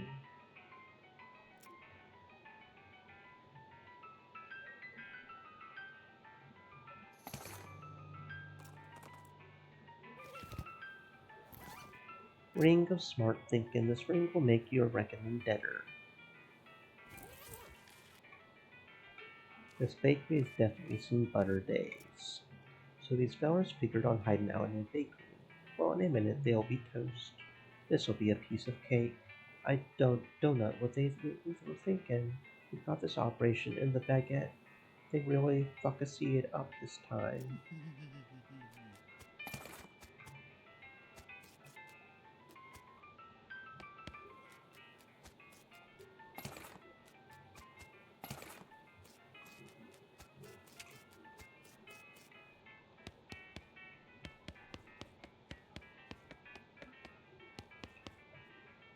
These teenagers seem dispirited and are trying to drown their sorrows with big mugs of water. Maybe they misunderstood the idiom. You guys wouldn't know about some bread that went missing, would you? I told you we would get in trouble, Billy. Shut up, Jerry. Way to just blab everything, dude. Calm down, you two. The mayor just wants his bread back. Hand it over, and the trouble you're in will be minimal. It ain't that simple, lady. We sold that bread for meat to start up this bakery. Why? Because we wanted to make something of our lives. Everyone in Redwood is just bums. Plus, everyone needs bread, right? So we figured we would make it big. Okay, well, no problem. We take the mayor of the bread you made and call it even. Yeah, no problem. Except for the fact that we don't know a dang thing about making bread, it turns out. All we ended up with is weird lumps. That ain't true, Billy. The last loaf we tried was almost right. Yeah, sure, that one was nearly edible, but we're practically out of ingredients. Maybe I can help. I've got an idea. I'm a pretty good forager. I could teach you boys what to look for. There's plenty of cactuses and wild grains you could use. That sounds hard and boring, but you'll have lots of different options for ingredients, and what customers want is variety. That's a good point. I don't mind fortune if you just want to do the bacon billing. Alright then, school's in session. We teach Jerry how to find the wild ingredients they need while Billy works on figuring out the proper recipe. After a couple tries, they manage to produce a pretty decent loaf of bread and bake enough to cover what they stole from the mayor. Okay.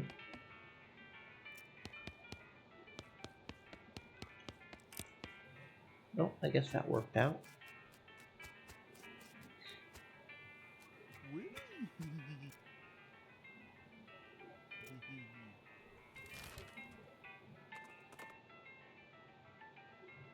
You encounter a man who, for some reason, has set up Babayashli pretty. said. Heya. Babayashli said. How have you been? Hello, Ashley. Welcome on in. I hope you're having a fantastic existence, friend. I have been well. Thank you for asking.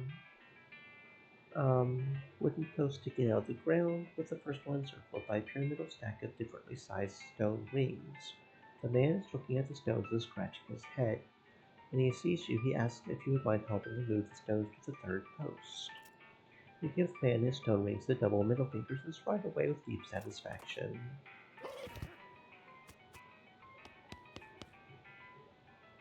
I got the bread back, more or less. Thank goodness for that. Another missed payday would have caused a riot for sure. Now about that lumber. Right, well, you've helped me out quite a bit, so I reckon I can set you up with what you need for that bridge. Thanks. The mayor looks pretty relaxed now the camp only has one problem. What problem is left? Stream Oh, Elements okay. said. Stay thirsty, my friends, hydrate.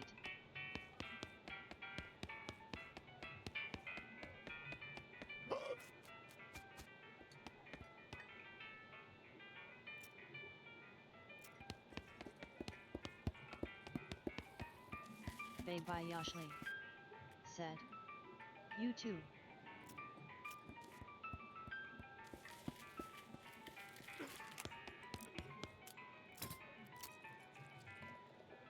Hmm. Doesn't seem like there's anything else we can do here. Yep, has to stay hydrated, that's for sure. No, it doesn't look like there's anything else to do in Redwood. Let's go to Dirtwater, see about that one thing.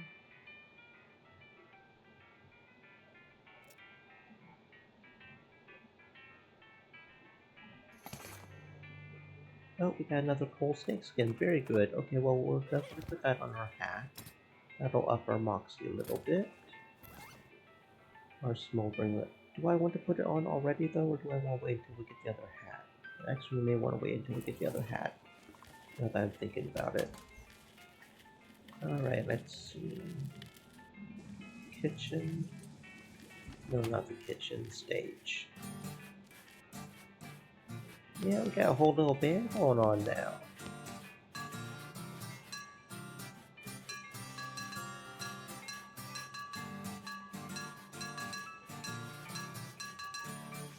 I don't know how many people can get up on there, but it doesn't seem to do anything yet, at least. Hmm. Getting a right little band up there.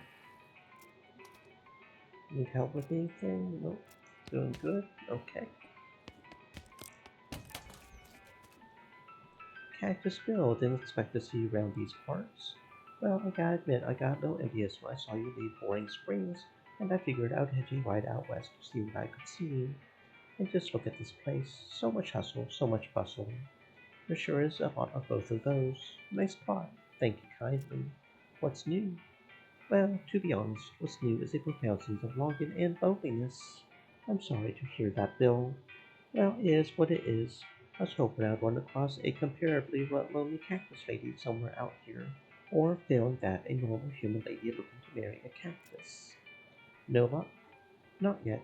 Of course, getting around is a bit of a challenge, but as cactuses live a long time, I'm sure I'll meet somebody someday. I'll keep an eye out, friend. I'm not sure who would want to marry a cactus, but I'm sure there's probably somebody out there who wants to marry a cactus.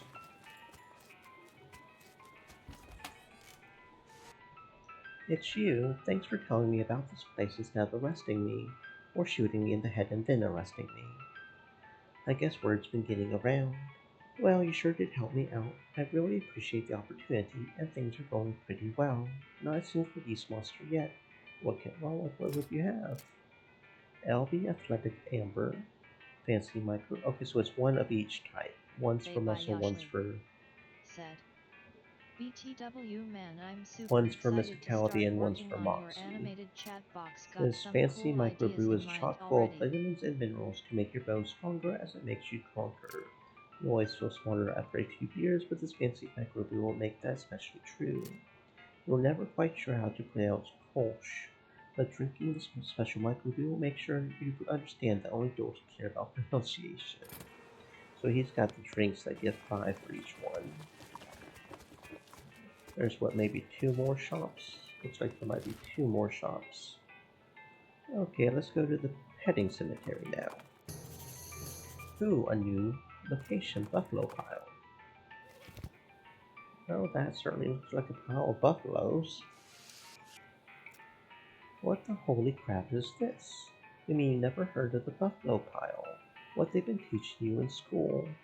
Everything Stream but that, I elements, guess. It's a said. burial mound. The Stay early moist, my settlers of friends, this hydrate. territory buried their dead here, inside the remains of all the buffalo they hunted. Together. Why? Some say out of respect for the buffalo, but I think it was probably just being too lazy to dig a regular mound. Speaking of digging, I'm pretty sure that big hole in the side should ought to be there.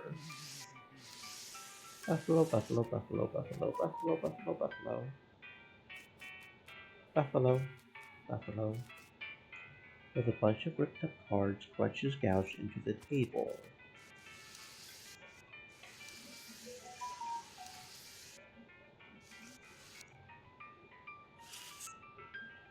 Hmm. Hmm.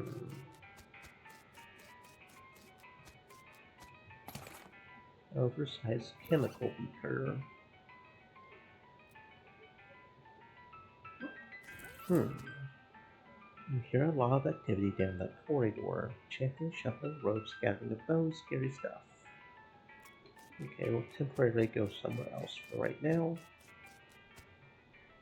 It's over here. Atop the slab, there's a skeleton-shaped indentation with a buffalo skull-shaped indentation where the normal human skull-shaped indentation should be.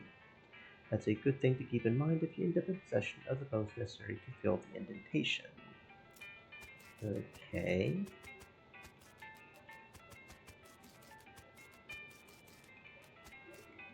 You look through the bars and see hundreds of buffalo-human skeleton hybrids locked in here, 3 to a cell. The keys are hanging right next to the door. You could let some out if you wanted, but they all look pretty angry. Yeah, sure, why not? Okay.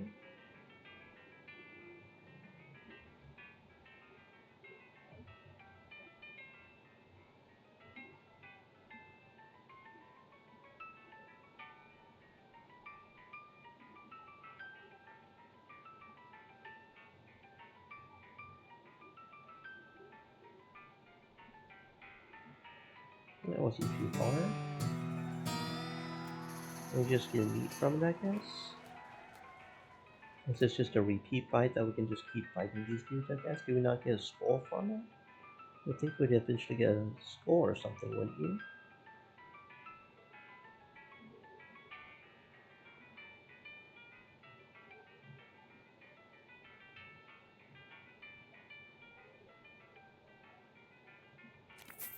Nope, we just are getting a lot of meat. Interesting. These shelves are filled with hundreds of crates, each full of buffalo and human bones, carefully sorted. You don't really have anything specific you want to do with human or buffalo bones right now, though, so while you appreciate how organized these guys are, there's not really anything for you here. Hmm.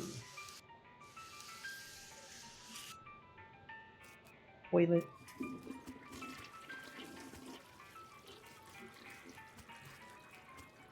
Wooden container filled with breathing. Ooh, cow punching. Our last cow punching skill, I believe.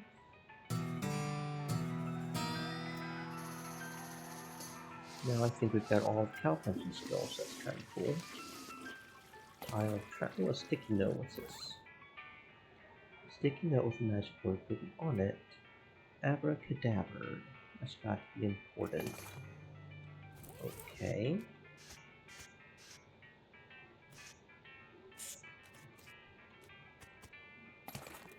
A fat hood and a bottle of buffalo tranquilizers. Uh-huh. I wonder.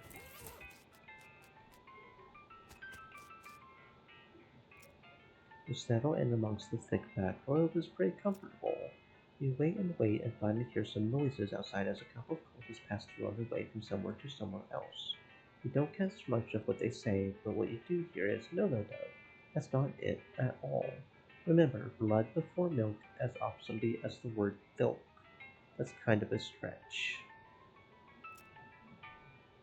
Milk after ichor, might as well try to reanimate quicker. Okay, we're writing this down. We're writing this down. Blood before milk, milk after, which means you do it first. So you do the blood first and the milk. You do the milk after, so you do the ichor first. So which comes first, blood or ichor?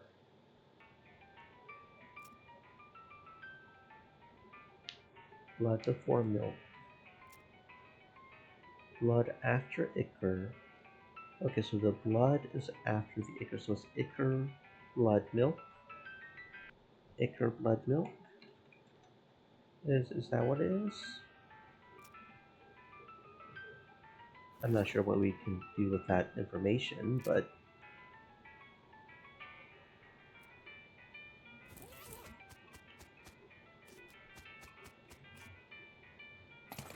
horrifying concepts of Nex-Mex. Reign of Teeth. Oh, that sounds fun. Do stuff with teeth. Yes, I want to read it. I want to read it. For each page of the book you read, one of your teeth falls out. It continues this way for more pages than you thought you had teeth until you realize that your teeth are falling out. But that instead you've been learning how to conjure new teeth into existence the whole time. And now we've got withered muscles.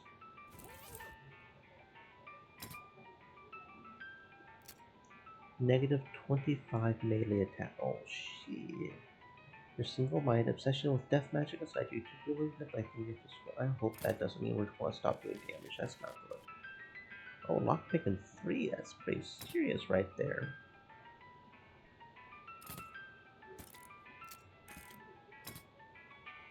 1,000 experience, so it's not going to get leveled up anytime soon. I'm not going to worry about it too much. I'm just going to keep that on.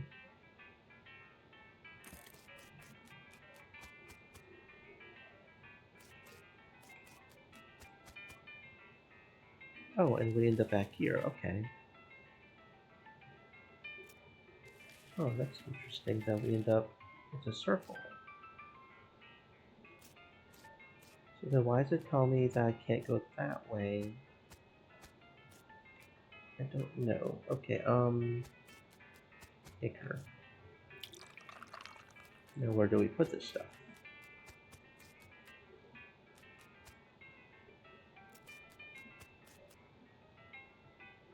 Hmm.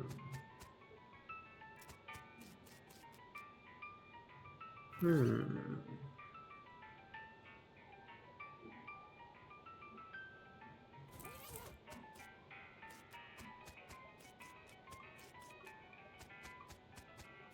Hmm.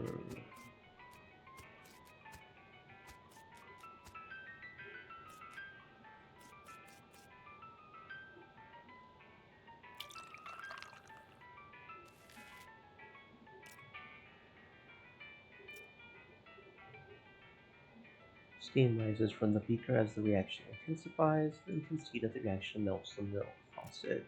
The boiling subsides, but what's left in the beaker is...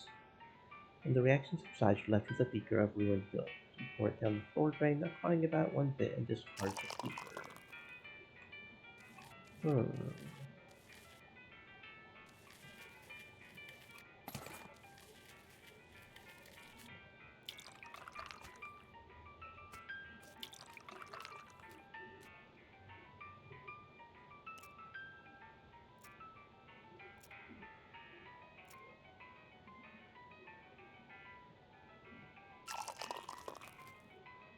Hmm. Hmm. Hmm. Hmm. Hmm. Hmm.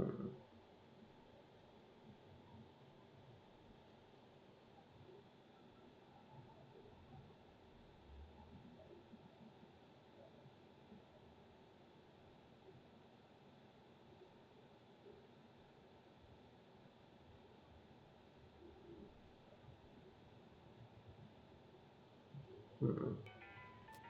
No idea what's going on here.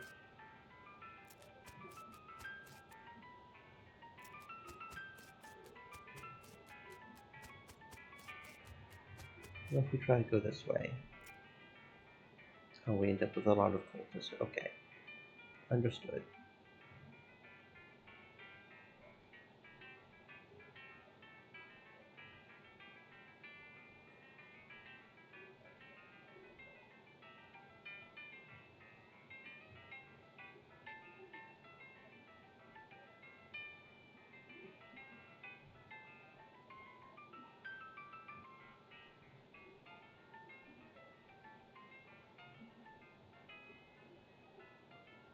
Hmm. I'm not doing a lot of damage. That's good.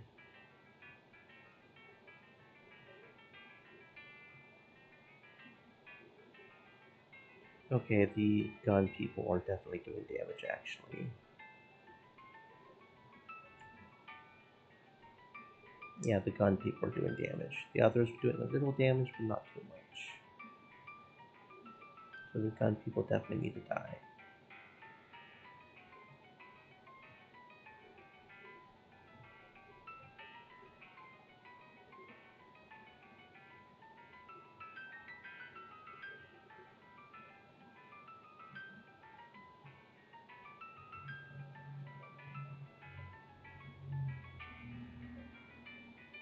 Hmm.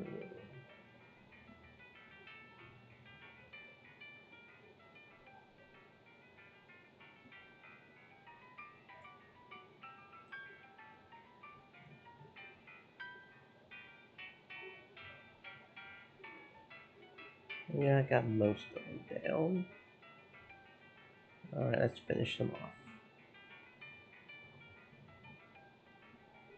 There we go.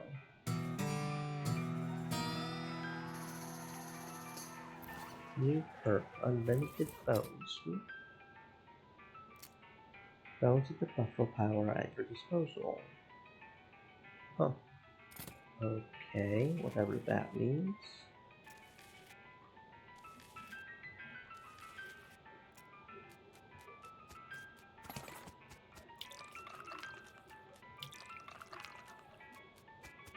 Hmm. Yeah, no idea what's going on here. I may have messed up the order and that may have messed things up. Out in the open desert, among the rocks and dunes, and underneath the scorching desert sun, you encounter a chef. That probably doesn't sound all that strange comparatively, but hold on while I go into more detail. He has somehow hauled a full-size iron pot on the stove out into this blistering hot hole and is cooking something on it, though you can't tell what because all you see in the pan is fire. Rather than being drenched in sweat, he is literally steaming. Furthermore, he is muttering wildly to himself. Hotter, gotta be hotter, hot, hot, gotta cook it right through, needs to be hot, hot, hotter, hot. You try to knock some sense to him, but only makes him angry or knocks you out. Hmm.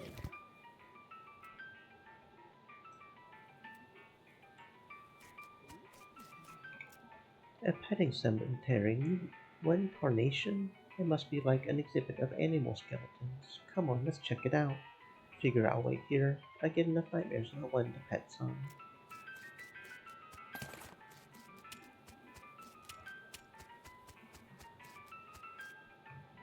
Welcome to Foreman Lancaster's one and only petting cemetery. It's educational and entertainal, and only 500 meat for a lifetime pass. Entertainal. Don't knock the patter, okay? Petting cemetery. That's right, a wide variety of guaranteed genuine animal skeletons. Feel free to touch them to your heart's content. Well, with your hands, that is. No writing. Can I feed them? You can try. That's exorbitant.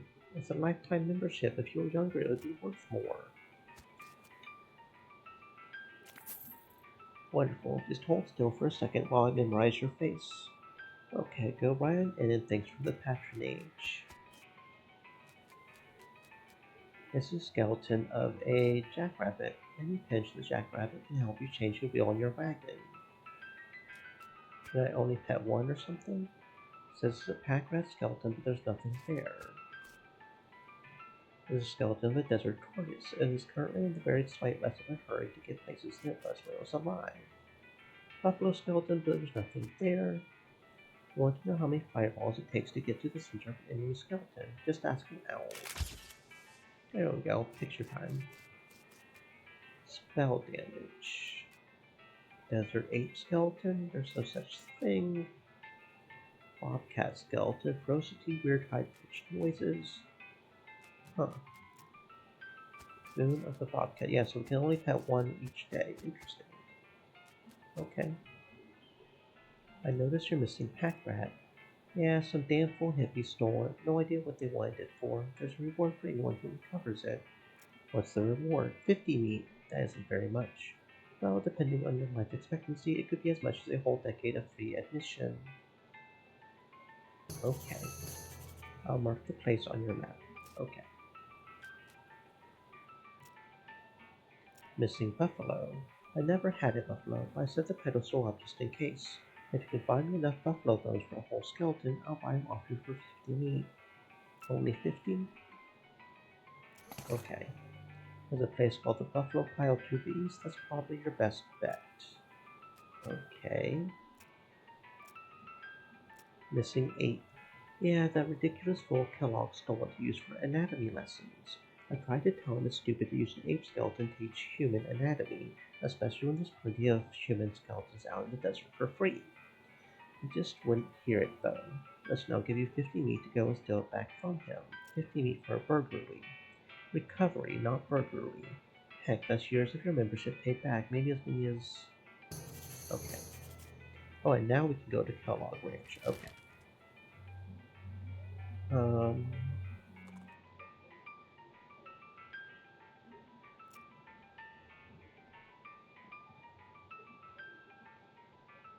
Goodbye.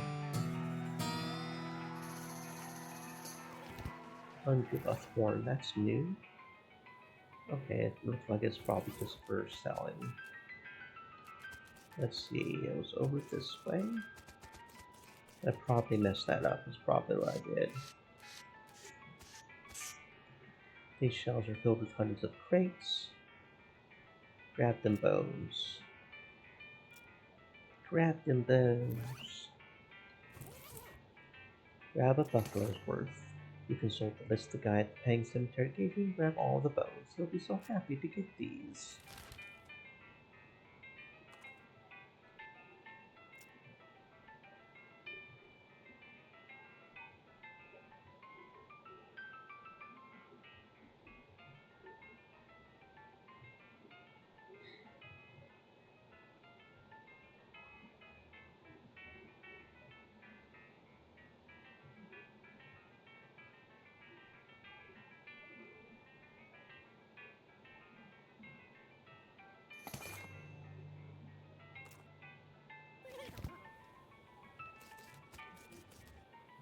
You approach the bandit seated around the fire. The meanest looking one speaks up. Don't know who you think you are, stranger, but you better turn yourself right around and head back the way you came, lest you want to eat leg. Well, that's not very neighborly. Take a hike, neighbor. Your fellow stole a jar of jelly beans from an old man, and I aim to have them back. Is that right? And just how are you planning on doing that? With dynamite. Without a word, you pull a stick of dynamite out of your back pocket and toss it on the bandits' campfire, blowing the five of them to smithereens. Shouldn't have stolen that candy. Looks like they were the jelly bean rustlers after all. Unless they just happened to have a big jar of jelly beans they got somewhere else. Let's just assume they were.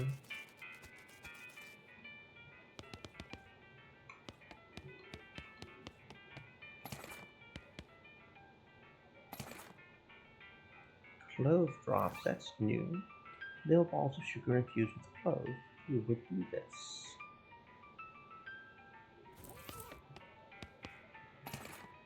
Handful of nails about a Kurt Spitz headband, huh?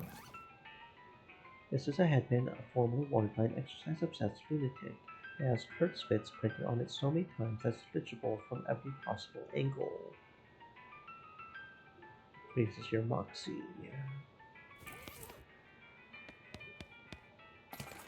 Ooh, 10 dynamite, alright. Makes up to the 1 dynamite we spent.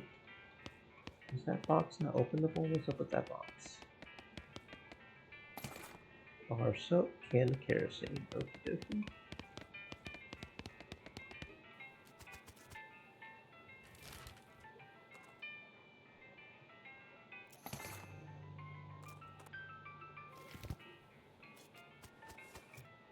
Do you hear chanting? Yep, and some kind of weird foreign music. Ready to meet some real weirdos? I made that choice ages ago. I guess me too.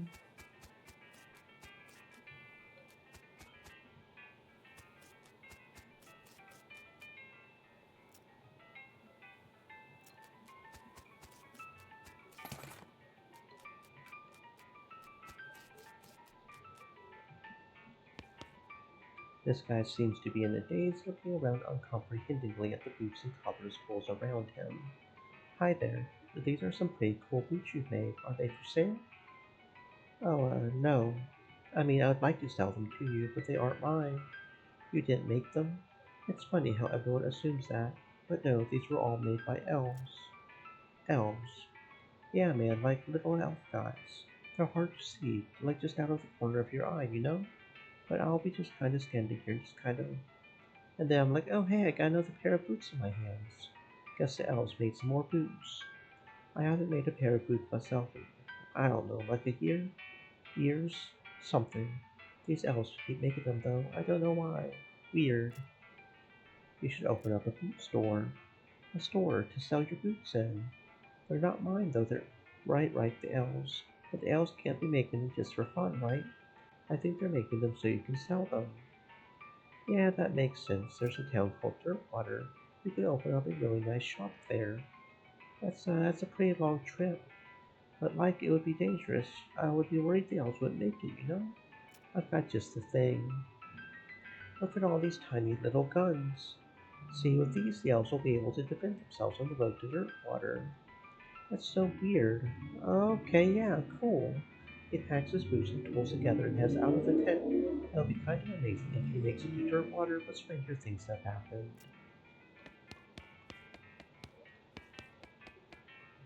This young lady is dressed in fancy, expensive traveling clothes, though hard wear has made them dirty and ragged. Also, her pupils are about the size of teacups. Wow, hi, a new face. My name's, one sec. Irene, she giggles. Everyone here just calls me Mushroom, so I forget sometimes. Howdy, Irene. I'm Jade. What's your story? Oh, not much to tell. I was hitchhiking to Frisco a few months back, but I stopped here and never got around to continuing, you know? We're like a big happy family here, and everyone's so nice and appreciative of how I know so much about mushrooms. Mushrooms. They're good for all kinds of things, if you know which ones. I do love some nummy mushrooms. I do love some nummy mushrooms. If you want, I could sell you a few of my favorites. Okay, cool. How about a free mushroom? Well, I suppose they're ultimately free after all. Sure, one won't hurt. Plus, what do I even need meat for? Would you like to buy a mushroom? No thanks, see you later. Lactavius dirtihipica.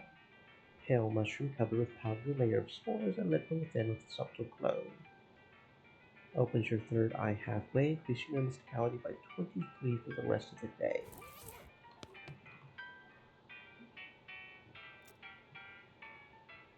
Don't we have, oh,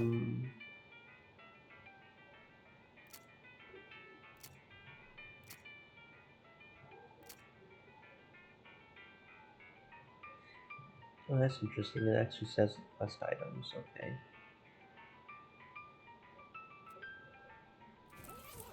Didn't we need to do something about mushrooms here?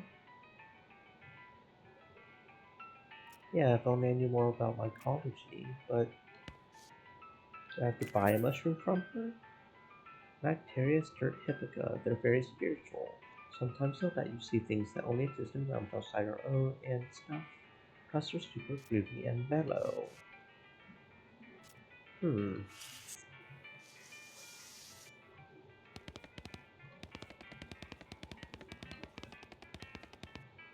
Hi, I'm Jade. Teeth, clavicle, femur, teeth. Wow, okay. I don't have 10 gold teeth. Here's some skull chips though. We hand her some bone chips and she stops muttering. Her eyes seem to focus a little and she takes some glue out of her toolbox and presses the chips into a ring. As soon as she gives the ring to you though, she's back to her muttering. You hand her an armload of bones and she starts mechanically picking through them, selecting some and discarding others based on criteria you can't discern. Eventually, having chosen the best two from the pile, she secures them together with wire and screws and hands you something that basically looks like a sword. Okay, thank you for the sword, I guess. Have more random encounters with skeletons. This ring is made of compressed bone chips and glue. It's disgusting. Do you even know where glue comes from? It's blunt and scary, which is half of the things a sword ought to be. Hi, I'm Jade. Salutations, Jade. They call me the Talking Dude because of my extensive knowledge of the principles of philosophy and the arguments and conundrums surrounding its various aspects and interpretations. I bet that's not why they call you that. Can I interest you in a discussion of the particulars of courtesy and philosophy, Jade? Sure, why not? The talking dude begins to immediately tune out.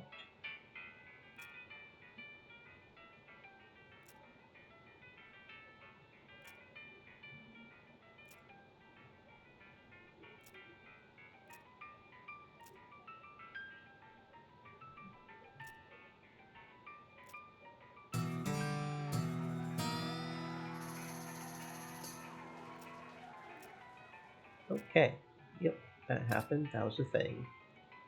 Curtsian philosopher. You're well versed in Curtsian philosophy, or at least you're clever enough to pretend to be. Plus 10 mysticality. Cool. Hello. Oh, hello. Yes. Hello. Yes. I'm Todd. Jade, pleased to meet you. So, what do you do around here, Todd? I'm a chemist. I've been researching the properties of some of the local mushrooms. Properties like what? Like how they get you totally wrecked. Right. I'm kidding. They have a lot of interesting properties that could be a real boon to medicine. They may even hold a solution to many psychological disorders. Oh, well, that's pretty interesting. The fact that they also get you absolutely smashed is just a happy side effect. I see. And if you have any lactabius dirty mushrooms, I can find them into a more potable, a potion. In fact, I do. It boils up your mushroom and distills the results into a little bottle for you. Dirty Hippita extract. Go easy on the stuff, it has a real kick to it. Thanks. Fully opens your third eye. This concocted, concentrated form of mushroom hallucinogen manufactured by a insane chemist. Hope you can have any plans for the weekend. You know what? We're drinking it. Baccarat Galactorius. Like, wow.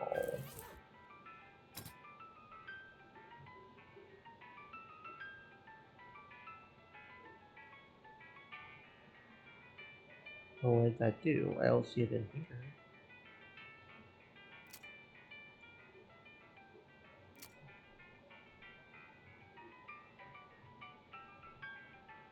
Hmm. I don't know. Hmm.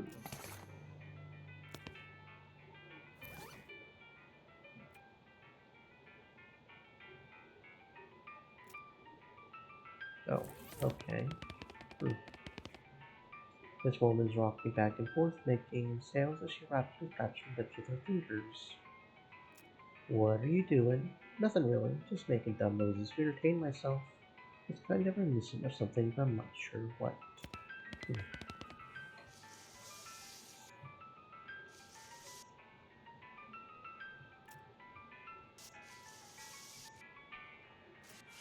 I wonder what we get if we get 10 gold teeth.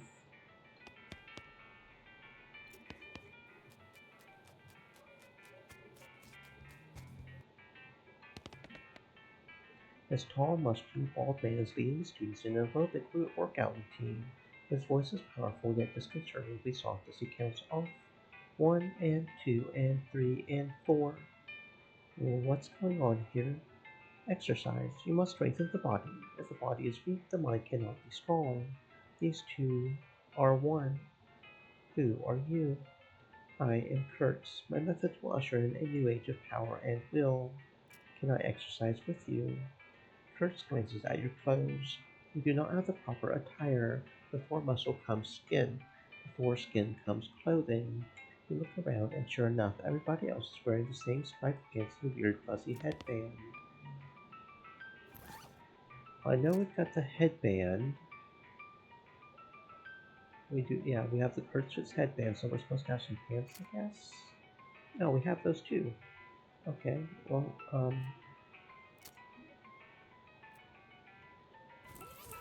what about now? Yep, we're exercising now. I wonder if I'll get a boost if we sit here and exercise for a minute. We'll give it a minute.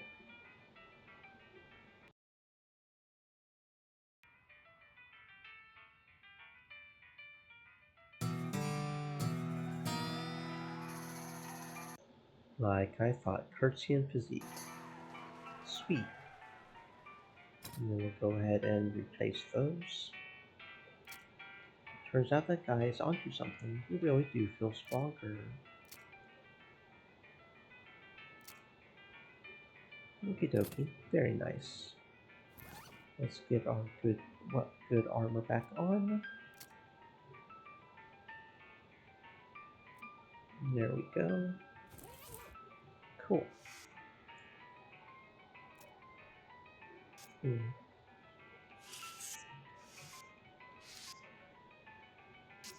Okie dokie.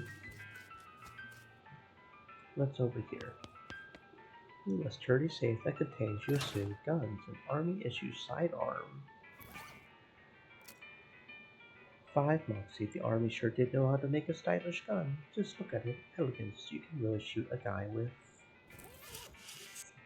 Pile of old military supplies, full canteen with some silver bullets. She was buried in plot 420. Okay.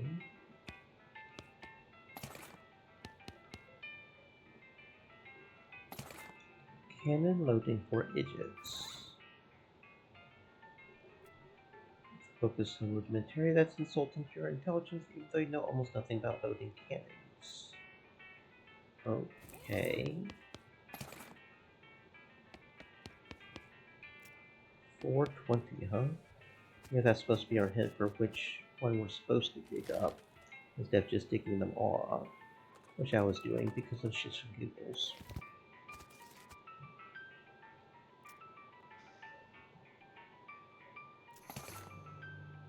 Oh, there we go. A book about mycology and your ecology. Just out of curiosity, I'm going to go ahead and do 69 as well. Innuendo division. Silver bullet, okay. And then what about dangerously advanced X-Mex? Okay. It's a book about mushrooms printed on paper, which is made from trees which mushrooms sometimes grow on. It really makes you think. Passive bear mycologist. The absent mindedly misplaced civil amusement about mushrooms. Dark howdy skill. Sometimes the most important thing is for your eyes to turn jet black and for you to get way smarter and more evil and more dangerous even as your frail body withers away. The book is just the word howdy over and over again and incrementally more horrifying typefaces. Clouded eyes. Say hello to evil. Gain 10 mysticality, lose 5 muscle moxie, disable opponents. Negative 25 pistol attack. Your obsessive study of dark ancient tomes means that you can't sit long enough to shoot worth a damn. Well, good thing we don't care about shooting, right?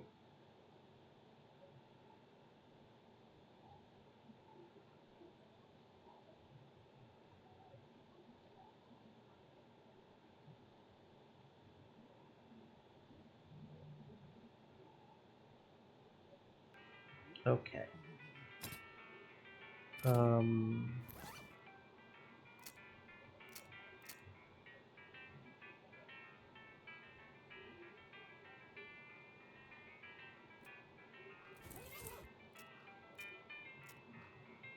we found that discipline ship that mentioned dangerous mushrooms. It said there's a patch of forest ostritas near the lair, death oysters. They only grow in a narrow band between the big canyon and the mountains. Oh, look at that, we found the necromancer's tower. And the word required it. Okay. Okay. Oh, you look at that. Necromancer's tower. Let's go check this out. For better or worse. Alright, Pete, time to settle this necromancer jazz once and for all. I'm with you, boss. We got enough troubles in these parts without dead folks who can back up and make any ruckus. Let's do this. Wait, what's jazz? Never mind.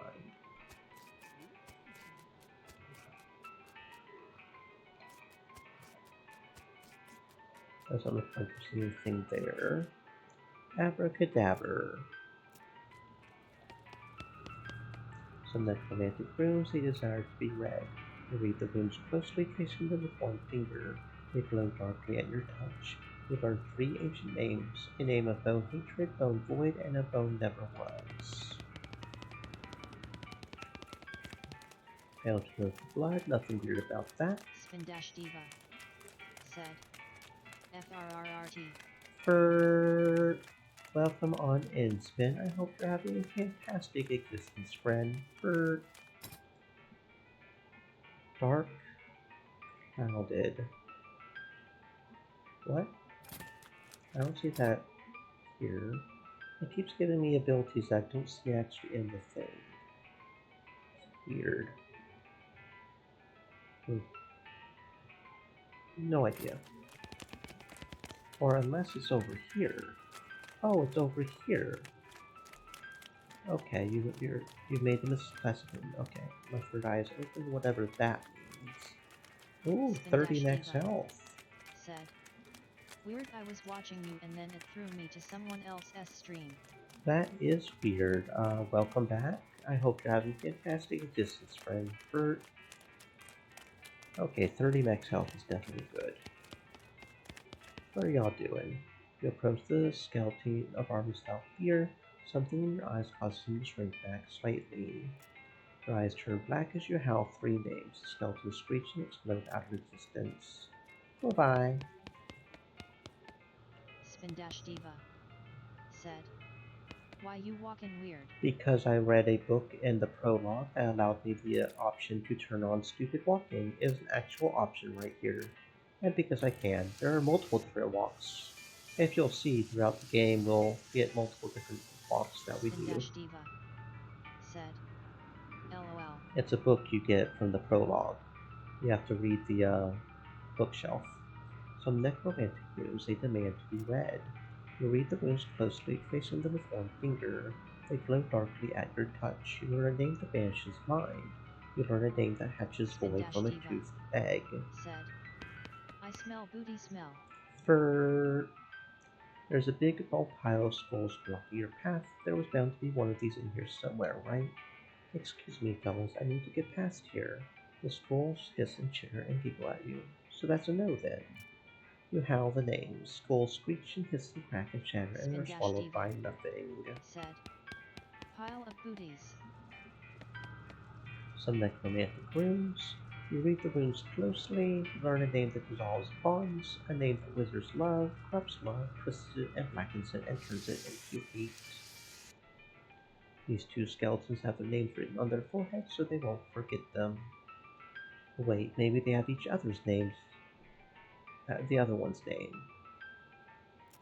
You hiss the names and the names slither into your foes. The giant skeletons turn and smash each other until only splinters remain.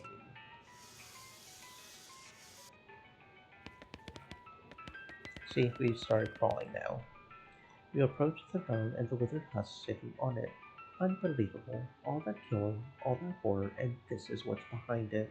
He tries to speak to you, but all that comes out is dust. You chant the ancient words of ascension. You're not even sure how you know them, but they taste like home. A pathetic twig that was once a man explodes into dust. You consume what's left of the old man before it even hits the ground. Spin Dash Diva said. I love my sweet kitty Gigi. Oh, I bet she is a soft and fluffy kitty. Make sure to give her all the pats, all the petty pats. The black fire ignites in your heart and gets some power Spin in him Dash after Diva all. said. I She's such a bet. happy kitty. And so are you, right? So are you. You got the kitty. Now that power's yours. I am the power. I have a necromancer's crown. There's nothing to it. Why couldn't you see that before? I am now the necromancer. Bow before your new lord. This is the crown you took when you became the necromancer. It's all spiky and skull bedecked. I am the lord. You will bow and you will obey. Oh, and we can even sit on the throne.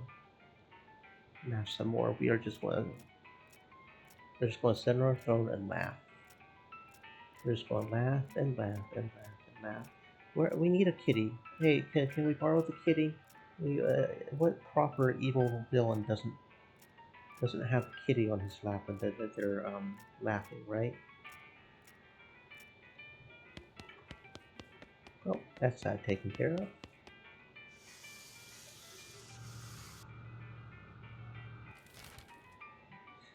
Okay, what now? Go back to Waiting's house. You give him the stolen jelly beans back. Yep, here's your jar of jelly beans, bro. I hope they were some. Oh, we blew them. We literally blew them up. They were standing around a campfire, and we threw a stick of dynamite in it, and we literally blew them up. The second jar of jelly beans was stolen by a passel of the weird goblin fellows. Couldn't understand a word they were saying, but they were very insistent. Which way did they go?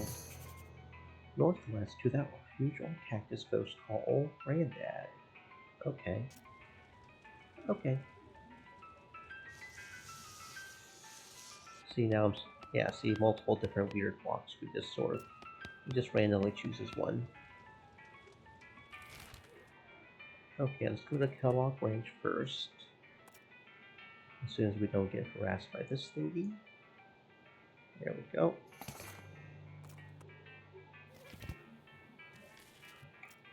The Kellogg Ranch. I remember this place. What is it? A health retreat is what the fellow who runs the place calls it. He's got some unconventional ideas about health, but he's alright. Diva said. Grandpa gone have a heart attack. Uh-oh. Helped me out a fair bit after well, let's just say I took a funny turn of time back. And that's why you shouldn't have a heart. You should just rip that thing out. Hearts are useless, they attack you. They're totally overrated. I don't have lockpicking 3. A gem. Stretch Master 4000. You strap yourself into the machine and allow it to inflict some normal stretches Diva on you. said. And people attack your heart. Mm-hmm. The machine pulls too hard, which promptly yanks one of your shoulders out. Ow! Diva said. Lung flex. By hurting your feelings. I've had enough exercise for now. This place is terrible. Okay. Diva said. That hurts my heart. It's a list of achy breaky heart. It's a list of draconian fitness rules. The guest of the sanatorium. According to the scale, you weigh 44 stone. No idea what that means. Years worth of height and weight recordings with the righteous customers is the most boring book you've ever read in its entirety. I am 2 inches and 2 horses tall. Oh. Oh, we got a key ring. Okay, cool. Kitchen. Combination grain sifter. Said. Don't tell my heart, my achy breaky heart, I just don't think you'd understand. Its grain hoppers are currently empty.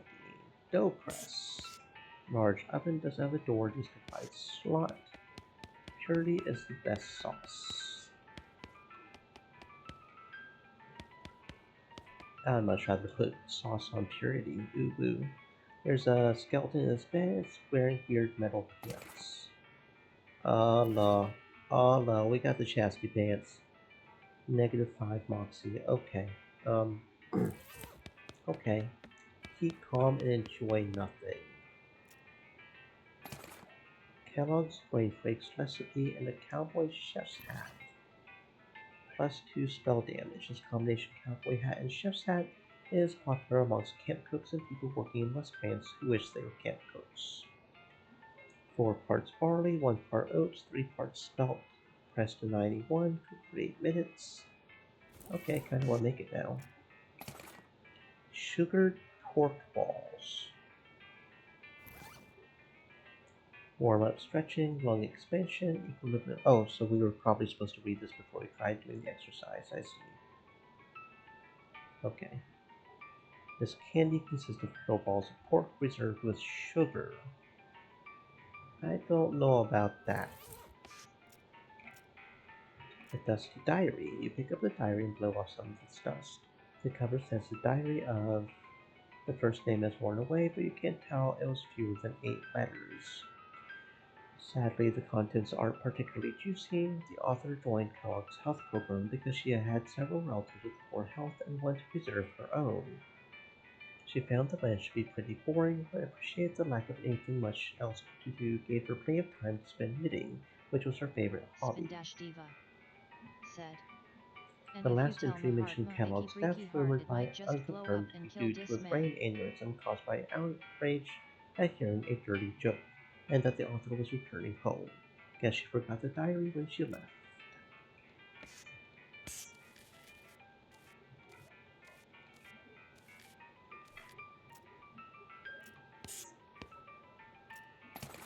Oh, 5 needles, cool.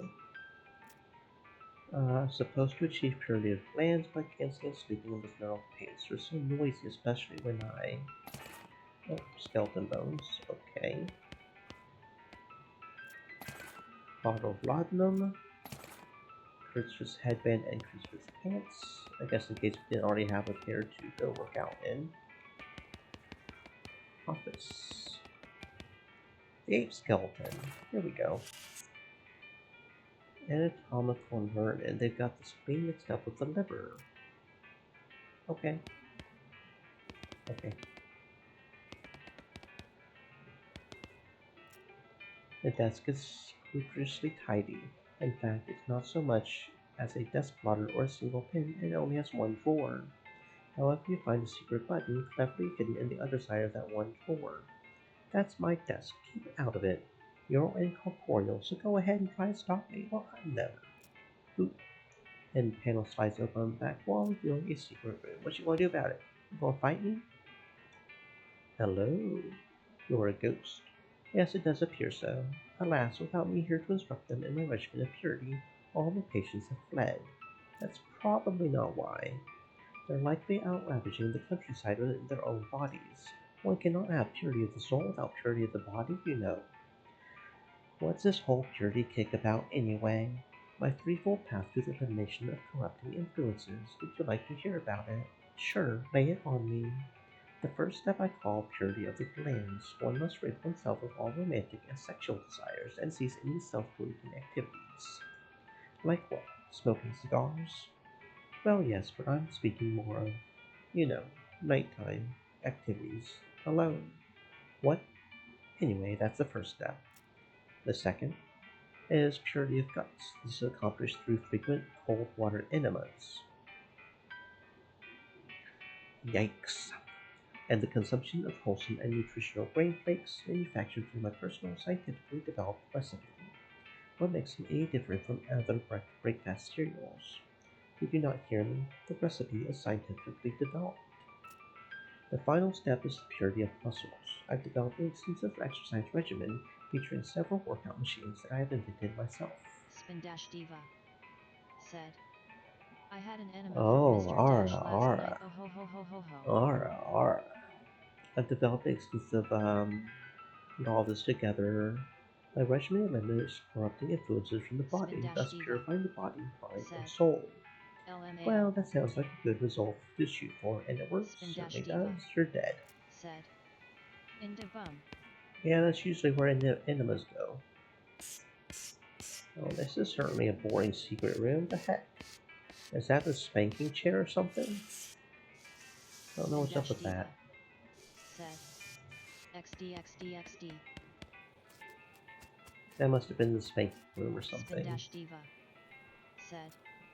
Not if yo a lady. Find the correct key. Oh, okay. There's a lot of grain in here. If you ever need a lot of grain, you know where to find the grain. Into stacks of grain! Into stacks of grain! Spindash Diva Big coil of barbed said. wire. You can have an enema up yo coochie. Oh yeah, I guess that is technically an option, isn't it? I'm surprised there's not another word for that. I think they would have developed another word for that. Yeah, I guess you have a point though. Um, bag of cork wire. Okay. Don't know why we had to pick up the coil wire. Not sure what's up with that. Spindash Diva said. Uni likes enemas. I'm not sure. Never had one. I certainly am not opposed to the idea. Okay. Let's see. Workout Spindash regimen. Diva said. Oil Oil checks. checks LOL. Oil checks.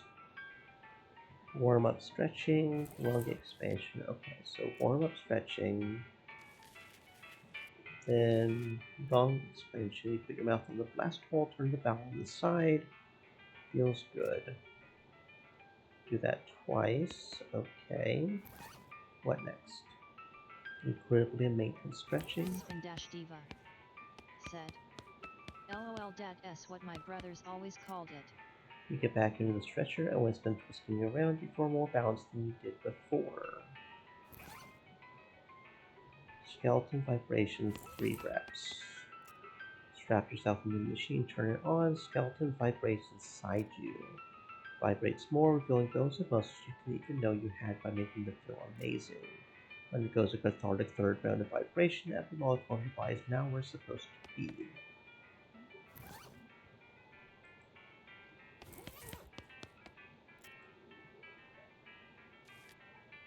Okay, well, I guess we did that.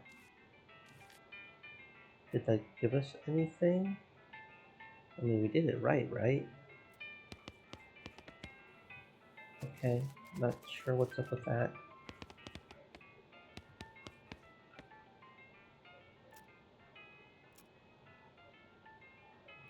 Okay, let's see. Dough press, rain machine. Okay, let's see. 4 parts barley, 1 oat, 3 spelt. 4 barley, 3 oat.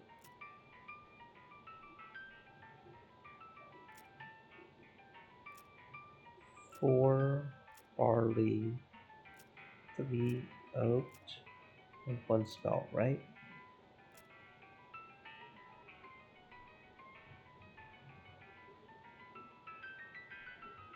Huh, nope, that wasn't right. 4 barley, 3 spelt, 1 oat. 3 spelt, 1 oat. Oops. 1, 2, 3, 4. 1, 2, 3, 1. Boom. Okay, we've got the dough. Let's make some bread, I guess. The pressure needed is 80, max press is 180. Press the red button.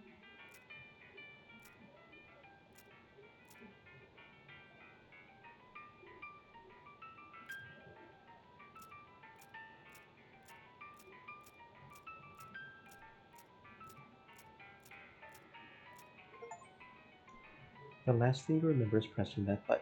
You wake up the next morning in your bed. Your clothes are covered in little bits of splattered dough, which is really a shame because other than that, they would look like they've been freshly steam pressed. Pete must have carried you back here after you got knocked out. You're a little sore, but not otherwise any worse for wear. You are pretty hungry though, and sober. Whoop-a-doop. That was an achievement. Under pressure, we blew ourselves up at the Kellogg Ranch. Not as good as getting blown in other ways, but you know, that's okay. Sometimes you gotta blow yourself.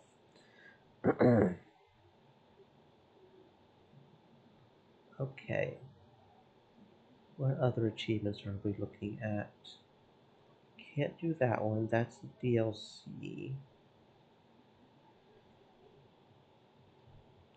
Okay, so yeah, we can't do that one. I might have messed that one up. Okay, so there's still that one. That's DLC. That's DLC, okay.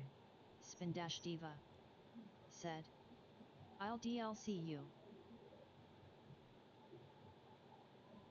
Hmm.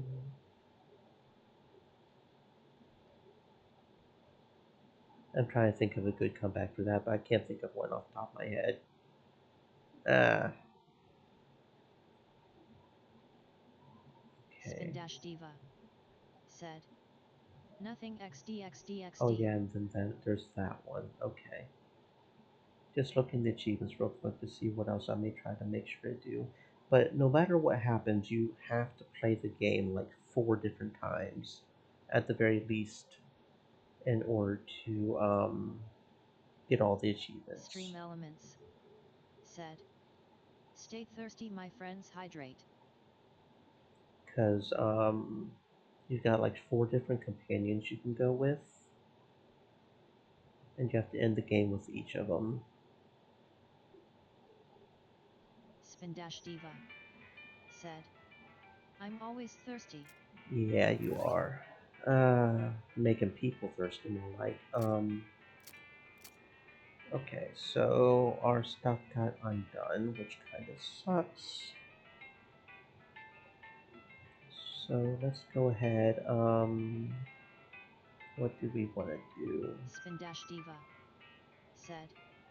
LOL, what, I doubt that. Um, hmm, probably this one at least. I guess we could go get another food cube if we wanted to.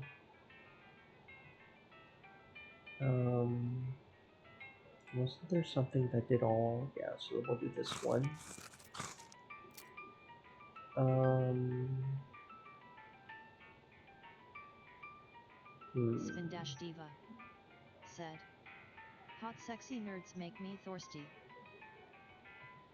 hmm.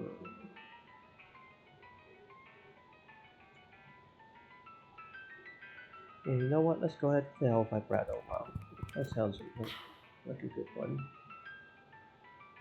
Um, hmm.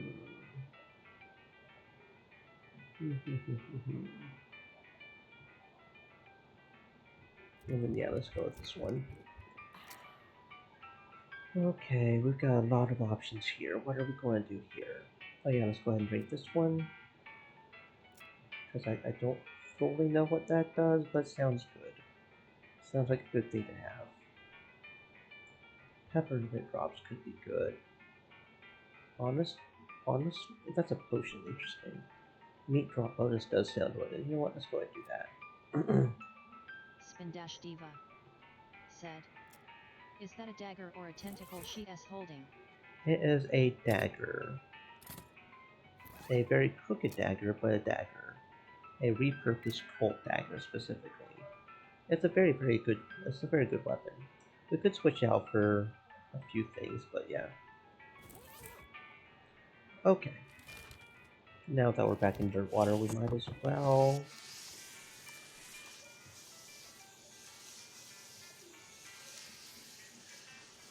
You know the stereotypical Colt dagger. It's all like crooked and stuff. Ponies. Oops. Nice to see you again. Did your elves make the trip okay? Spin Dash Sure, Diva yeah, no problems, like, said. at all. LOL, the walks. I've been seeing them less and less since the move, though, so I've been making some boots myself just to help them out. Well, that's real nice of you. What can what can I get you? I don't know, what would you have? Boot polish. Ooh. Add 3 speed to a pair. Yeah, well, I'll take a couple of those. Please and thank you. 2 maximum AP, 11. Okay, so is it 2 maximum AP and then just damage? Okay. Which ones do we have equipped again? I don't remember what we have equipped. What do we have equipped? 3 Spin AP, Dash so Diva it's probably not worth said. it. I wanna go in a hot air balloon. That does sound fun, doesn't it? I want in your hot air balloon. Um, boot polish at 3 speed. We probably can't use more than once. Yeah, okay. Cool. Okay, what now? What now, what now, what now, what now? We can probably do the quest on Reboot Hill now, right?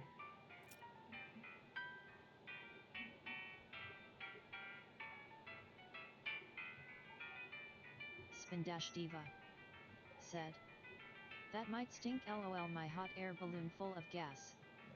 Stream Elements said. Stay moist, my friends, hydrate.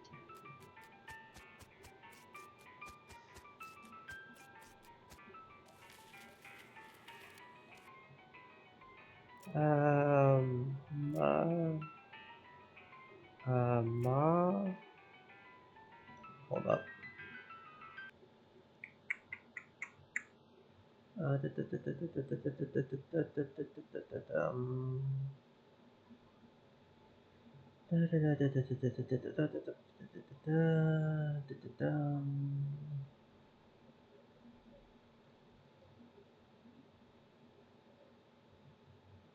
Spin Dash Diva said.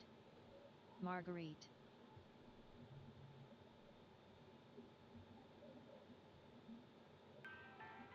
Um, Spindash Madeline. Diva, Darn it. said.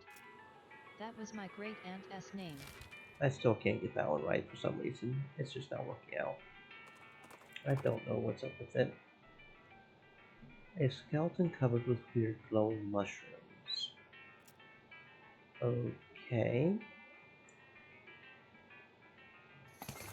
Mushroom covered bone.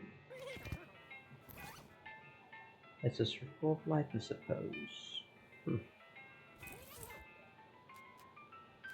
Oh, that's a big old cactus.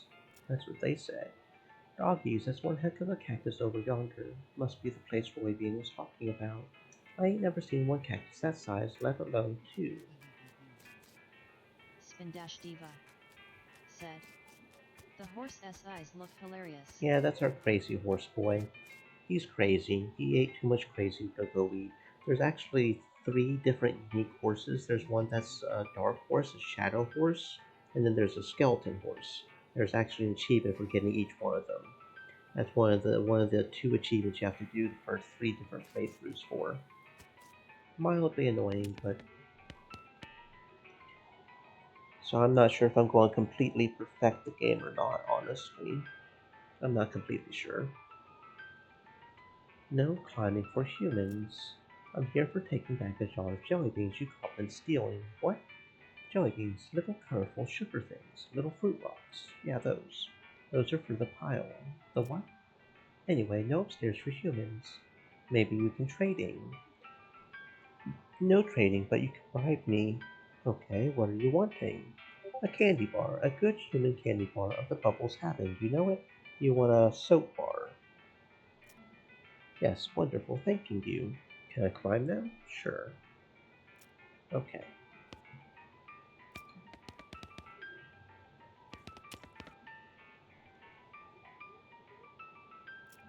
Can I bribe you to let me be climbing? Cactus syrup, the delicious vein is being in the other room, bad losing my cap.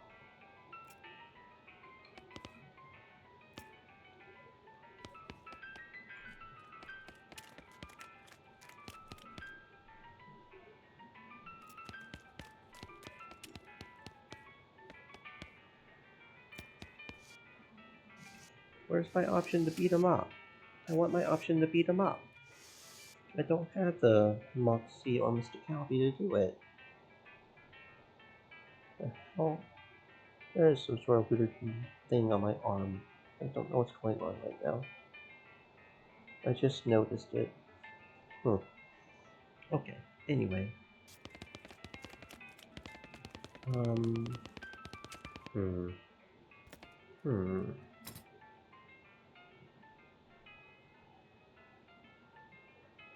Don't I have 40 muscle? I thought I had 40 muscle. Do I not?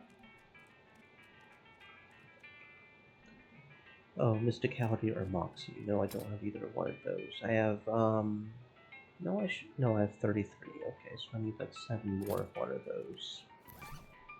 Because I've been trying to leave a little bit of room, but...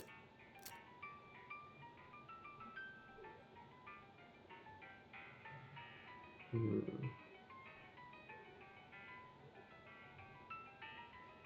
I don't even know if we can do 1 by 6. 36. Oh, we actually, okay, yeah, no, that's...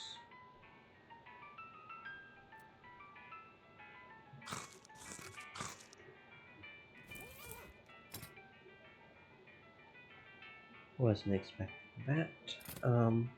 Okay. What? I still don't have it? I'm one short. Come on now. Hmm. Which one was I going with? Mysticality.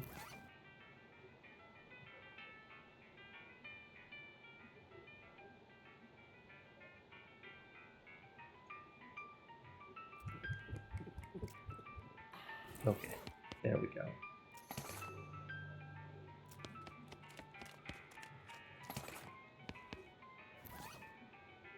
Cactus syrup, huh? Yes, here. Have your cactus syrup. Whatever. What? I just I just gave it to you, didn't I?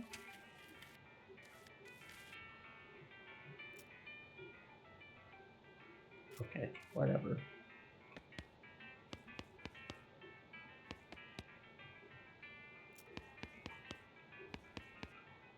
Nope, we're fighting. We're fighting. I keep trying to talk to them because I want like know what's going on here, but they keep intervening. Yeah. Physicality by 10 reduces moxie muscle. Goblin abscess is like human absinthe. Both the proportions all mixed up to make it far more dangerous.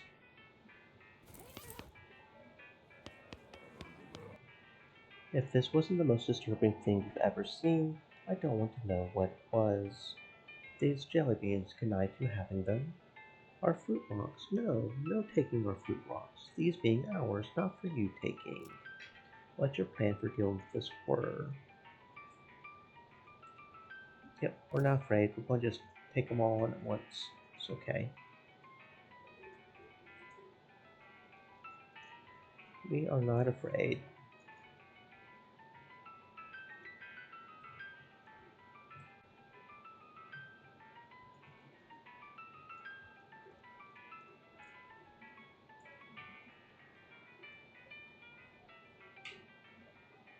Okay, it looks like the bean slingers are doing some damage, but that's okay.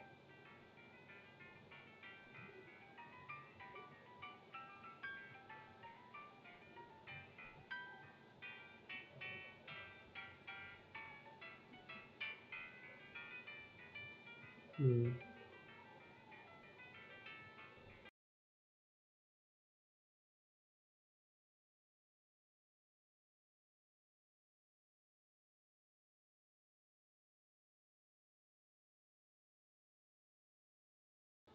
Okay.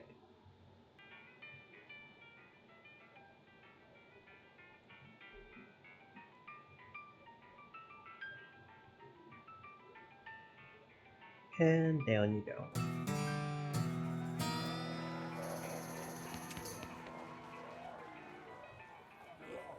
Oh, so we have to do that again.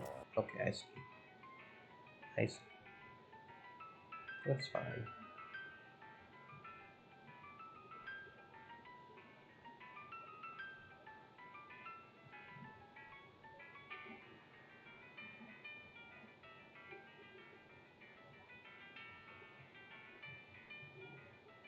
I am the great necromancer lord. You should know your place, goblins.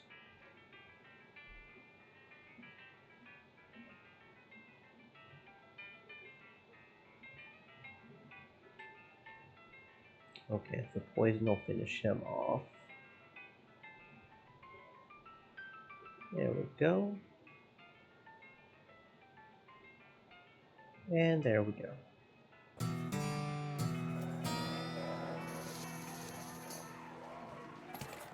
We push past the now much smaller goblin pile and grab the jar of jelly bean apple. So we can still fight them again if we wanted to. Fruit rocks not for eating, fruit rocks just for looking at. You just looking at them. Not fitting through floor hole, can't leave in room, fruit rocks only entertainment being. Oh, sucks to be you, I guess. I don't know, I guess we could help them. How about I teaching you something else for entertaining, something better than fruit rocks looking at? Sounding good, I agreeing. I am not certain what better being than fruit rocks but thumb wrestling. Okay. We teach the goblins how to thumb wrestle and how to set up a basic single elimination tournament bracket. Soon they're totally preoccupied with their new pastime and you're free to grab those sweet teams. Okay.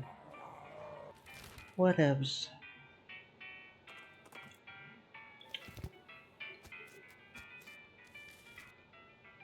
Got 'em. Wonderful. Good job, kid. Looks like they're all here too. The goblins eat in.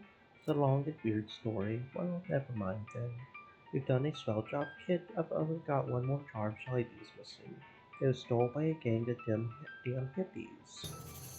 Who knows what a hippie's thinking? All I know is they took off headed south and a little bit west. A shroom cave, huh? Your transponder starts making that beeping noise that means either treasure or monster. Oh, a high-tech crate is reopened with a keystone. Okay, excellent. I guess that's the reason for keeping a keystone on you. Mushrooms. Careful with the mushrooms now, then things can mess you up real bad if you get the wrong ones. Are you speaking from experience? Let's just say this ain't my first hat.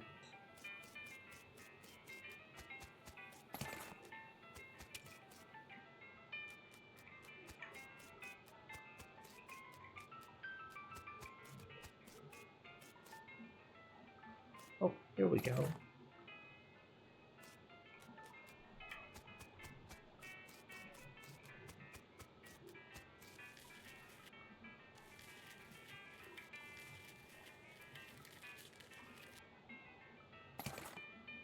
A mushroom map. A hand-drawn map covered in grubby fingerprints. This map is labeled shroom locations and shows a weird convoluted trail leading to a very big X. You recognize this X as this very cave. The source of the trail looks like it's right near the weird Fort 430 weirdos.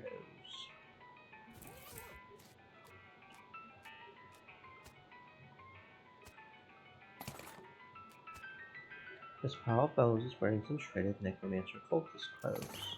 You grab everything that isn't nailed to the bones, and then you grab the bones. Human ashes is new, isn't it? Maybe not.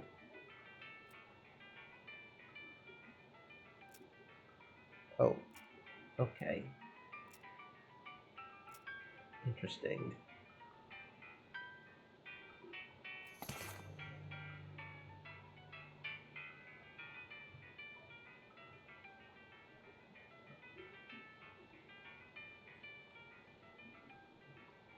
Hmm.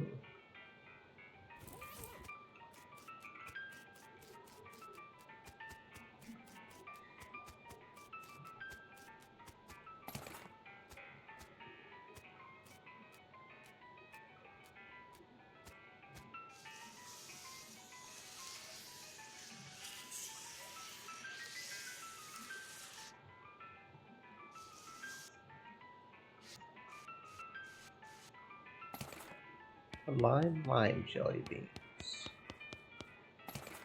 Strangely, and imbued with magic and filled with strange lava-like substance.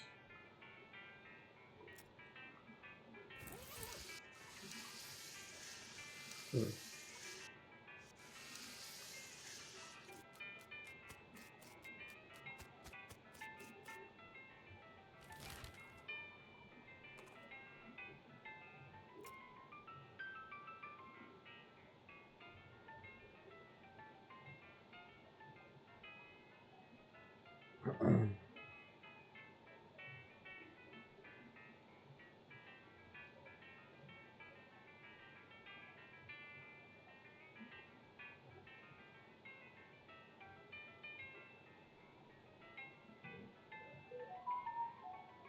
Hmm.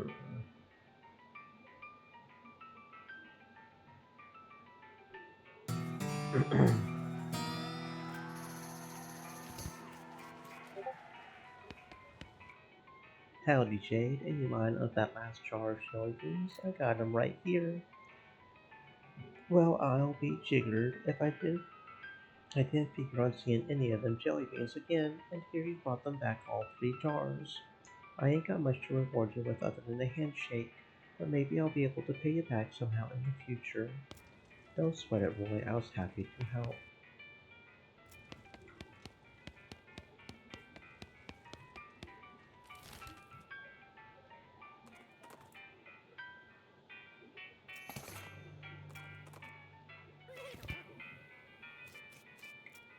This is bad, real bad. I can feel it right in my guts.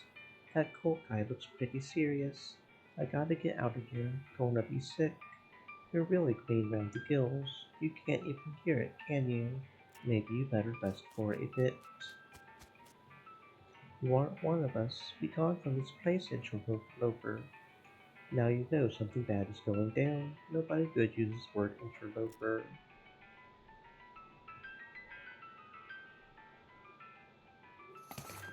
Once again, good triumphs over evil.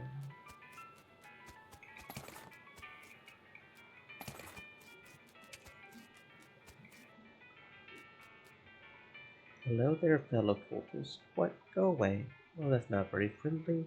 This isn't a knitting circle. Where's your mask anyway?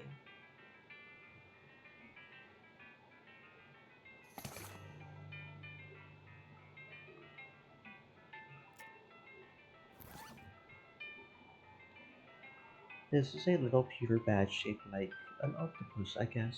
You've never seen an octopus with more than two eyes, though. I mean, you only have two. Hmm.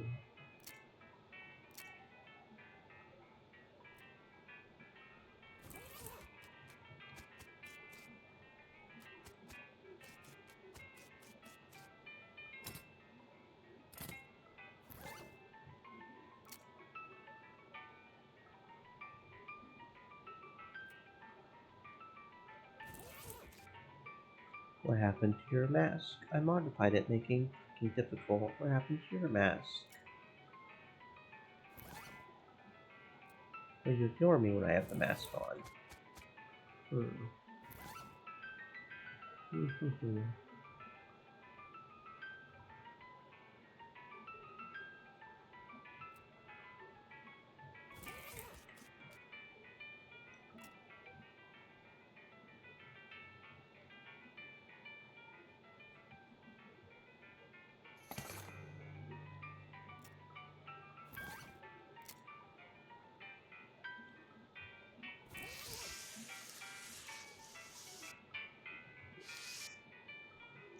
I got some rocks.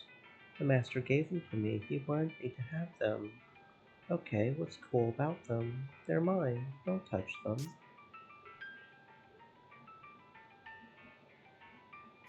You hide the cultist's body behind your pile of rocks. You okay? You seem kind of injured. I fell. I fell down. But the master picked me back up. That's nice. He'll pick us all back up. He'll pick you back up.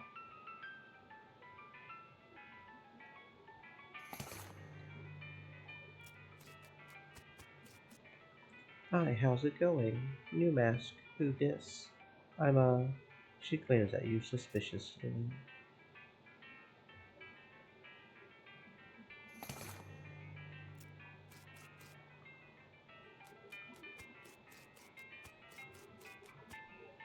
Dear Jeffs, the big guy says to stay out of here. Praise be Roberto. Sincerely, Jeff. Hi, why is your mask different? Because I'm the leader of this cell. How can you be down here and not know that? Look, I passed 7 different guys to get here. Obviously, if I weren't meant to be here, that would be impossible. I suppose. So who's this master everyone's talking about? Our great dark master Roberto. Are you sure you're supposed to be down here? Sure, it's fine. Oh, you're actually kind of strong. Okay. This may be bad, or maybe not.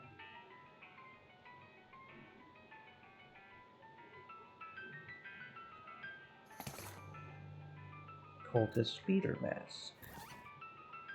Seems more important than the round ones.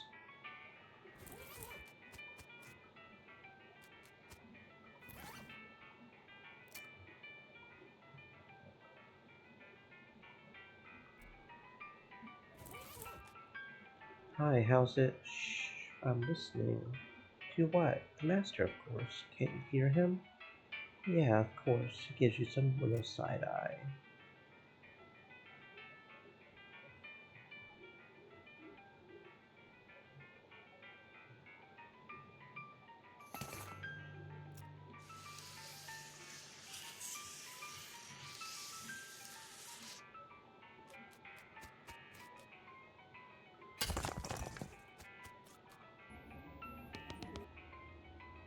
Clothing fabrication.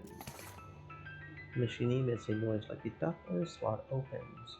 The vibrato scraps in your pocket vibrate, so you cram some of them in. After 10, you get a vibrato helmet. plus 11 spell damage. This is a somewhat helmet-shaped device made of L vibrato material, and when you see a somewhat thing-shaped device, your instinct is always to use it as that thing.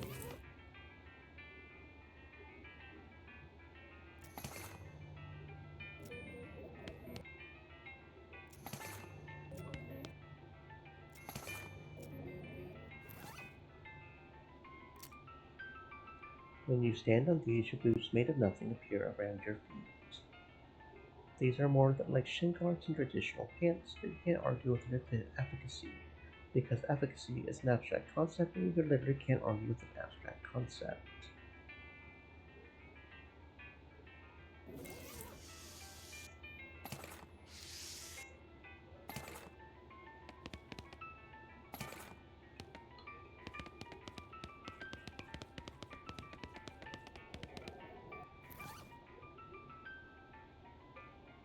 This is a very heavy, 2-foot long cylinder of El Vibrato technology, whatever that's for. Doesn't seem like there's much else here. Where was the one thing at? That was the Curious Abandoned Well, wasn't it? We still haven't learned all the words there, but I gave up on because I kept not finding the big ones.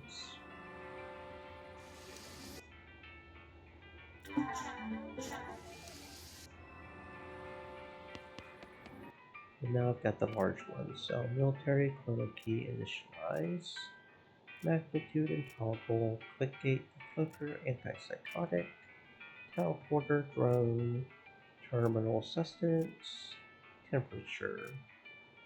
You have nothing else to learn from that kind of. Okay, so we've learned all the words now. Good. That's nice.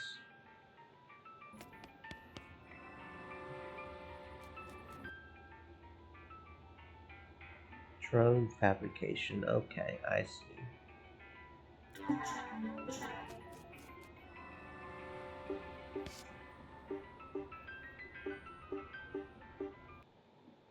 Hmm. Hmm. Hmm. Hmm. Hmm. Hmm. Hmm.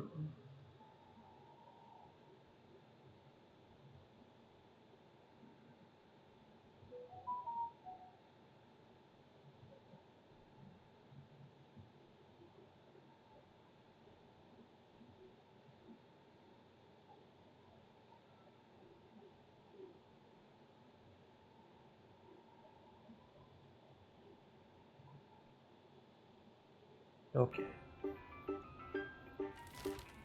Okay, what else can we do? Is there anything else we can do? I don't know if there is anything else we can do. Oh, we can maybe put our lava lamp in dusk water. I don't know if that's a thing. What do you think we should do next? Go back and tell Smee about it. Any other ideas? Oh yeah, I forgot about the petting cemetery. Right.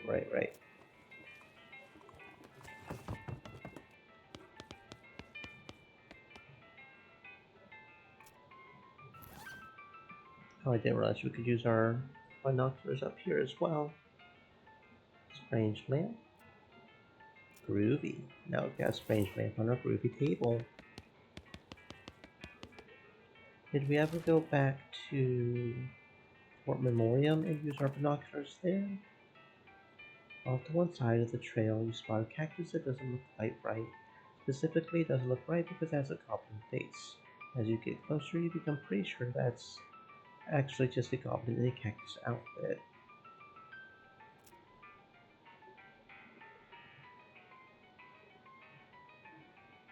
Kind of a strong goblin, too.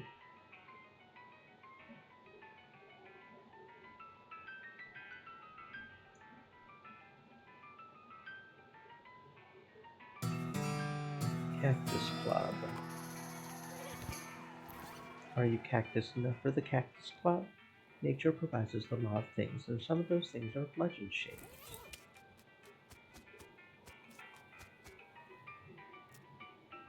Okay, yeah, we're good. We're good. Okay.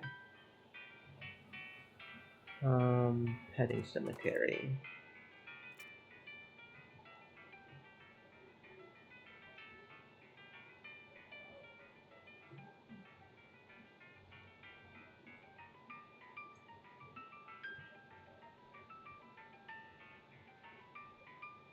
There we go.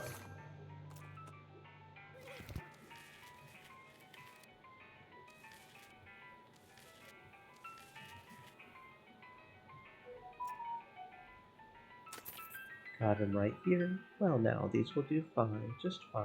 Excuse me while I go wire these together real quick. Howdy friend, yep, I have the 8 skeleton as well. Marvelous, well done, welcome back old friend. Thanks. Oh yeah, and I guess I can also go ahead and get the boost here. Meat drop bonus, huh? Okay. Where did they say the pack rat skeleton was?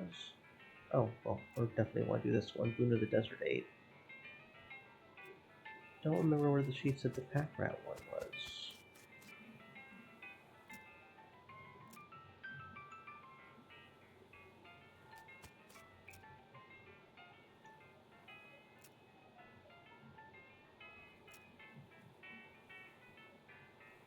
At the Fork of Darkness.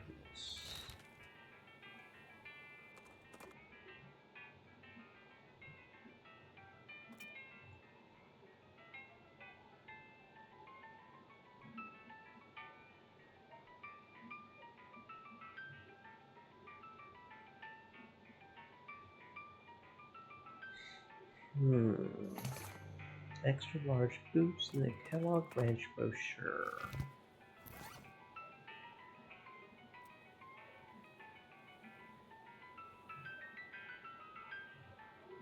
These boots once belonged to a person with extra large foot bones. There are plenty of room for you to walk around in them.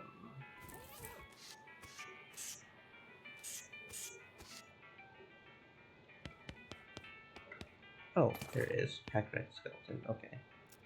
I just didn't notice it there for some reason. Hmm.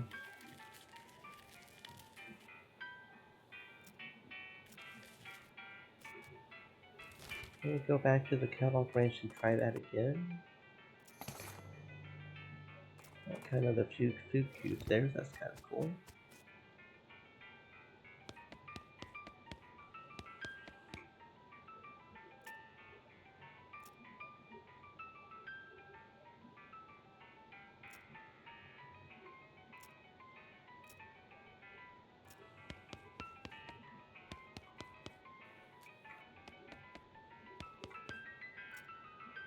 Okay, yeah, looks like we can try again. Let's see, it was what? 4 barley, 3 spelt, and 1 oat.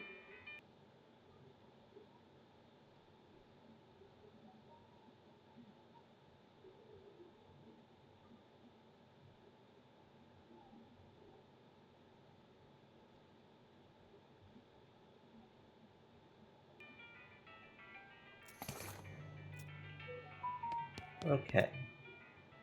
Um, pressure goes 81. Um, let's see, where was it? Da, da, da, dum.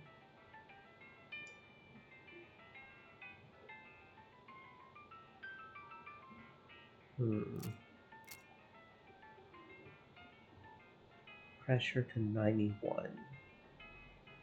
Okay. Green button, blue button. Okay, so that's 1. 91.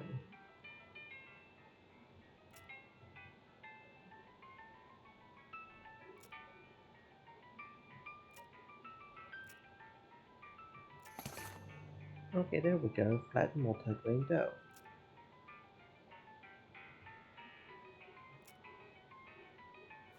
Um,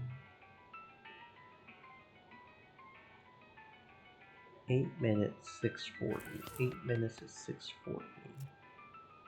Drop your dough onto a metal tray, helpfully provided, and slide it into the slot in the oven. There are only 2 knobs, one for temperature and one for duration. Decide to turn the knobs in order from left to right. The temperature knob is on the left, so you'll turn that one first. Are you paying attention? There'll be a quiz later. You set the knob to 8 minutes and wait for the oven to finish. The oven dings and a perfectly cooked tray of toasted flakes emerges from the stove. They're great. purifies your guts. This is a bowl of processed grain flakes that you baked according to Kellogg's recipe. Normally, you'd be proud of yourself for doing something like that, but these look like they probably taste pretty bad. If you can't bring yourself to eat these boring looking flakes, then Kellogg says something about needing your glands to be pure before you can purify your guts. Maybe that's what's stopping you, impure glands. Hmm,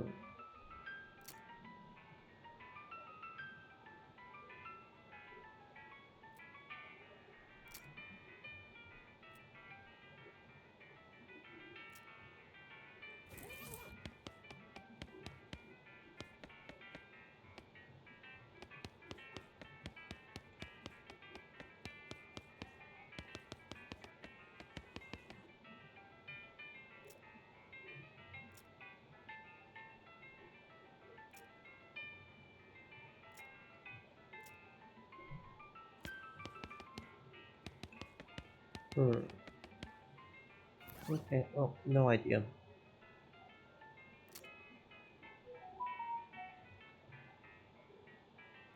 Those were the best ones, right? Yeah, pretty sure. Okay. No idea. Okay, back to the petting cemetery.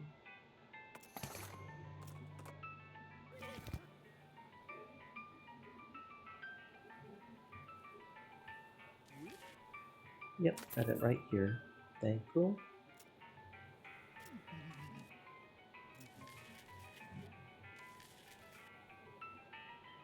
It doesn't tell me what it does, though.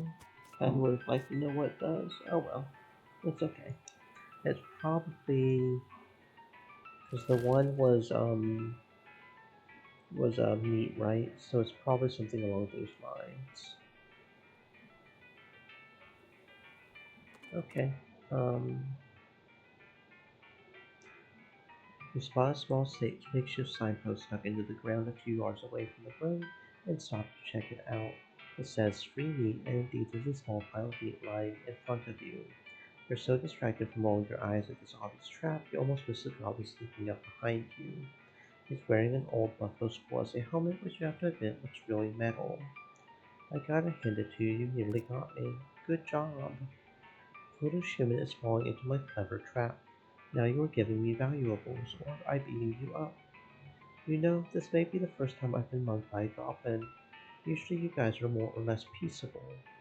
I am smart like human. Why making things myself when robbing easier?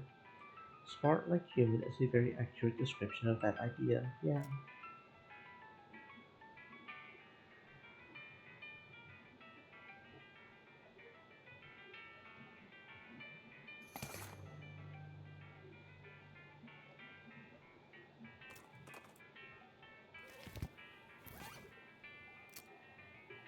This is the top part of the skull of a buffalo with a human head-shaped hole cut into its underside.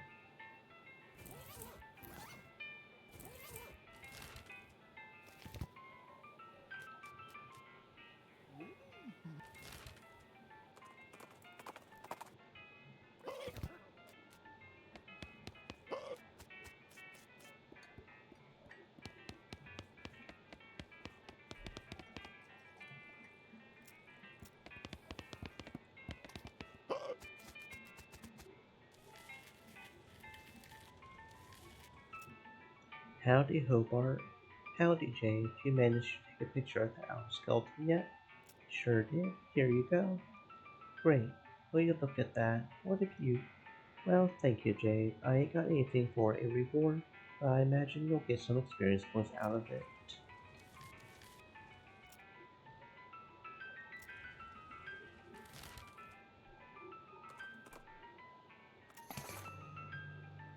Rancher's pistol.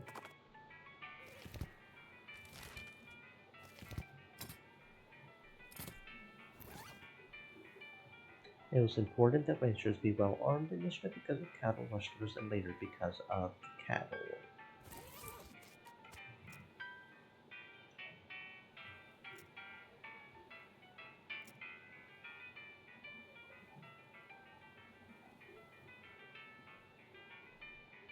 Bernard the skeleton that you would do something about those cultists he's afraid of. That was an actual quest? I mean, he's okay.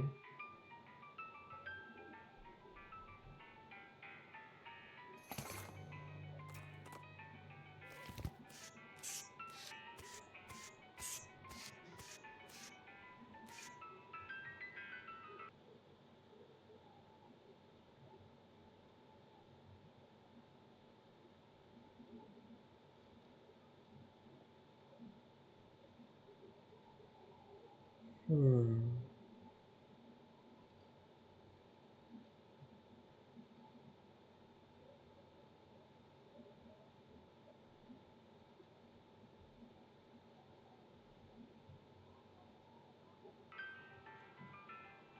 Here's in plot 3, wasn't he?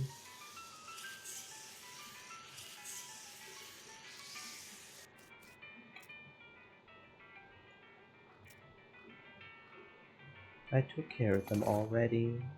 Great. That's a load off my mind, let me tell you. Here, you can have this worry stone. I don't need it now. Okay. This rock has a hole run in it by incessant worrying. Fishing with it will stop you from looking so anxious all the time. Hmm.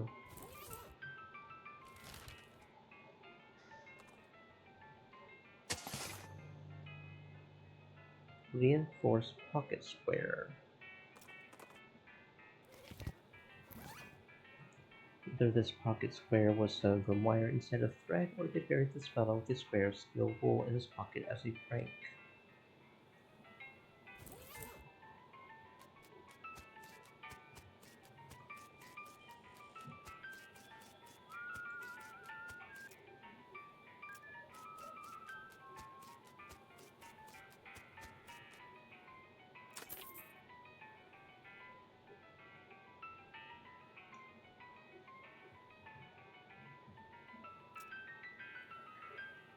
Your eyes glow black as you shout names. There are also instructions. After a few minutes, an army of skeletons arrives.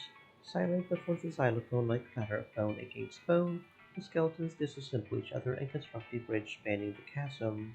It takes only a half-hour or so before the last skeleton has slid itself into place, and the unnatural lights in all the store's eye sockets fade out.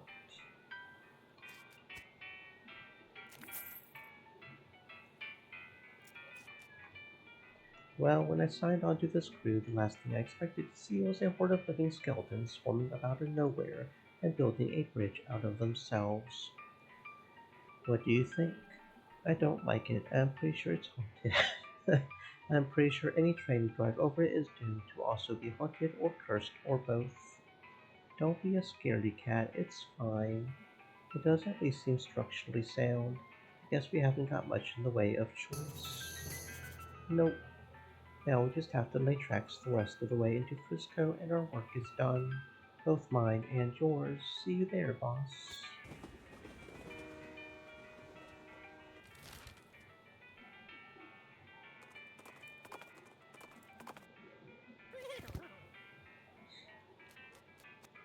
What's going on, Smee?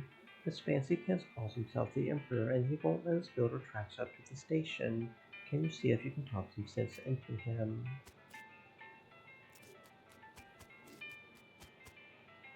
Who the heck are you? I'm Emperor Norton. I'm in charge of the city and you can't build any train tracks here without my permission. An emperor? Where's your crown then? As it happens, I lost my dang crown. Full thing didn't fit right anyway.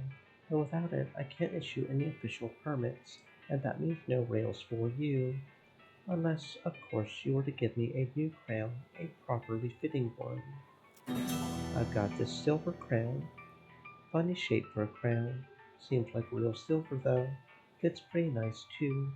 Alright, fine. You've got yourself a deal. Welcome to Frisco. Great, thanks. Turn around for a second so I can use your back to sign this permit. And done. The movie theater up the street has the final cutscene whenever you're ready. You did it. Thanks, boss. No problem. We got the track laid right up to the station now. The first ever cross-territorial railroad thanks to the Manifest Destiny Railroad Company. And principally you. You did a real good job, Jade. Don't mention it. The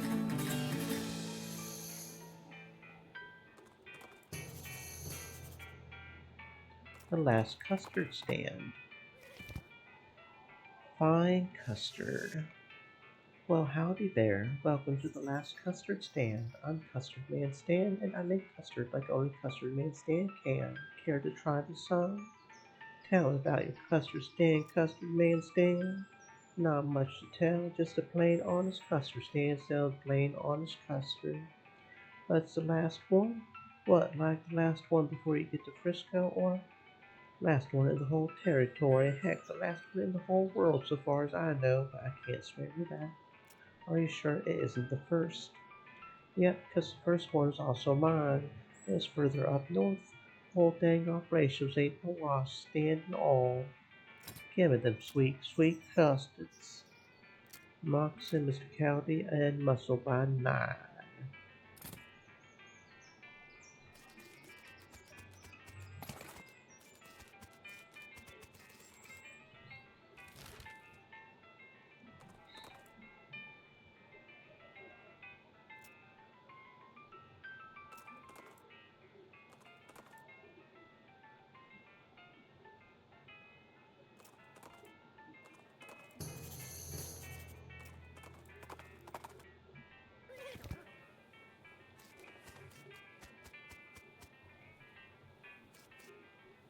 A harried-looking young woman in a military outfit darts in front of the door as you enter.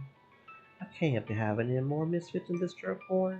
You can either swear to me that you're halfway competent, even a quarter, and that you'll help sort out this crew of no-hopers, or you can turn right back round and march double time. All right, I'm going to hold you to that promise. Come on in. I'm Captain Harriet Davenport. My name's Jay Johnson. What's the problem, Cap? Problems. Welcome to Camp Fubar, where the army's idiots rejects are sent so they're out of the way. I have had it up to my eyeballs trying to run this place. Please help these morons figure out their malfunctions so they can muster out of here and leave me in peace. Can you give me some details? You'll need to talk to them individually for more information, but the brief is we've got a scout who's blind as a bat, a cook who can't figure out how to make corned beef hash on toast, a guy who can't load and fire a cannon without blowing up or maybe shooting backwards, a guy who somehow, and I can't for the life of me figure it out, is too bow-legged to ride a horse, and a kid who was sent here because he can't figure out how to tie a bow tie. Just to put icing on the cake, we have infinite goblins living in our storage shed. Wow. Okay, I begin to see the scope of your complaint. Girl, you're not just whistling Dixie. So, what did you do to get sent here? If you hear her teeth grinding as she growls at you, do not ask. Okay, well, I'll just take a look around then.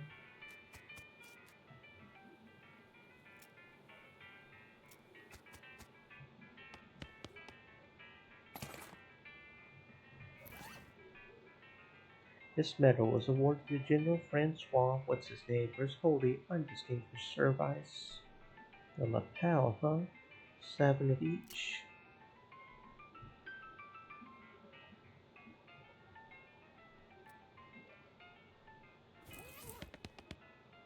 Howdy.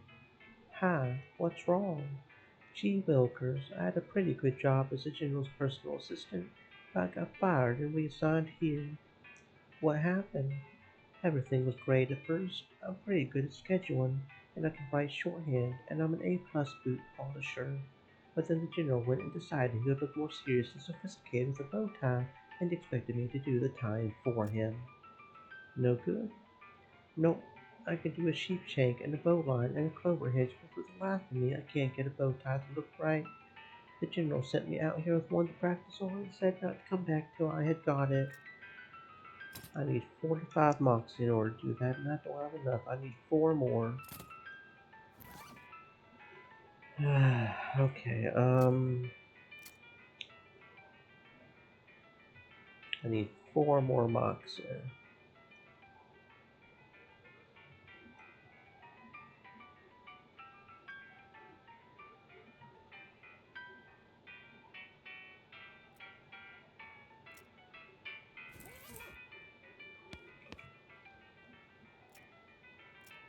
Okay, here. Grab the two ends like this, right? You want this side a little shorter, and that end crosses over top and then under and up, while the other side does a sort of zigzag, see? Then you bring the upper bit straight down and back around, and it folds under there, and then you pull them tight. Got it? I think so. Let me try it. The two of you go back and forth a few times until he finally gets it right without poking himself in the eye. I think I've got it. Thanks a lot. Wait till I show the general.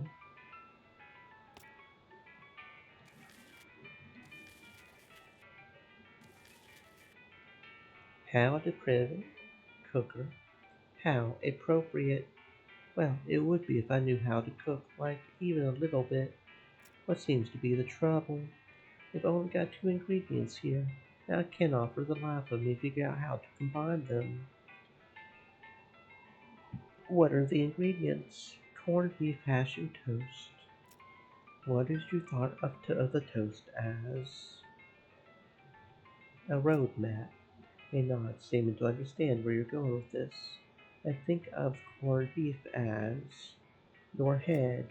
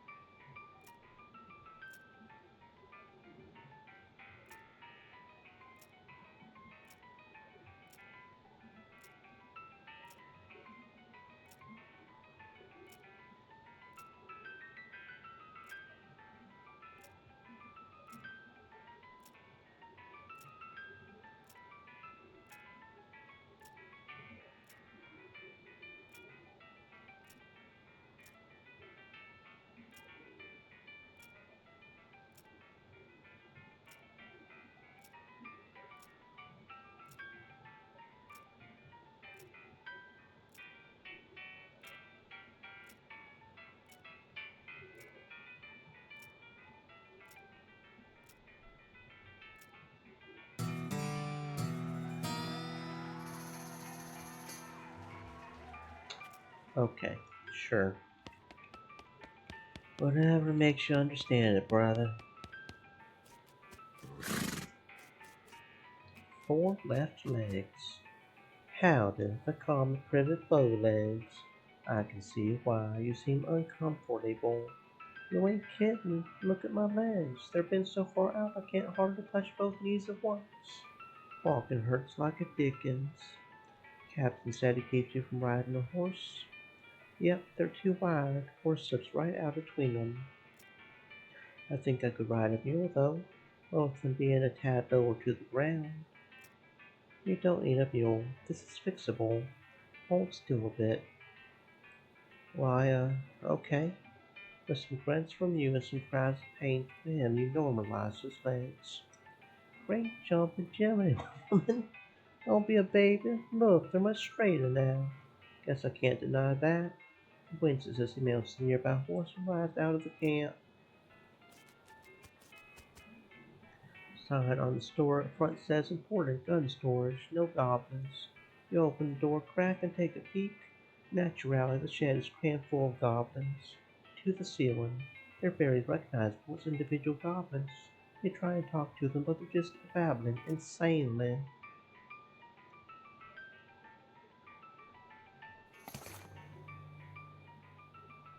Goblin short pants, huh? Some goblin fashion mogul made these pants by taking some different pants and ripping the bottoms off the legs of them. They're ugly, but they really don't restrict your movement.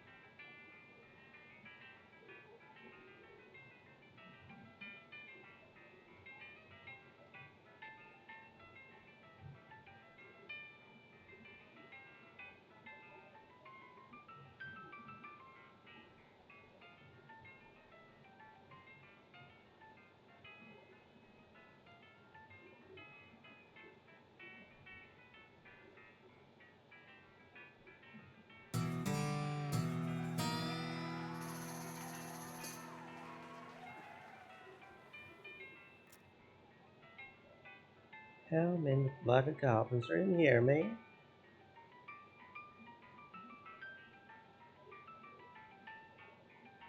This is not looking good. They're kind of strong, ain't they? Hmm. Well, I have a fuck ton of stuff, so I don't use it now. I guess when I will, I'll use it, right?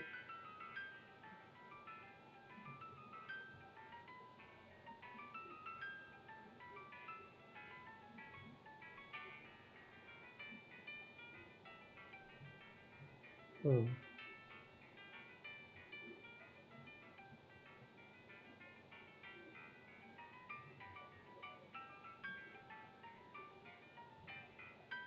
Wow, they just wrecked that boy.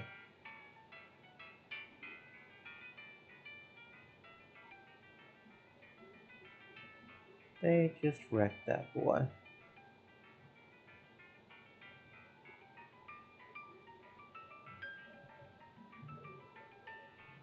We're doing pretty good. We'll probably be fine. Right? Probably. Take another hit. We may need to do a heal. Or we can do this, can't we?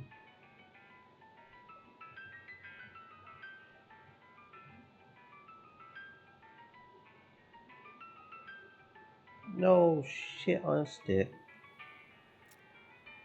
Oh, I didn't do my math right, I guess. Howdy, what's the haps? I'm supposed to be a cannoneer, but I'm terrible at loading cannons. They always explode, except not the way they're supposed to explode. Or else they don't explode at all. The only time I ever got one to fire right, the cannonball knocked my sergeant's hat off, and he was standing behind me. I still can't figure out how that happened.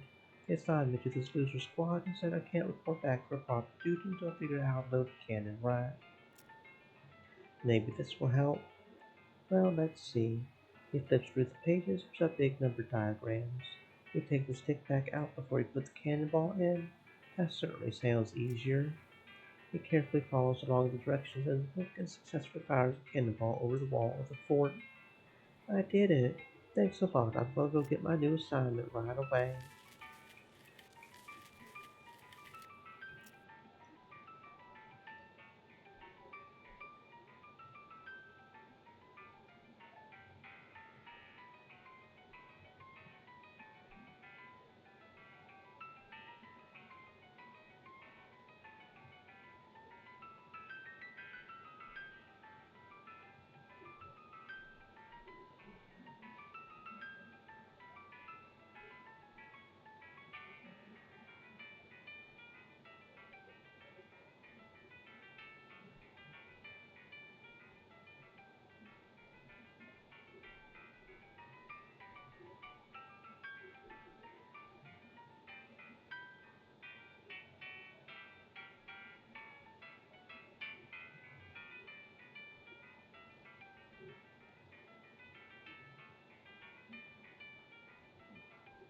Hmm.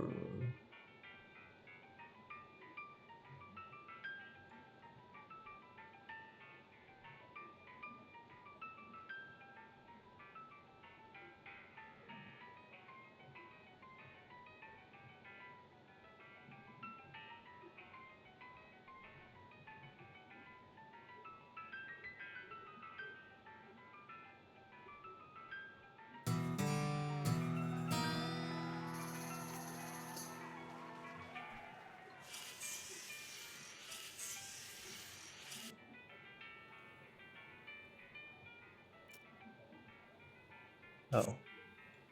Privet blonde and so does oh. This guy squints real hard at you as you approach. You, I know you. Your fuzzy silhouette don't seem familiar. I'm just passing through. What do you do here? Well, I'm supposed to be a scout, but I went and broke my own pair of glasses. Without them, I can't see a dang thing. Maybe these will help. It takes the binoculars and peers at you through them. Well, I'll be. That ain't half bad. He climbs up to the top of the watchtower and looks around. They work. I can see a dang thing. Hooray! Great job. That's everyone dealt with and out of here. And that means I'm finally out of this hellhole too. If we ever cross paths again, I really owe you one. Captain Davenport frisbees her clipboard, snaps her sleeve, and marches out of the fort. Okay, stay safe, friend, I guess.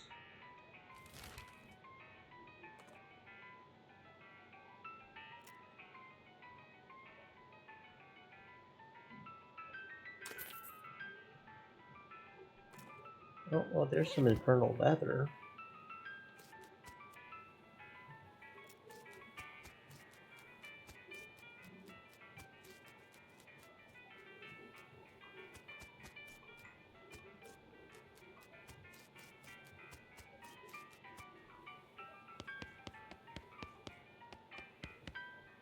Well, I'll be a new face. I'm Quincy. Make yourself at home. Thanks, I'm Jay Johnson. New to town. I've been helping Manifest Destiny get the trail tracks laid. It was a tough job, but we finally got here. Sounds like you could use a drink. I sure could. What have you got? Muscle by nine, so it's the same as Queen's. What's with the huge brawl going on over there? Them fellas are always blowing off steam. I just let them go ahead and get their aggressions out, so long as they keep over there away from what furniture I've got left. What can you tell me about Frisco? It's a fine town. A fella named Samson Frisco found it way back when the mines first opened out this way and everyone caught the fever. Mining fever. Yep, the kind you get from breathing too much dirt. Frisco was a doctor, you see. Got ya. This lady has a rock in her whiskey. Whiskey on the rocks. That was a little funny the first time I heard it today. By now it should be a laugh riot, right? Seriously though, why are you ruining that whiskey with that rock? I'm not here to drink. I'm doing important research. What kind of research do you do? I'm testing the effects of various liquids in the hypercrystalline thalomorphic diorites. Today's liquid is ethanol. Maybe I'm going out on a limb here, but I'm guessing you're some kind of scientist. Good guess. Specifically, I'm an archaeogeologist. Magical rocks. Not bad, you got it in one. Dr. Jose Martin at your service. Stream I'm elements, Jay Johnson. said. My second guess is going to Stay be moist, my buttholes, but friends, rocks hydrate. don't have toes. Not typically, no. Have you met the professor? The guy researching El Vibrato out by Gustavson Gulch. That's him.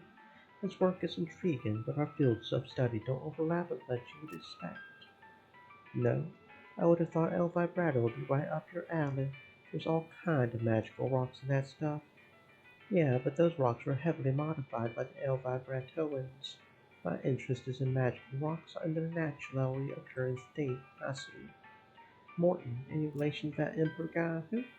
There was a weirdo outside calling himself Emperor Norton. Are you asking me if I'm related to someone because our last names rhyme? Well, not anymore. How's your whiskey experiment going? Not great, but to be honest, I wasn't expecting much. This test should really be done with pure ethanol, but it's too hard to get that out here. I'm trying whiskey just for the heck of it, but the impurities in it will screw up my fine sleep if I had any. Well, that's a shame. Your rock just turned blue. That's unrelated. Hypercrystalline thalomorphic diorite turns blue every 23 minutes. I have a colleague who patented a design for a watch based on that property of it, but 23-minute watch isn't very useful. Plus, you know, the whole cancer thing. Cancer? Yeah, did you think I wasn't drinking this because of the flavor? It's because I don't want a tumor that can yell its own name. Do you need any help with your experiments? Sure, I can always use more samples. If you find any interesting rocks, bring them by my house. What counts as interesting? I haven't seen any rocks that turn blue. Just anything a rock doesn't ordinarily do. Moving around on its own, defying gravity, displaying rudimentary intelligence. What about a rock that plays the banjo? Have you seen a rock that plays the banjo? No, I was just wondering. Don't get my hopes up like that. Well, I'll swing by if I find anything interesting rocks. Alright, thanks. Hope to see you soon. She pays her tab, pushes the rock out of her whiskey, and leaves. We decide there's no sense in throwing the bathwater out with the baby and pocket the whiskey. Dr. Morton told you this whiskey was poisonous, but you figure all whiskey is technically poisonous, so how much worse could this really be? Another spittoon. Let's go. What's with the excitement? I've given up. This is the last spittoon in the game. I'm not going to try to convince you not to be the most disgusting person on earth anymore. Let's go. Let's do this. You kneel down on the floor and throw your arms around the spittoon, giving the greasy brass bucket a great big hug. How about a kiss? Would you like to kiss it? You know it, baby. You pucker up and give the spittoon a great big kiss right on the rim. Is her tongue involved? Well, I'll leave that up to you, but even without tasting it, it tastes like a burnt horse. I love it. I know you do, friend, and if it were legal in this country, counter, I'll let you marry that spittoon and have a beautiful romantic honeymoon right with it. But unfortunately, you're going to have to settle for wearing it as a hat. You flip that beautiful brass bucket over and slap it onto your head, drenching yourself in hot brown tobacco spit. It washes down over your face and hair like a sewage waterfall, soaking your clothes, running down your collar, and slithering into your underwear and filling your boots. You can't even force myself to describe it in more detail than that. You are the world's foulest human being. Congratulations. This is a spittoon hat, which is saying it is a spittoon that you turned upside down and placed on top of your head. For better or worse. Ye fucking howdy. Ye fucking howdy.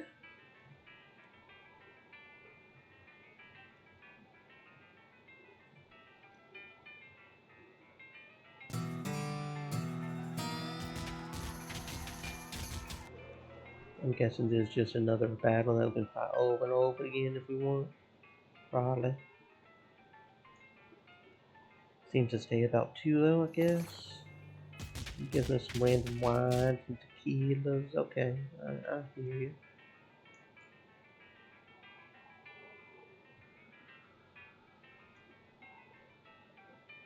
Okay, cool.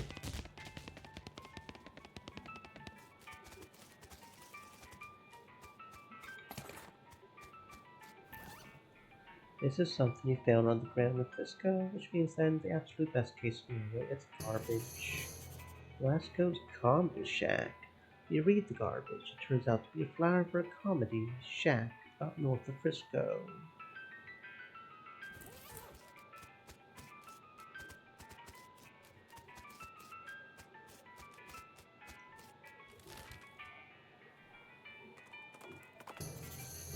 Curious False Milton.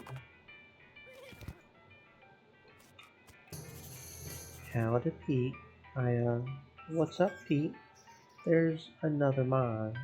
His teeth are grit, like he's forcing out the words. I ain't gonna go there, but I think we got him.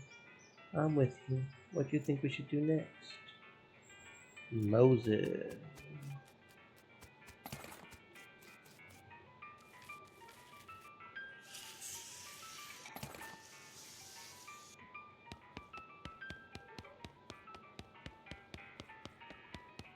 We could probably plug up all those holes if we were strong enough. Shove here, push there, and the whole stack collapses in on itself. Okay, don't know why I did that, but okay. Something strange about these rocks. Some of these rocks aren't real. They vanish as soon as you look at them closely. This thing has a job to do, and it isn't going to take any of your guff. Put that guff right back in the bag and make sure you use a twist tie so it doesn't get stale.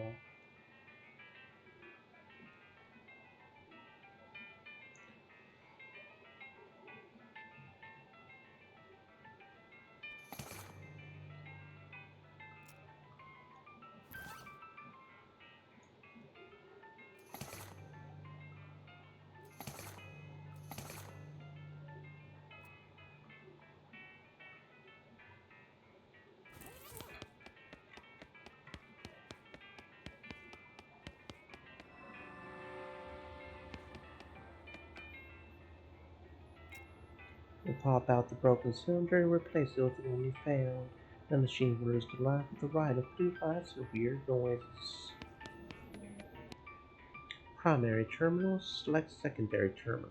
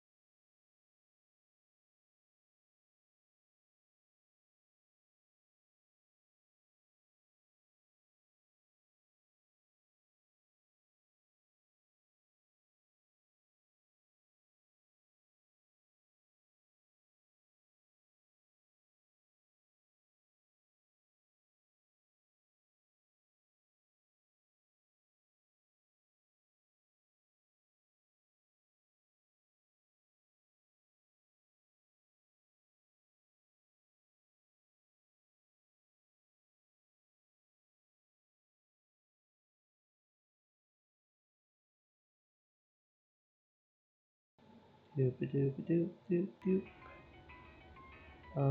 Local power terminal. Current local power destination planetary garbage disposal system. Select destination. Roberto containment.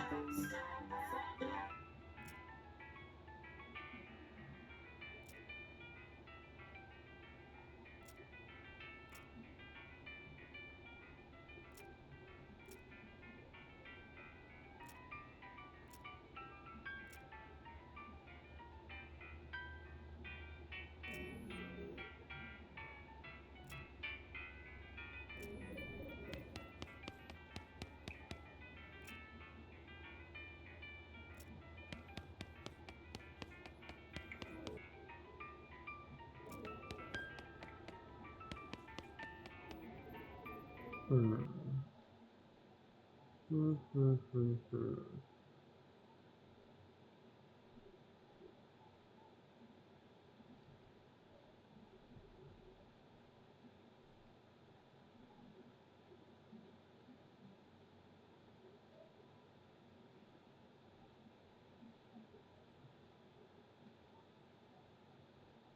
Hmm. Hmm. Hmm.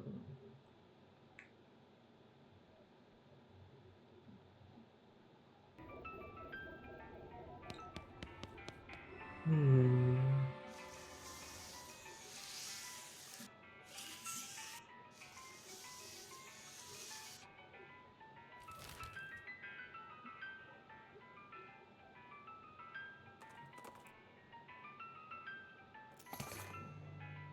A rock hammer, that's new. This kind of hammer is more about precision than impact. It's even more about knowledge than precision.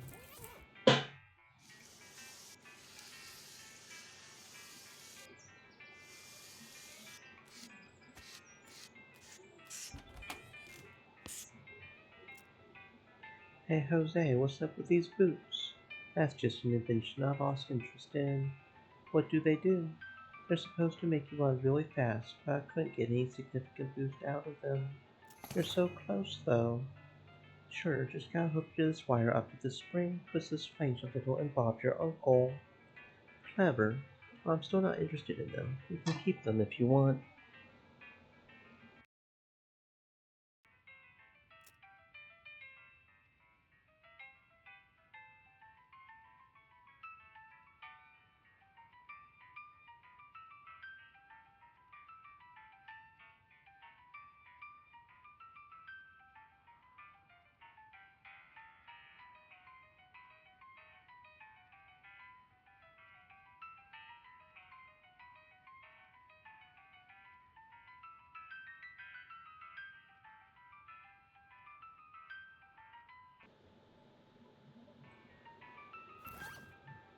These boots are augmented with various electrical thingamajigs. Wearing them is like having somebody constantly shooting at your heels.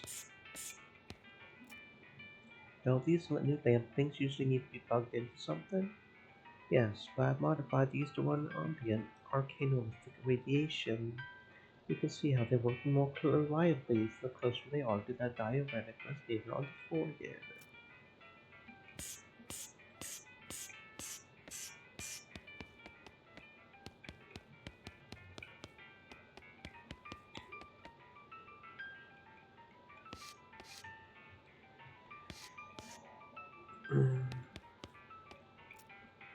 Hi, did you find any interesting rocks for me? Not yet. I'll keep an eye out, I reckon. Thanks for the shoes.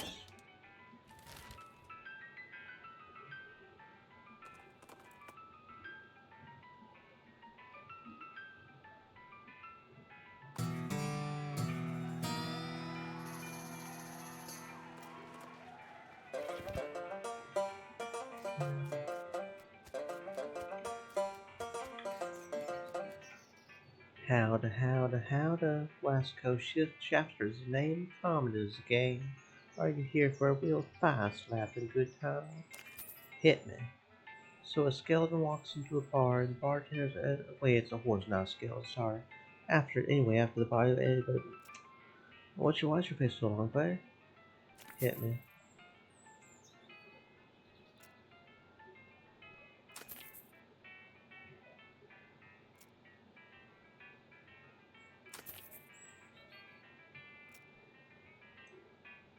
Wesco, you're really bad at this. What? No, I'm not. You're bad at stuff you do. Dumb things, probably. Come on, let me tell you another one. So a guy walks into a bar. He asks for a beer and a mop. Bartender says, "What's the mops for?" "Because I'm a skeleton."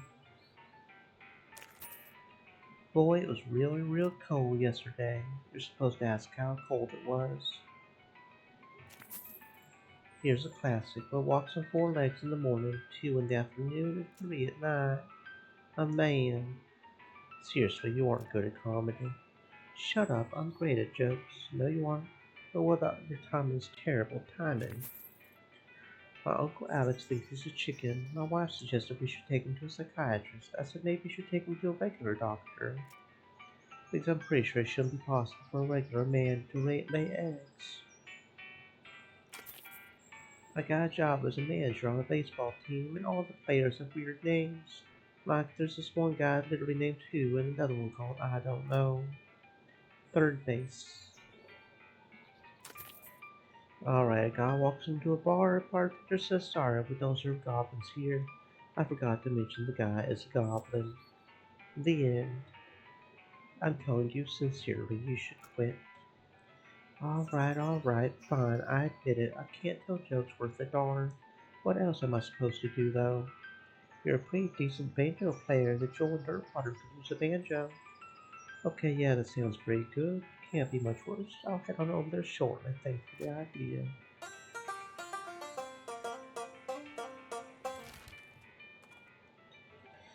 Something wrong, Pete? You keep looking over your shoulder like you think we're being followed. Well, just I try and stay out of this neck of the woods. Some bad mojo went down out this way a time ago. Did my head in good.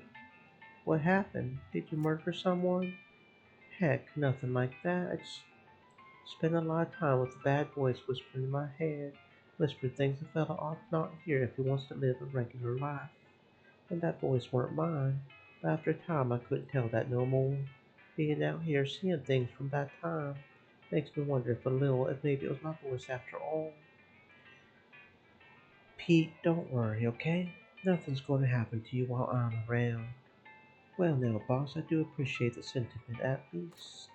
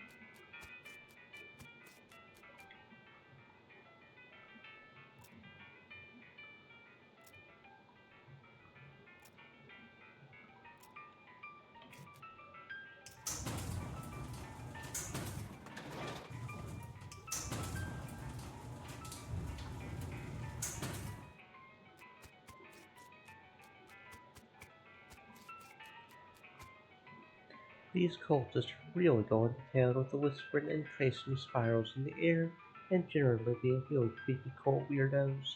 They seem too preoccupied with their spooky nonsense to notice you. Unfortunately, they're blocking your path.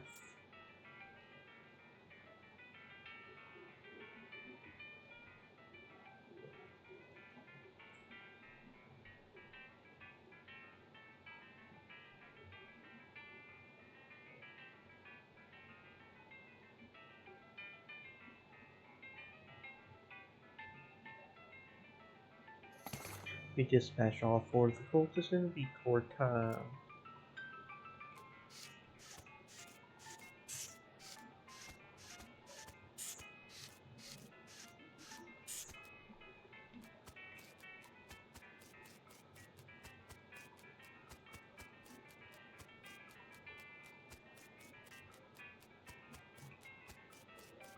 It's a big cross made of elf vibrato stuff. Its precise lines and colors stand in marked contrast to the altar, which makes your eyes spin involuntarily when you look at it.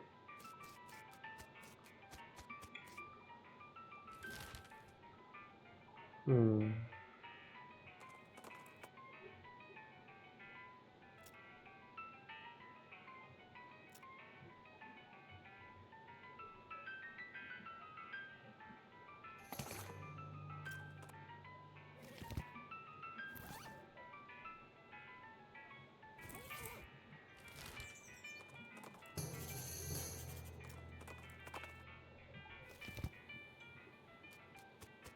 Hmm.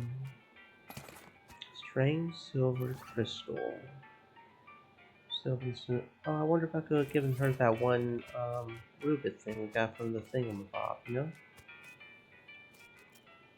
Empty the oil can into the works. Now that the rust is dealt with, you can see it bolt its way out of alignment. There we go.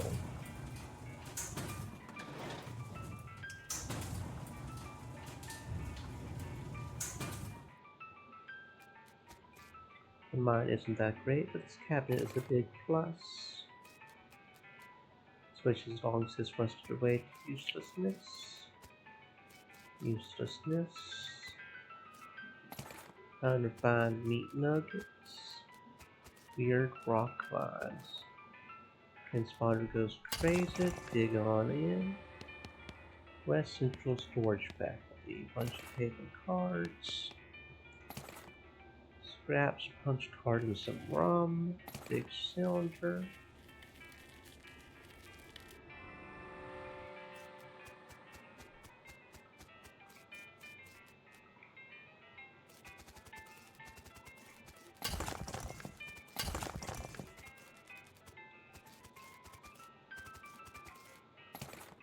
Dynamite and smelling salts.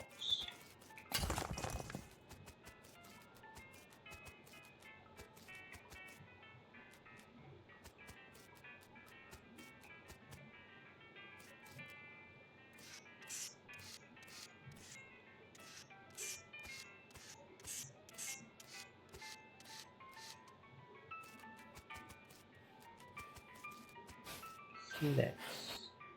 Now me some snacks.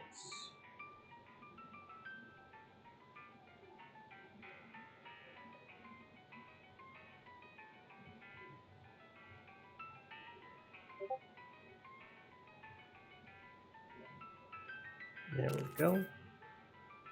Now we got two coal snake skin. Bunch of unrefined meat nuggets, alright.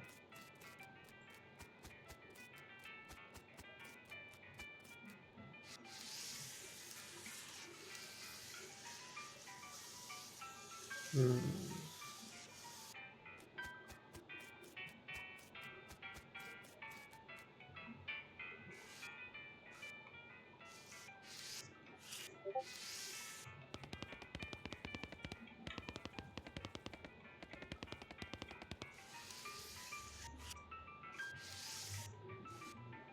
Dear Jeff, got called up north to deep south. See you soon. Praise be Roberto. Sincerely, Jeff.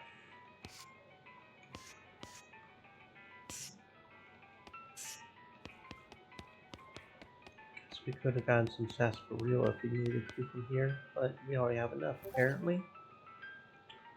Got a lot of unrefined coal ore now. The hair on your back of your head, and it's ghost flown cow heads. Alright. Let's go.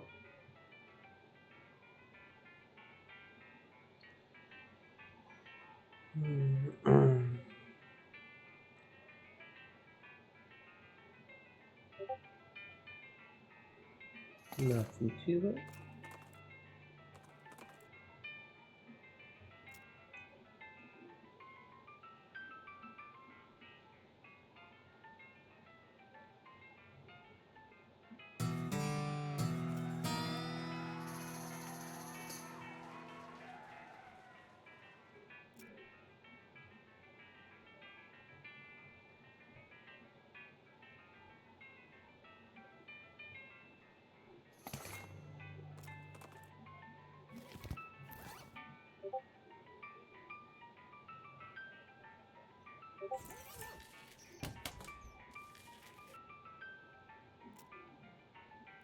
Nope, okay, that doesn't count apparently. Cool. Jeweler's cabin. What is this?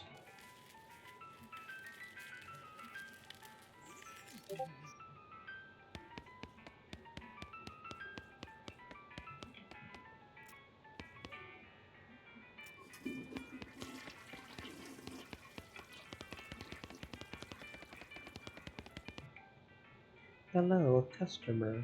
Why, hello. Welcome to Master Gerald's jewelry shop. Howdy, are you Master Gerald? No, Master Gerald's back there at his workbench. I'm just his assistant and translator. A goblin jewelsmith. You betting your britches missing, and not forgetting it. He says that's right, the finest jeweler in the territory. Well, what do you know? I don't see anything on display, though. Master Gerald only does bespoke work. If you bring in a sufficiently valuable gemstone or crafting, he'll find a ring for you for a fee. No trash rocks. Oh, okay, so that's what this is for. How's that ring? And we probably could have gotten something out of the emerald too. Probably go back and buy it if we really wanted to. I reckon. 11 mysticality, 11. Ooh, that's a lot of muscle.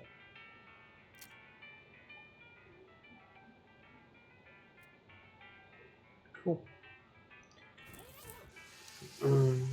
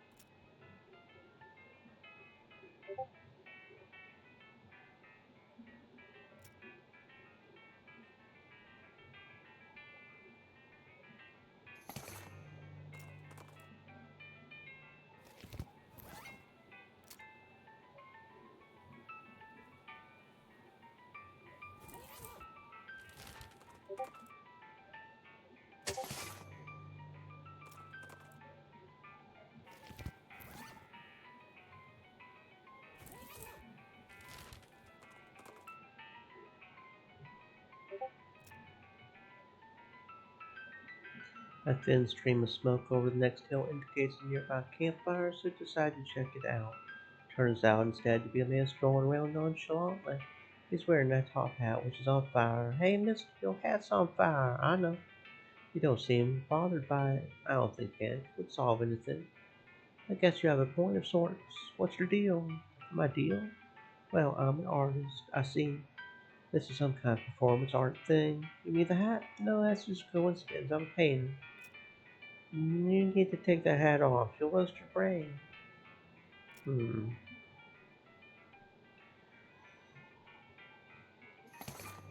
Burning top hat, huh? Alright. I wonder how many items there are. It seems like there are a lot of items. You just random killers for, you know? A lot of items.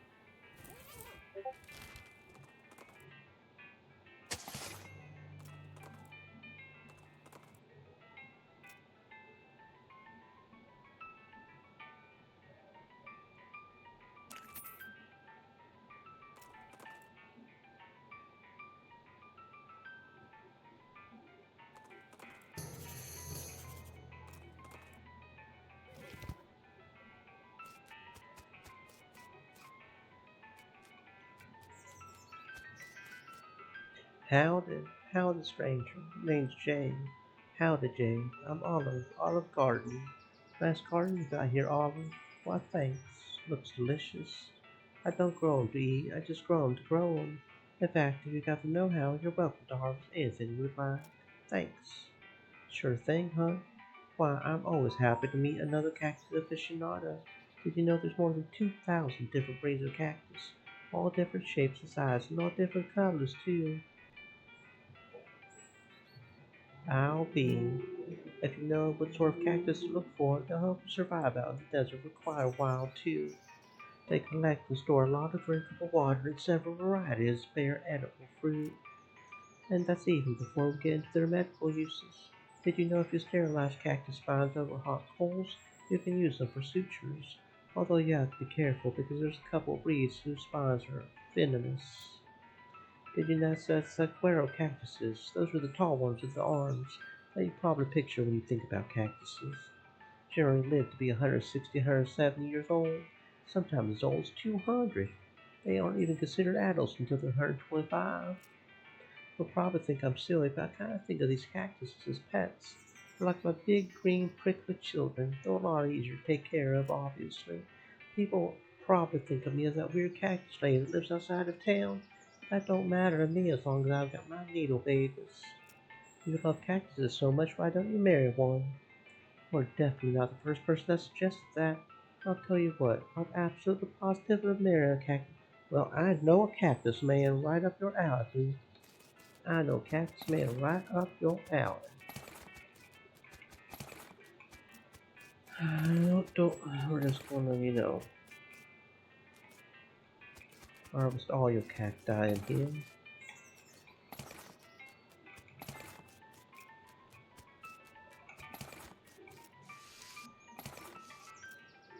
Yeah, I think Frisco Pop is new, isn't that? Yeah, it's new. Mr. Counted by 11. Hmm.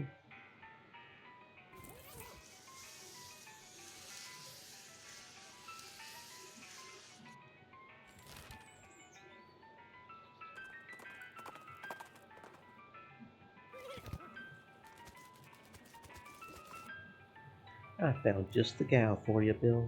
Do you mean it, Jay? Sure do. She's a cactus loving lady named Olive Garden. She's a real peach. You give Cactus Bill directions to Olive's ranch and he hitches a ride in the very next passing stagecoach. Godspeed, my brother. While we're here, let's see how the kitchen's doing. No, not the kitchen, dumb, in the stage. Yeah, a whole little band going here.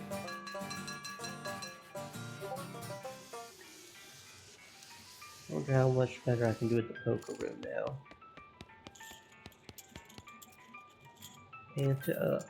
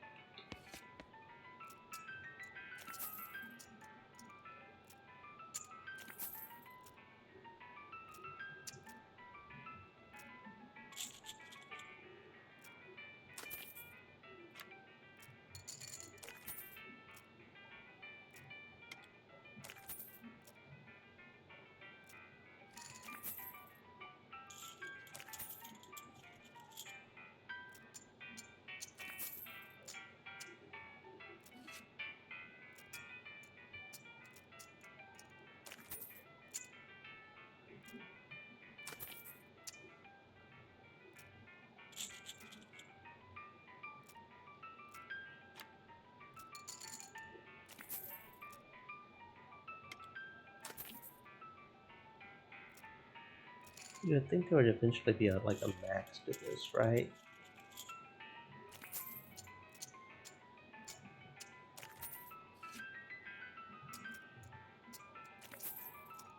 Hmm.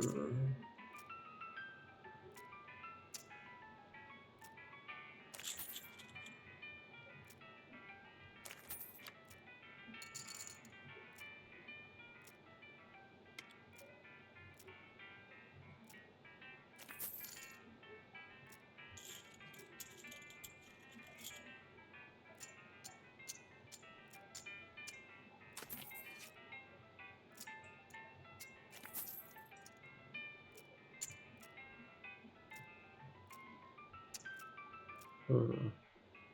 I don't know. Anyway, um,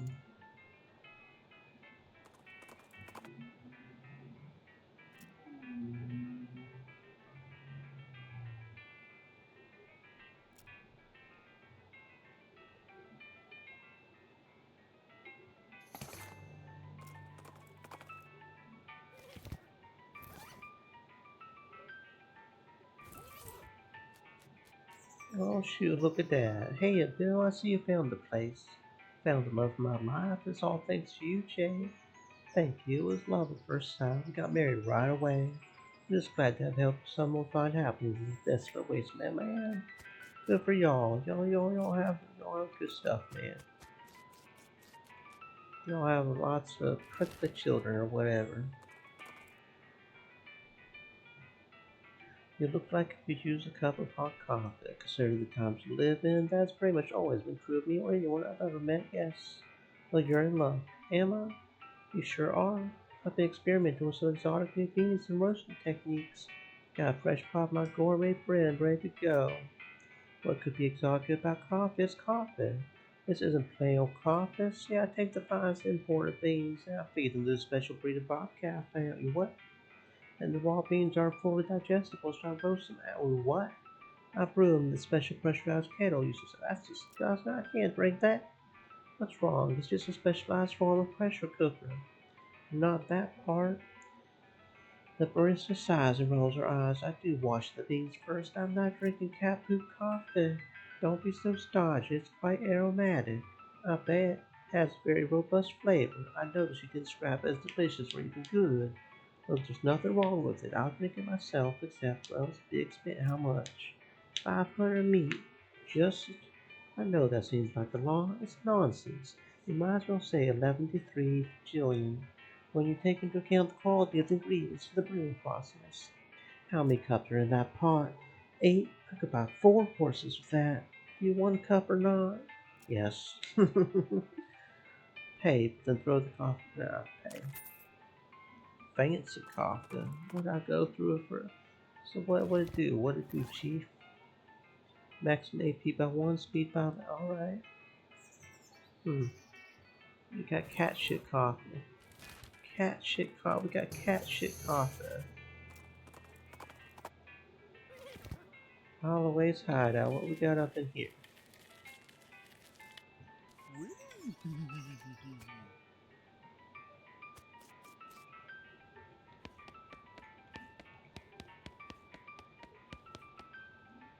Howdy, name's Holloway. Have Holloway. Sorry for the chatter. I ain't seen another person in a long time. That's not surprising. This place is pretty secluded. What do you do here? Most of us sell pine cones to squirrels. Well, I used to. Holloway choosing something he had stored away in one of his cheeks, laughing at the squirrels. One day they were here, the next they were blood stains. After the creepy scream that night, I dreamt a little girl with big empty white eyes jumped in through my bedroom window and asked me if I wanted to have a tea party. Let's talk about something else. Let me see what you're selling. So that's where the little girl got up off to. Okay.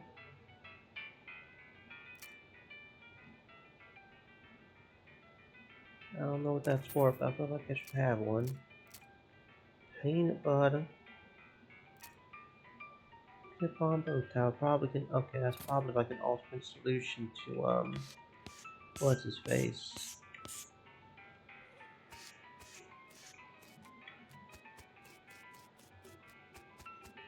Hmm.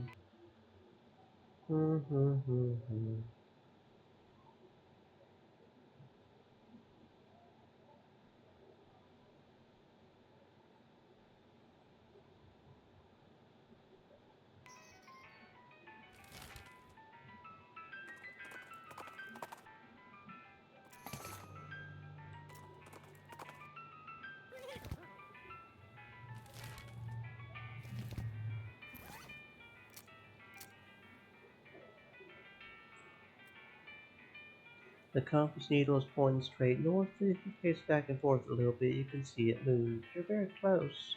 There's nothing north of the ranch but woods. Do you want to follow the compass into them?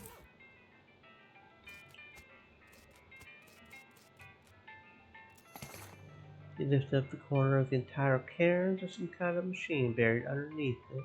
Curtis Auto Gyro Theodolite. You get the sense you won't need Curtis compass anymore, so you bury it under the curve. The engraving on this machine says it was manufactured in January of 1995. Must be a typo and engravio. This machine looks complicated. Its main feature is a column of 4 little lights. Right now all the lights are dark. There's a label on the back that says maximum effective depth 4 meters. Maybe it's supposed to be used as a mine or in a cave. What's a meter? What's a meter? Meter, Peter.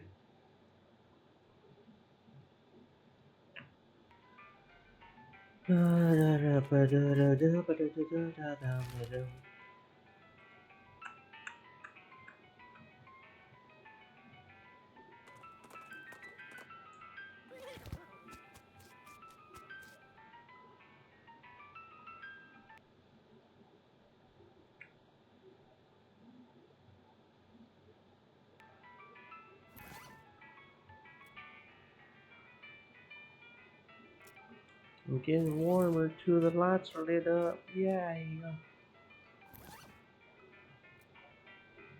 3 lights, 3 lights, 3 lights. Let's go. Dig out the wall. We walk to the spot indicated and pick away at it. We break through into a hidden chamber. We bury the auto giant and roll Theodolite under some rubble in the process. A hidden chamber, you say? A hidden chamber? This chamber over here, I guess. This here. Left half of Curtis' map.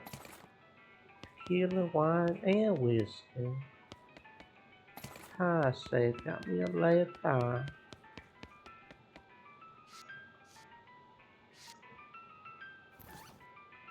It's half of a treasure map. It's the half with the X on it, so it tells you where the treasure is. But it's missing the half with the beginning of the dotted line, so you don't know where to start. It's a half a map, which is about as useful as half of a recipe. Which is to say, not useful at all, and you'll probably fall on your face and embarrass yourself if you've tried. On the back of the map, the following is written. The other half of the map is in the possession of a confident Halloway. Halloway, Halloway, Halloway, hey, hey.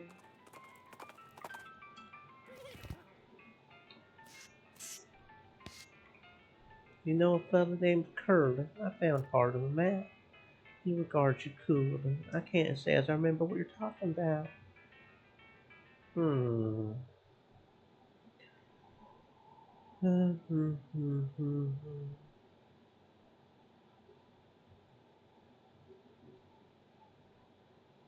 Hmm.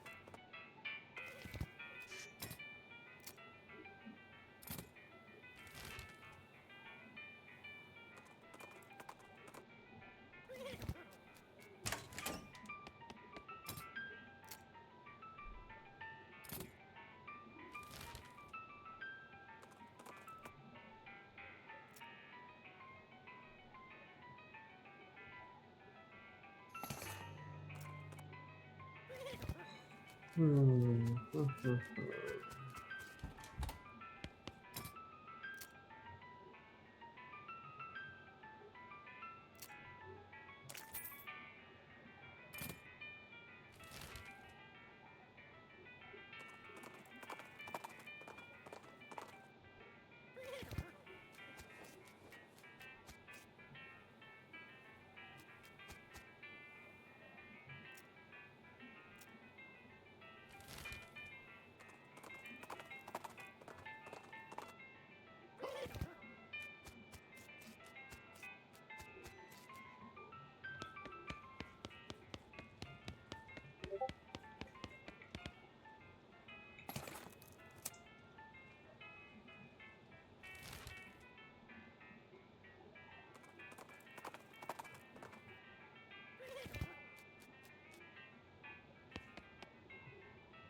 I found the silver pen.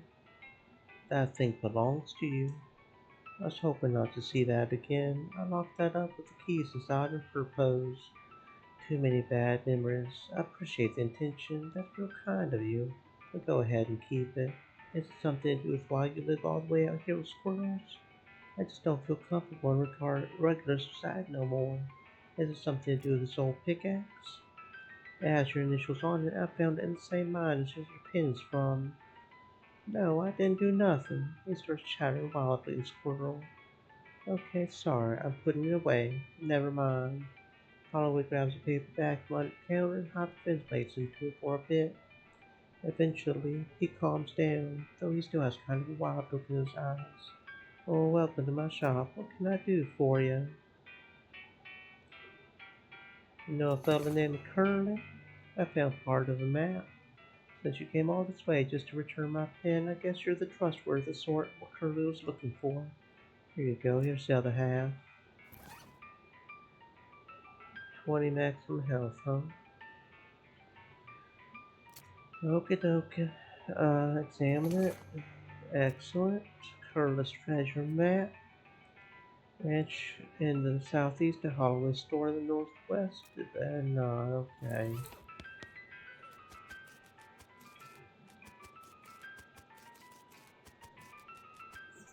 This acts as a real snapshot representation of knowledge that something is buried here. Curlis strongbox. So lockbox is not a lockbox. Note from Curly. 11,000 meat. God damn, man. Alright. Dear treasure hunter, you have proven that you are as clever as an owl, as strong as a bear, as compassionate as a bobcat. My soul can rest easily knowing that my treasure's in good hands. Spend it wisely. That is a fuck ton of meat, bro. That is a fuck ton of meat. I wonder if I can go back and buy that thing back. Where did I even sell that thing to? I don't even remember. That's a lot of meat though, man. That's a lot of meat. Alright. Can't eat that meat. New pistol make? You make a new pistol? Got another item we can steal from a goblin? There's a lot of goblins around here. A lot of goblins. I do say, yep. Sigil pistol, yep. 15 spell damage. You say 15 spell damage? 15 spell damage. Well, we don't have no vibrato battery. So I guess we can't do that. Oh, morning. Goodbye. I hate them, but necromancers, I am a necromancer. Non-mysticality. Hmm.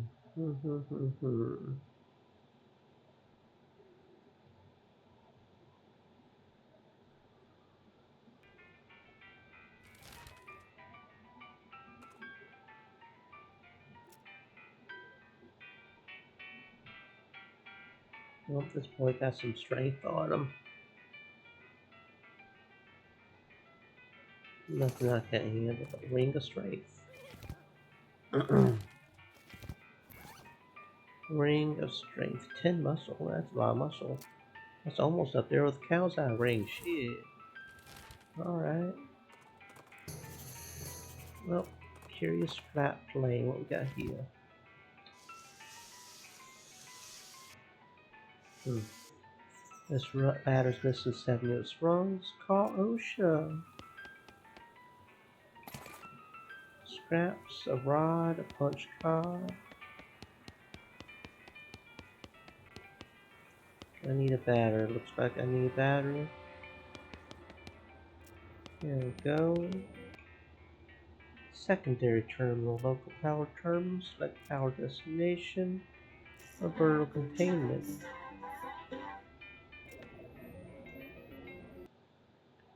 Okay.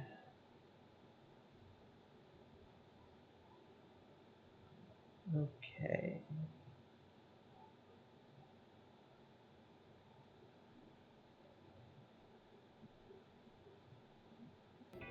Okay.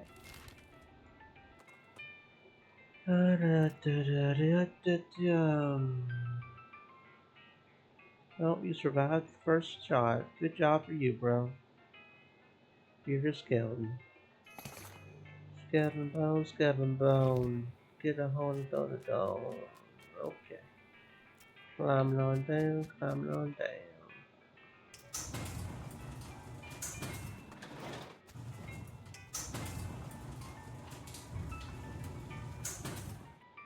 Really, honestly, now that I'm thinking about it, if we wanted to do just a straight get it done run, I don't think it would be that difficult, right? Because the entire point is to um, do the railroad, right? The first one we just got to get the dynamite for, which we can either buy or get off of the goblins. But I don't think we even have to fight the goblin. Maybe fight one goblin. And then we got to build the bridge. I don't think any of Redwood's quests had fight. Well, maybe the I don't know if we have to do all of Redwood's quests for that either.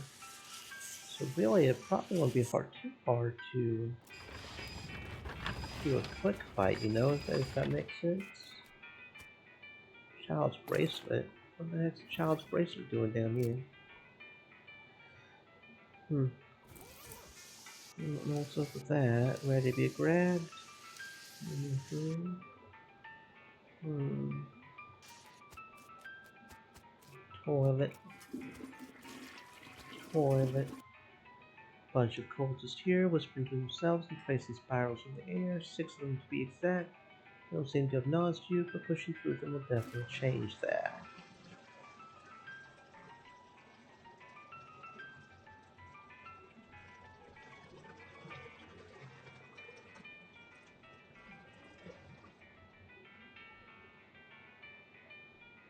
Probably won't survive long enough to do nothing. Probably should just.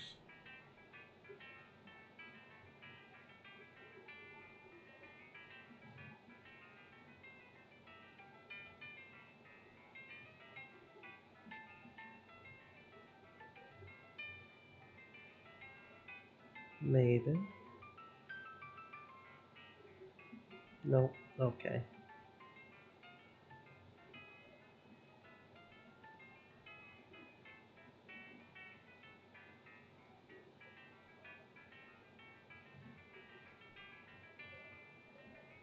There we go.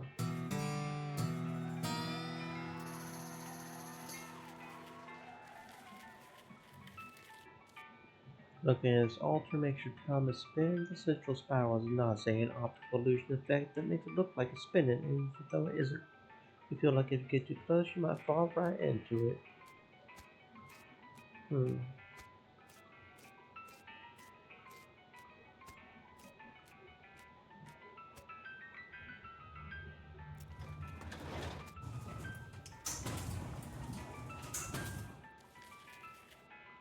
There's a whole crowd of cultists here muttering, doing creepy Tai Chi, and they don't seem to have noticed you. Not yet, anyway.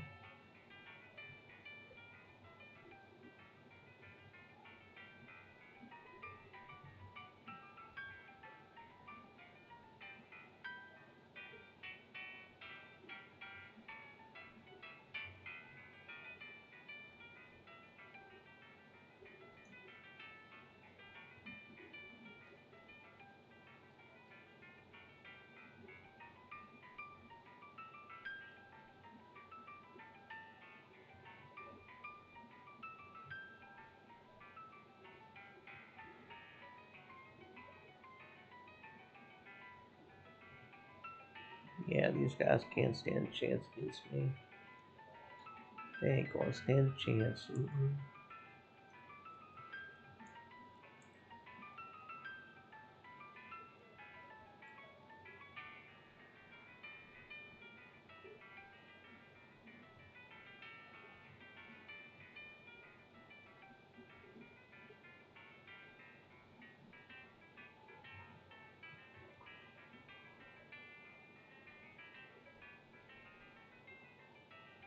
Yep, there we go.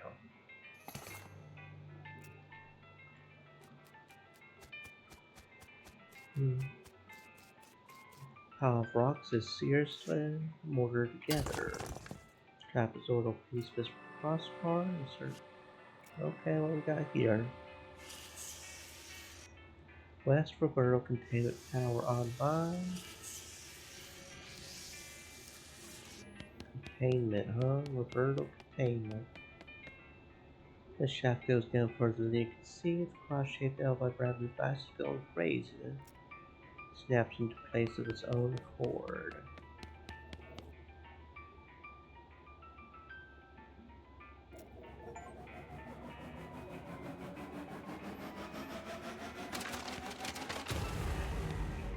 Whatever that felt pretty important. L by gravity crown, okay.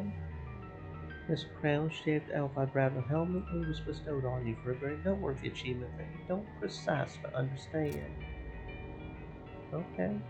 Not sure what happened, but hey, we as a king. We was kings and shit. We was kings and shit. We was kings and shit. Alright, let me look at these achievements right quick. Yeah, we contained Roberta. Mm-hmm. Okay, so there's the Pale Horse, there's the Dark Horse, there's the Dirtwater Jail Alive. That's DLC, that's DLC. Working on that one as we speak.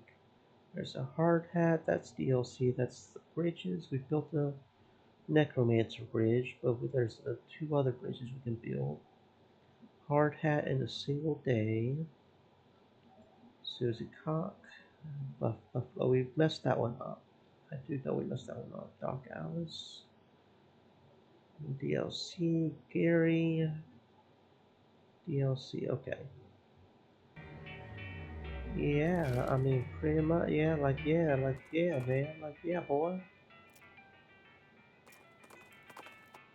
And that's that. You know what? I think I'm going to try. I'm going.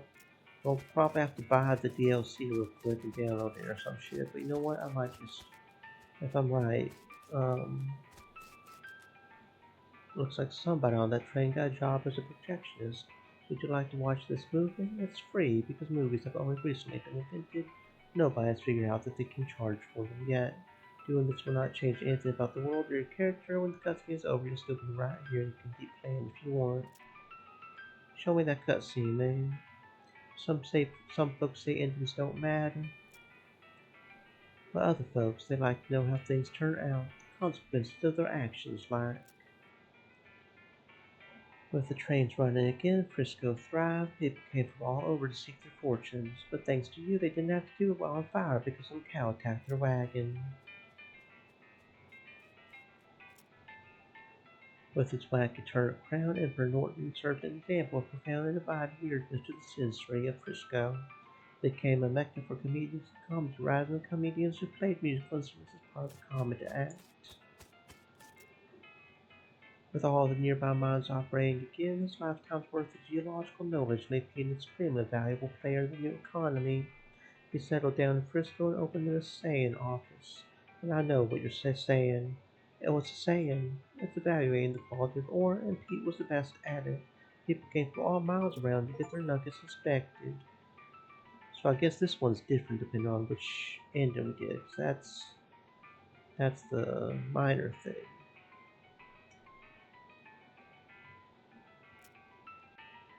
Thanks to your assistance, Hobart Buffer got the photography bug, or should we say the Stream photography elements. owl. Anyway, he Said. opened an art gallery so the Stay citizens moist, of my Frisco friends, would never hydrate. again have to suffer from the inability to see pictures of owl skeletons whenever they wanted. Kurtz left the board, set up shop in Frisco. His fitness group skyrocketed in popularity. The growth was entirely due to word of mouth because the first rule of Kurt's Fritz is that you cannot stop talking about Kurt's Fritz. Kurtz till it hurts. With your help, the professor gained enough knowledge about Elvira tech to start building his own. He opened a very successful consumer tech stock store in Frisco, and for decades people spent all their time staring at little computers in their hands instead of talking to one another. Wasco and the other musicians started a folk band which insisted on calling Wasco and Sons. They had one song that people really liked and a lot of other songs that people more or less tolerated.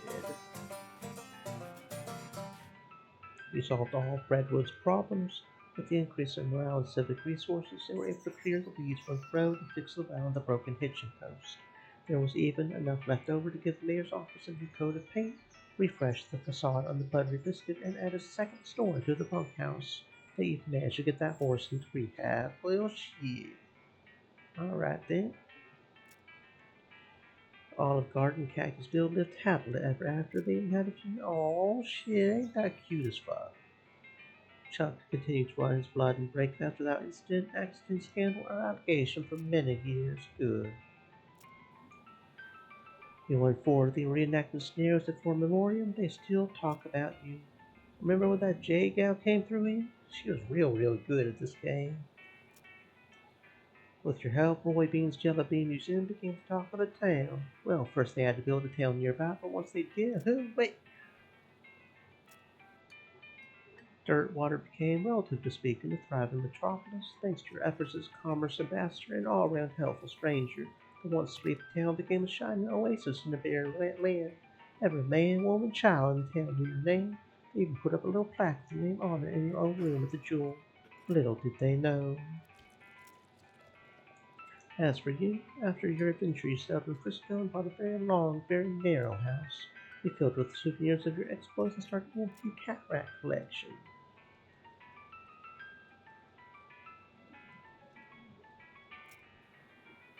In 1906, all the remaining cows in the west were simultaneously activated by some kind of signal from hell.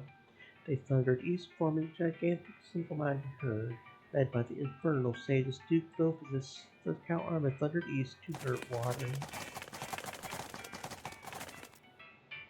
Fortunately, a gang of rodeo clans swept in at the last minute and slaughtered the herd just before it reached Dirtwater.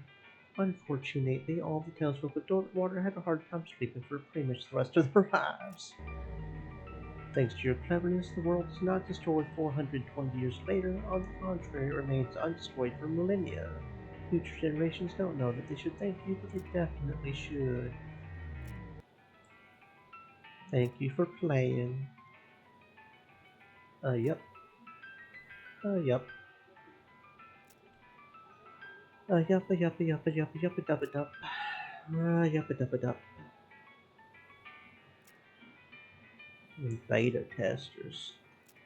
Beta blockers. Beta males. Yeah. Oh, I guess there's a free browser-based game on the internet somewhere. Okay, cool.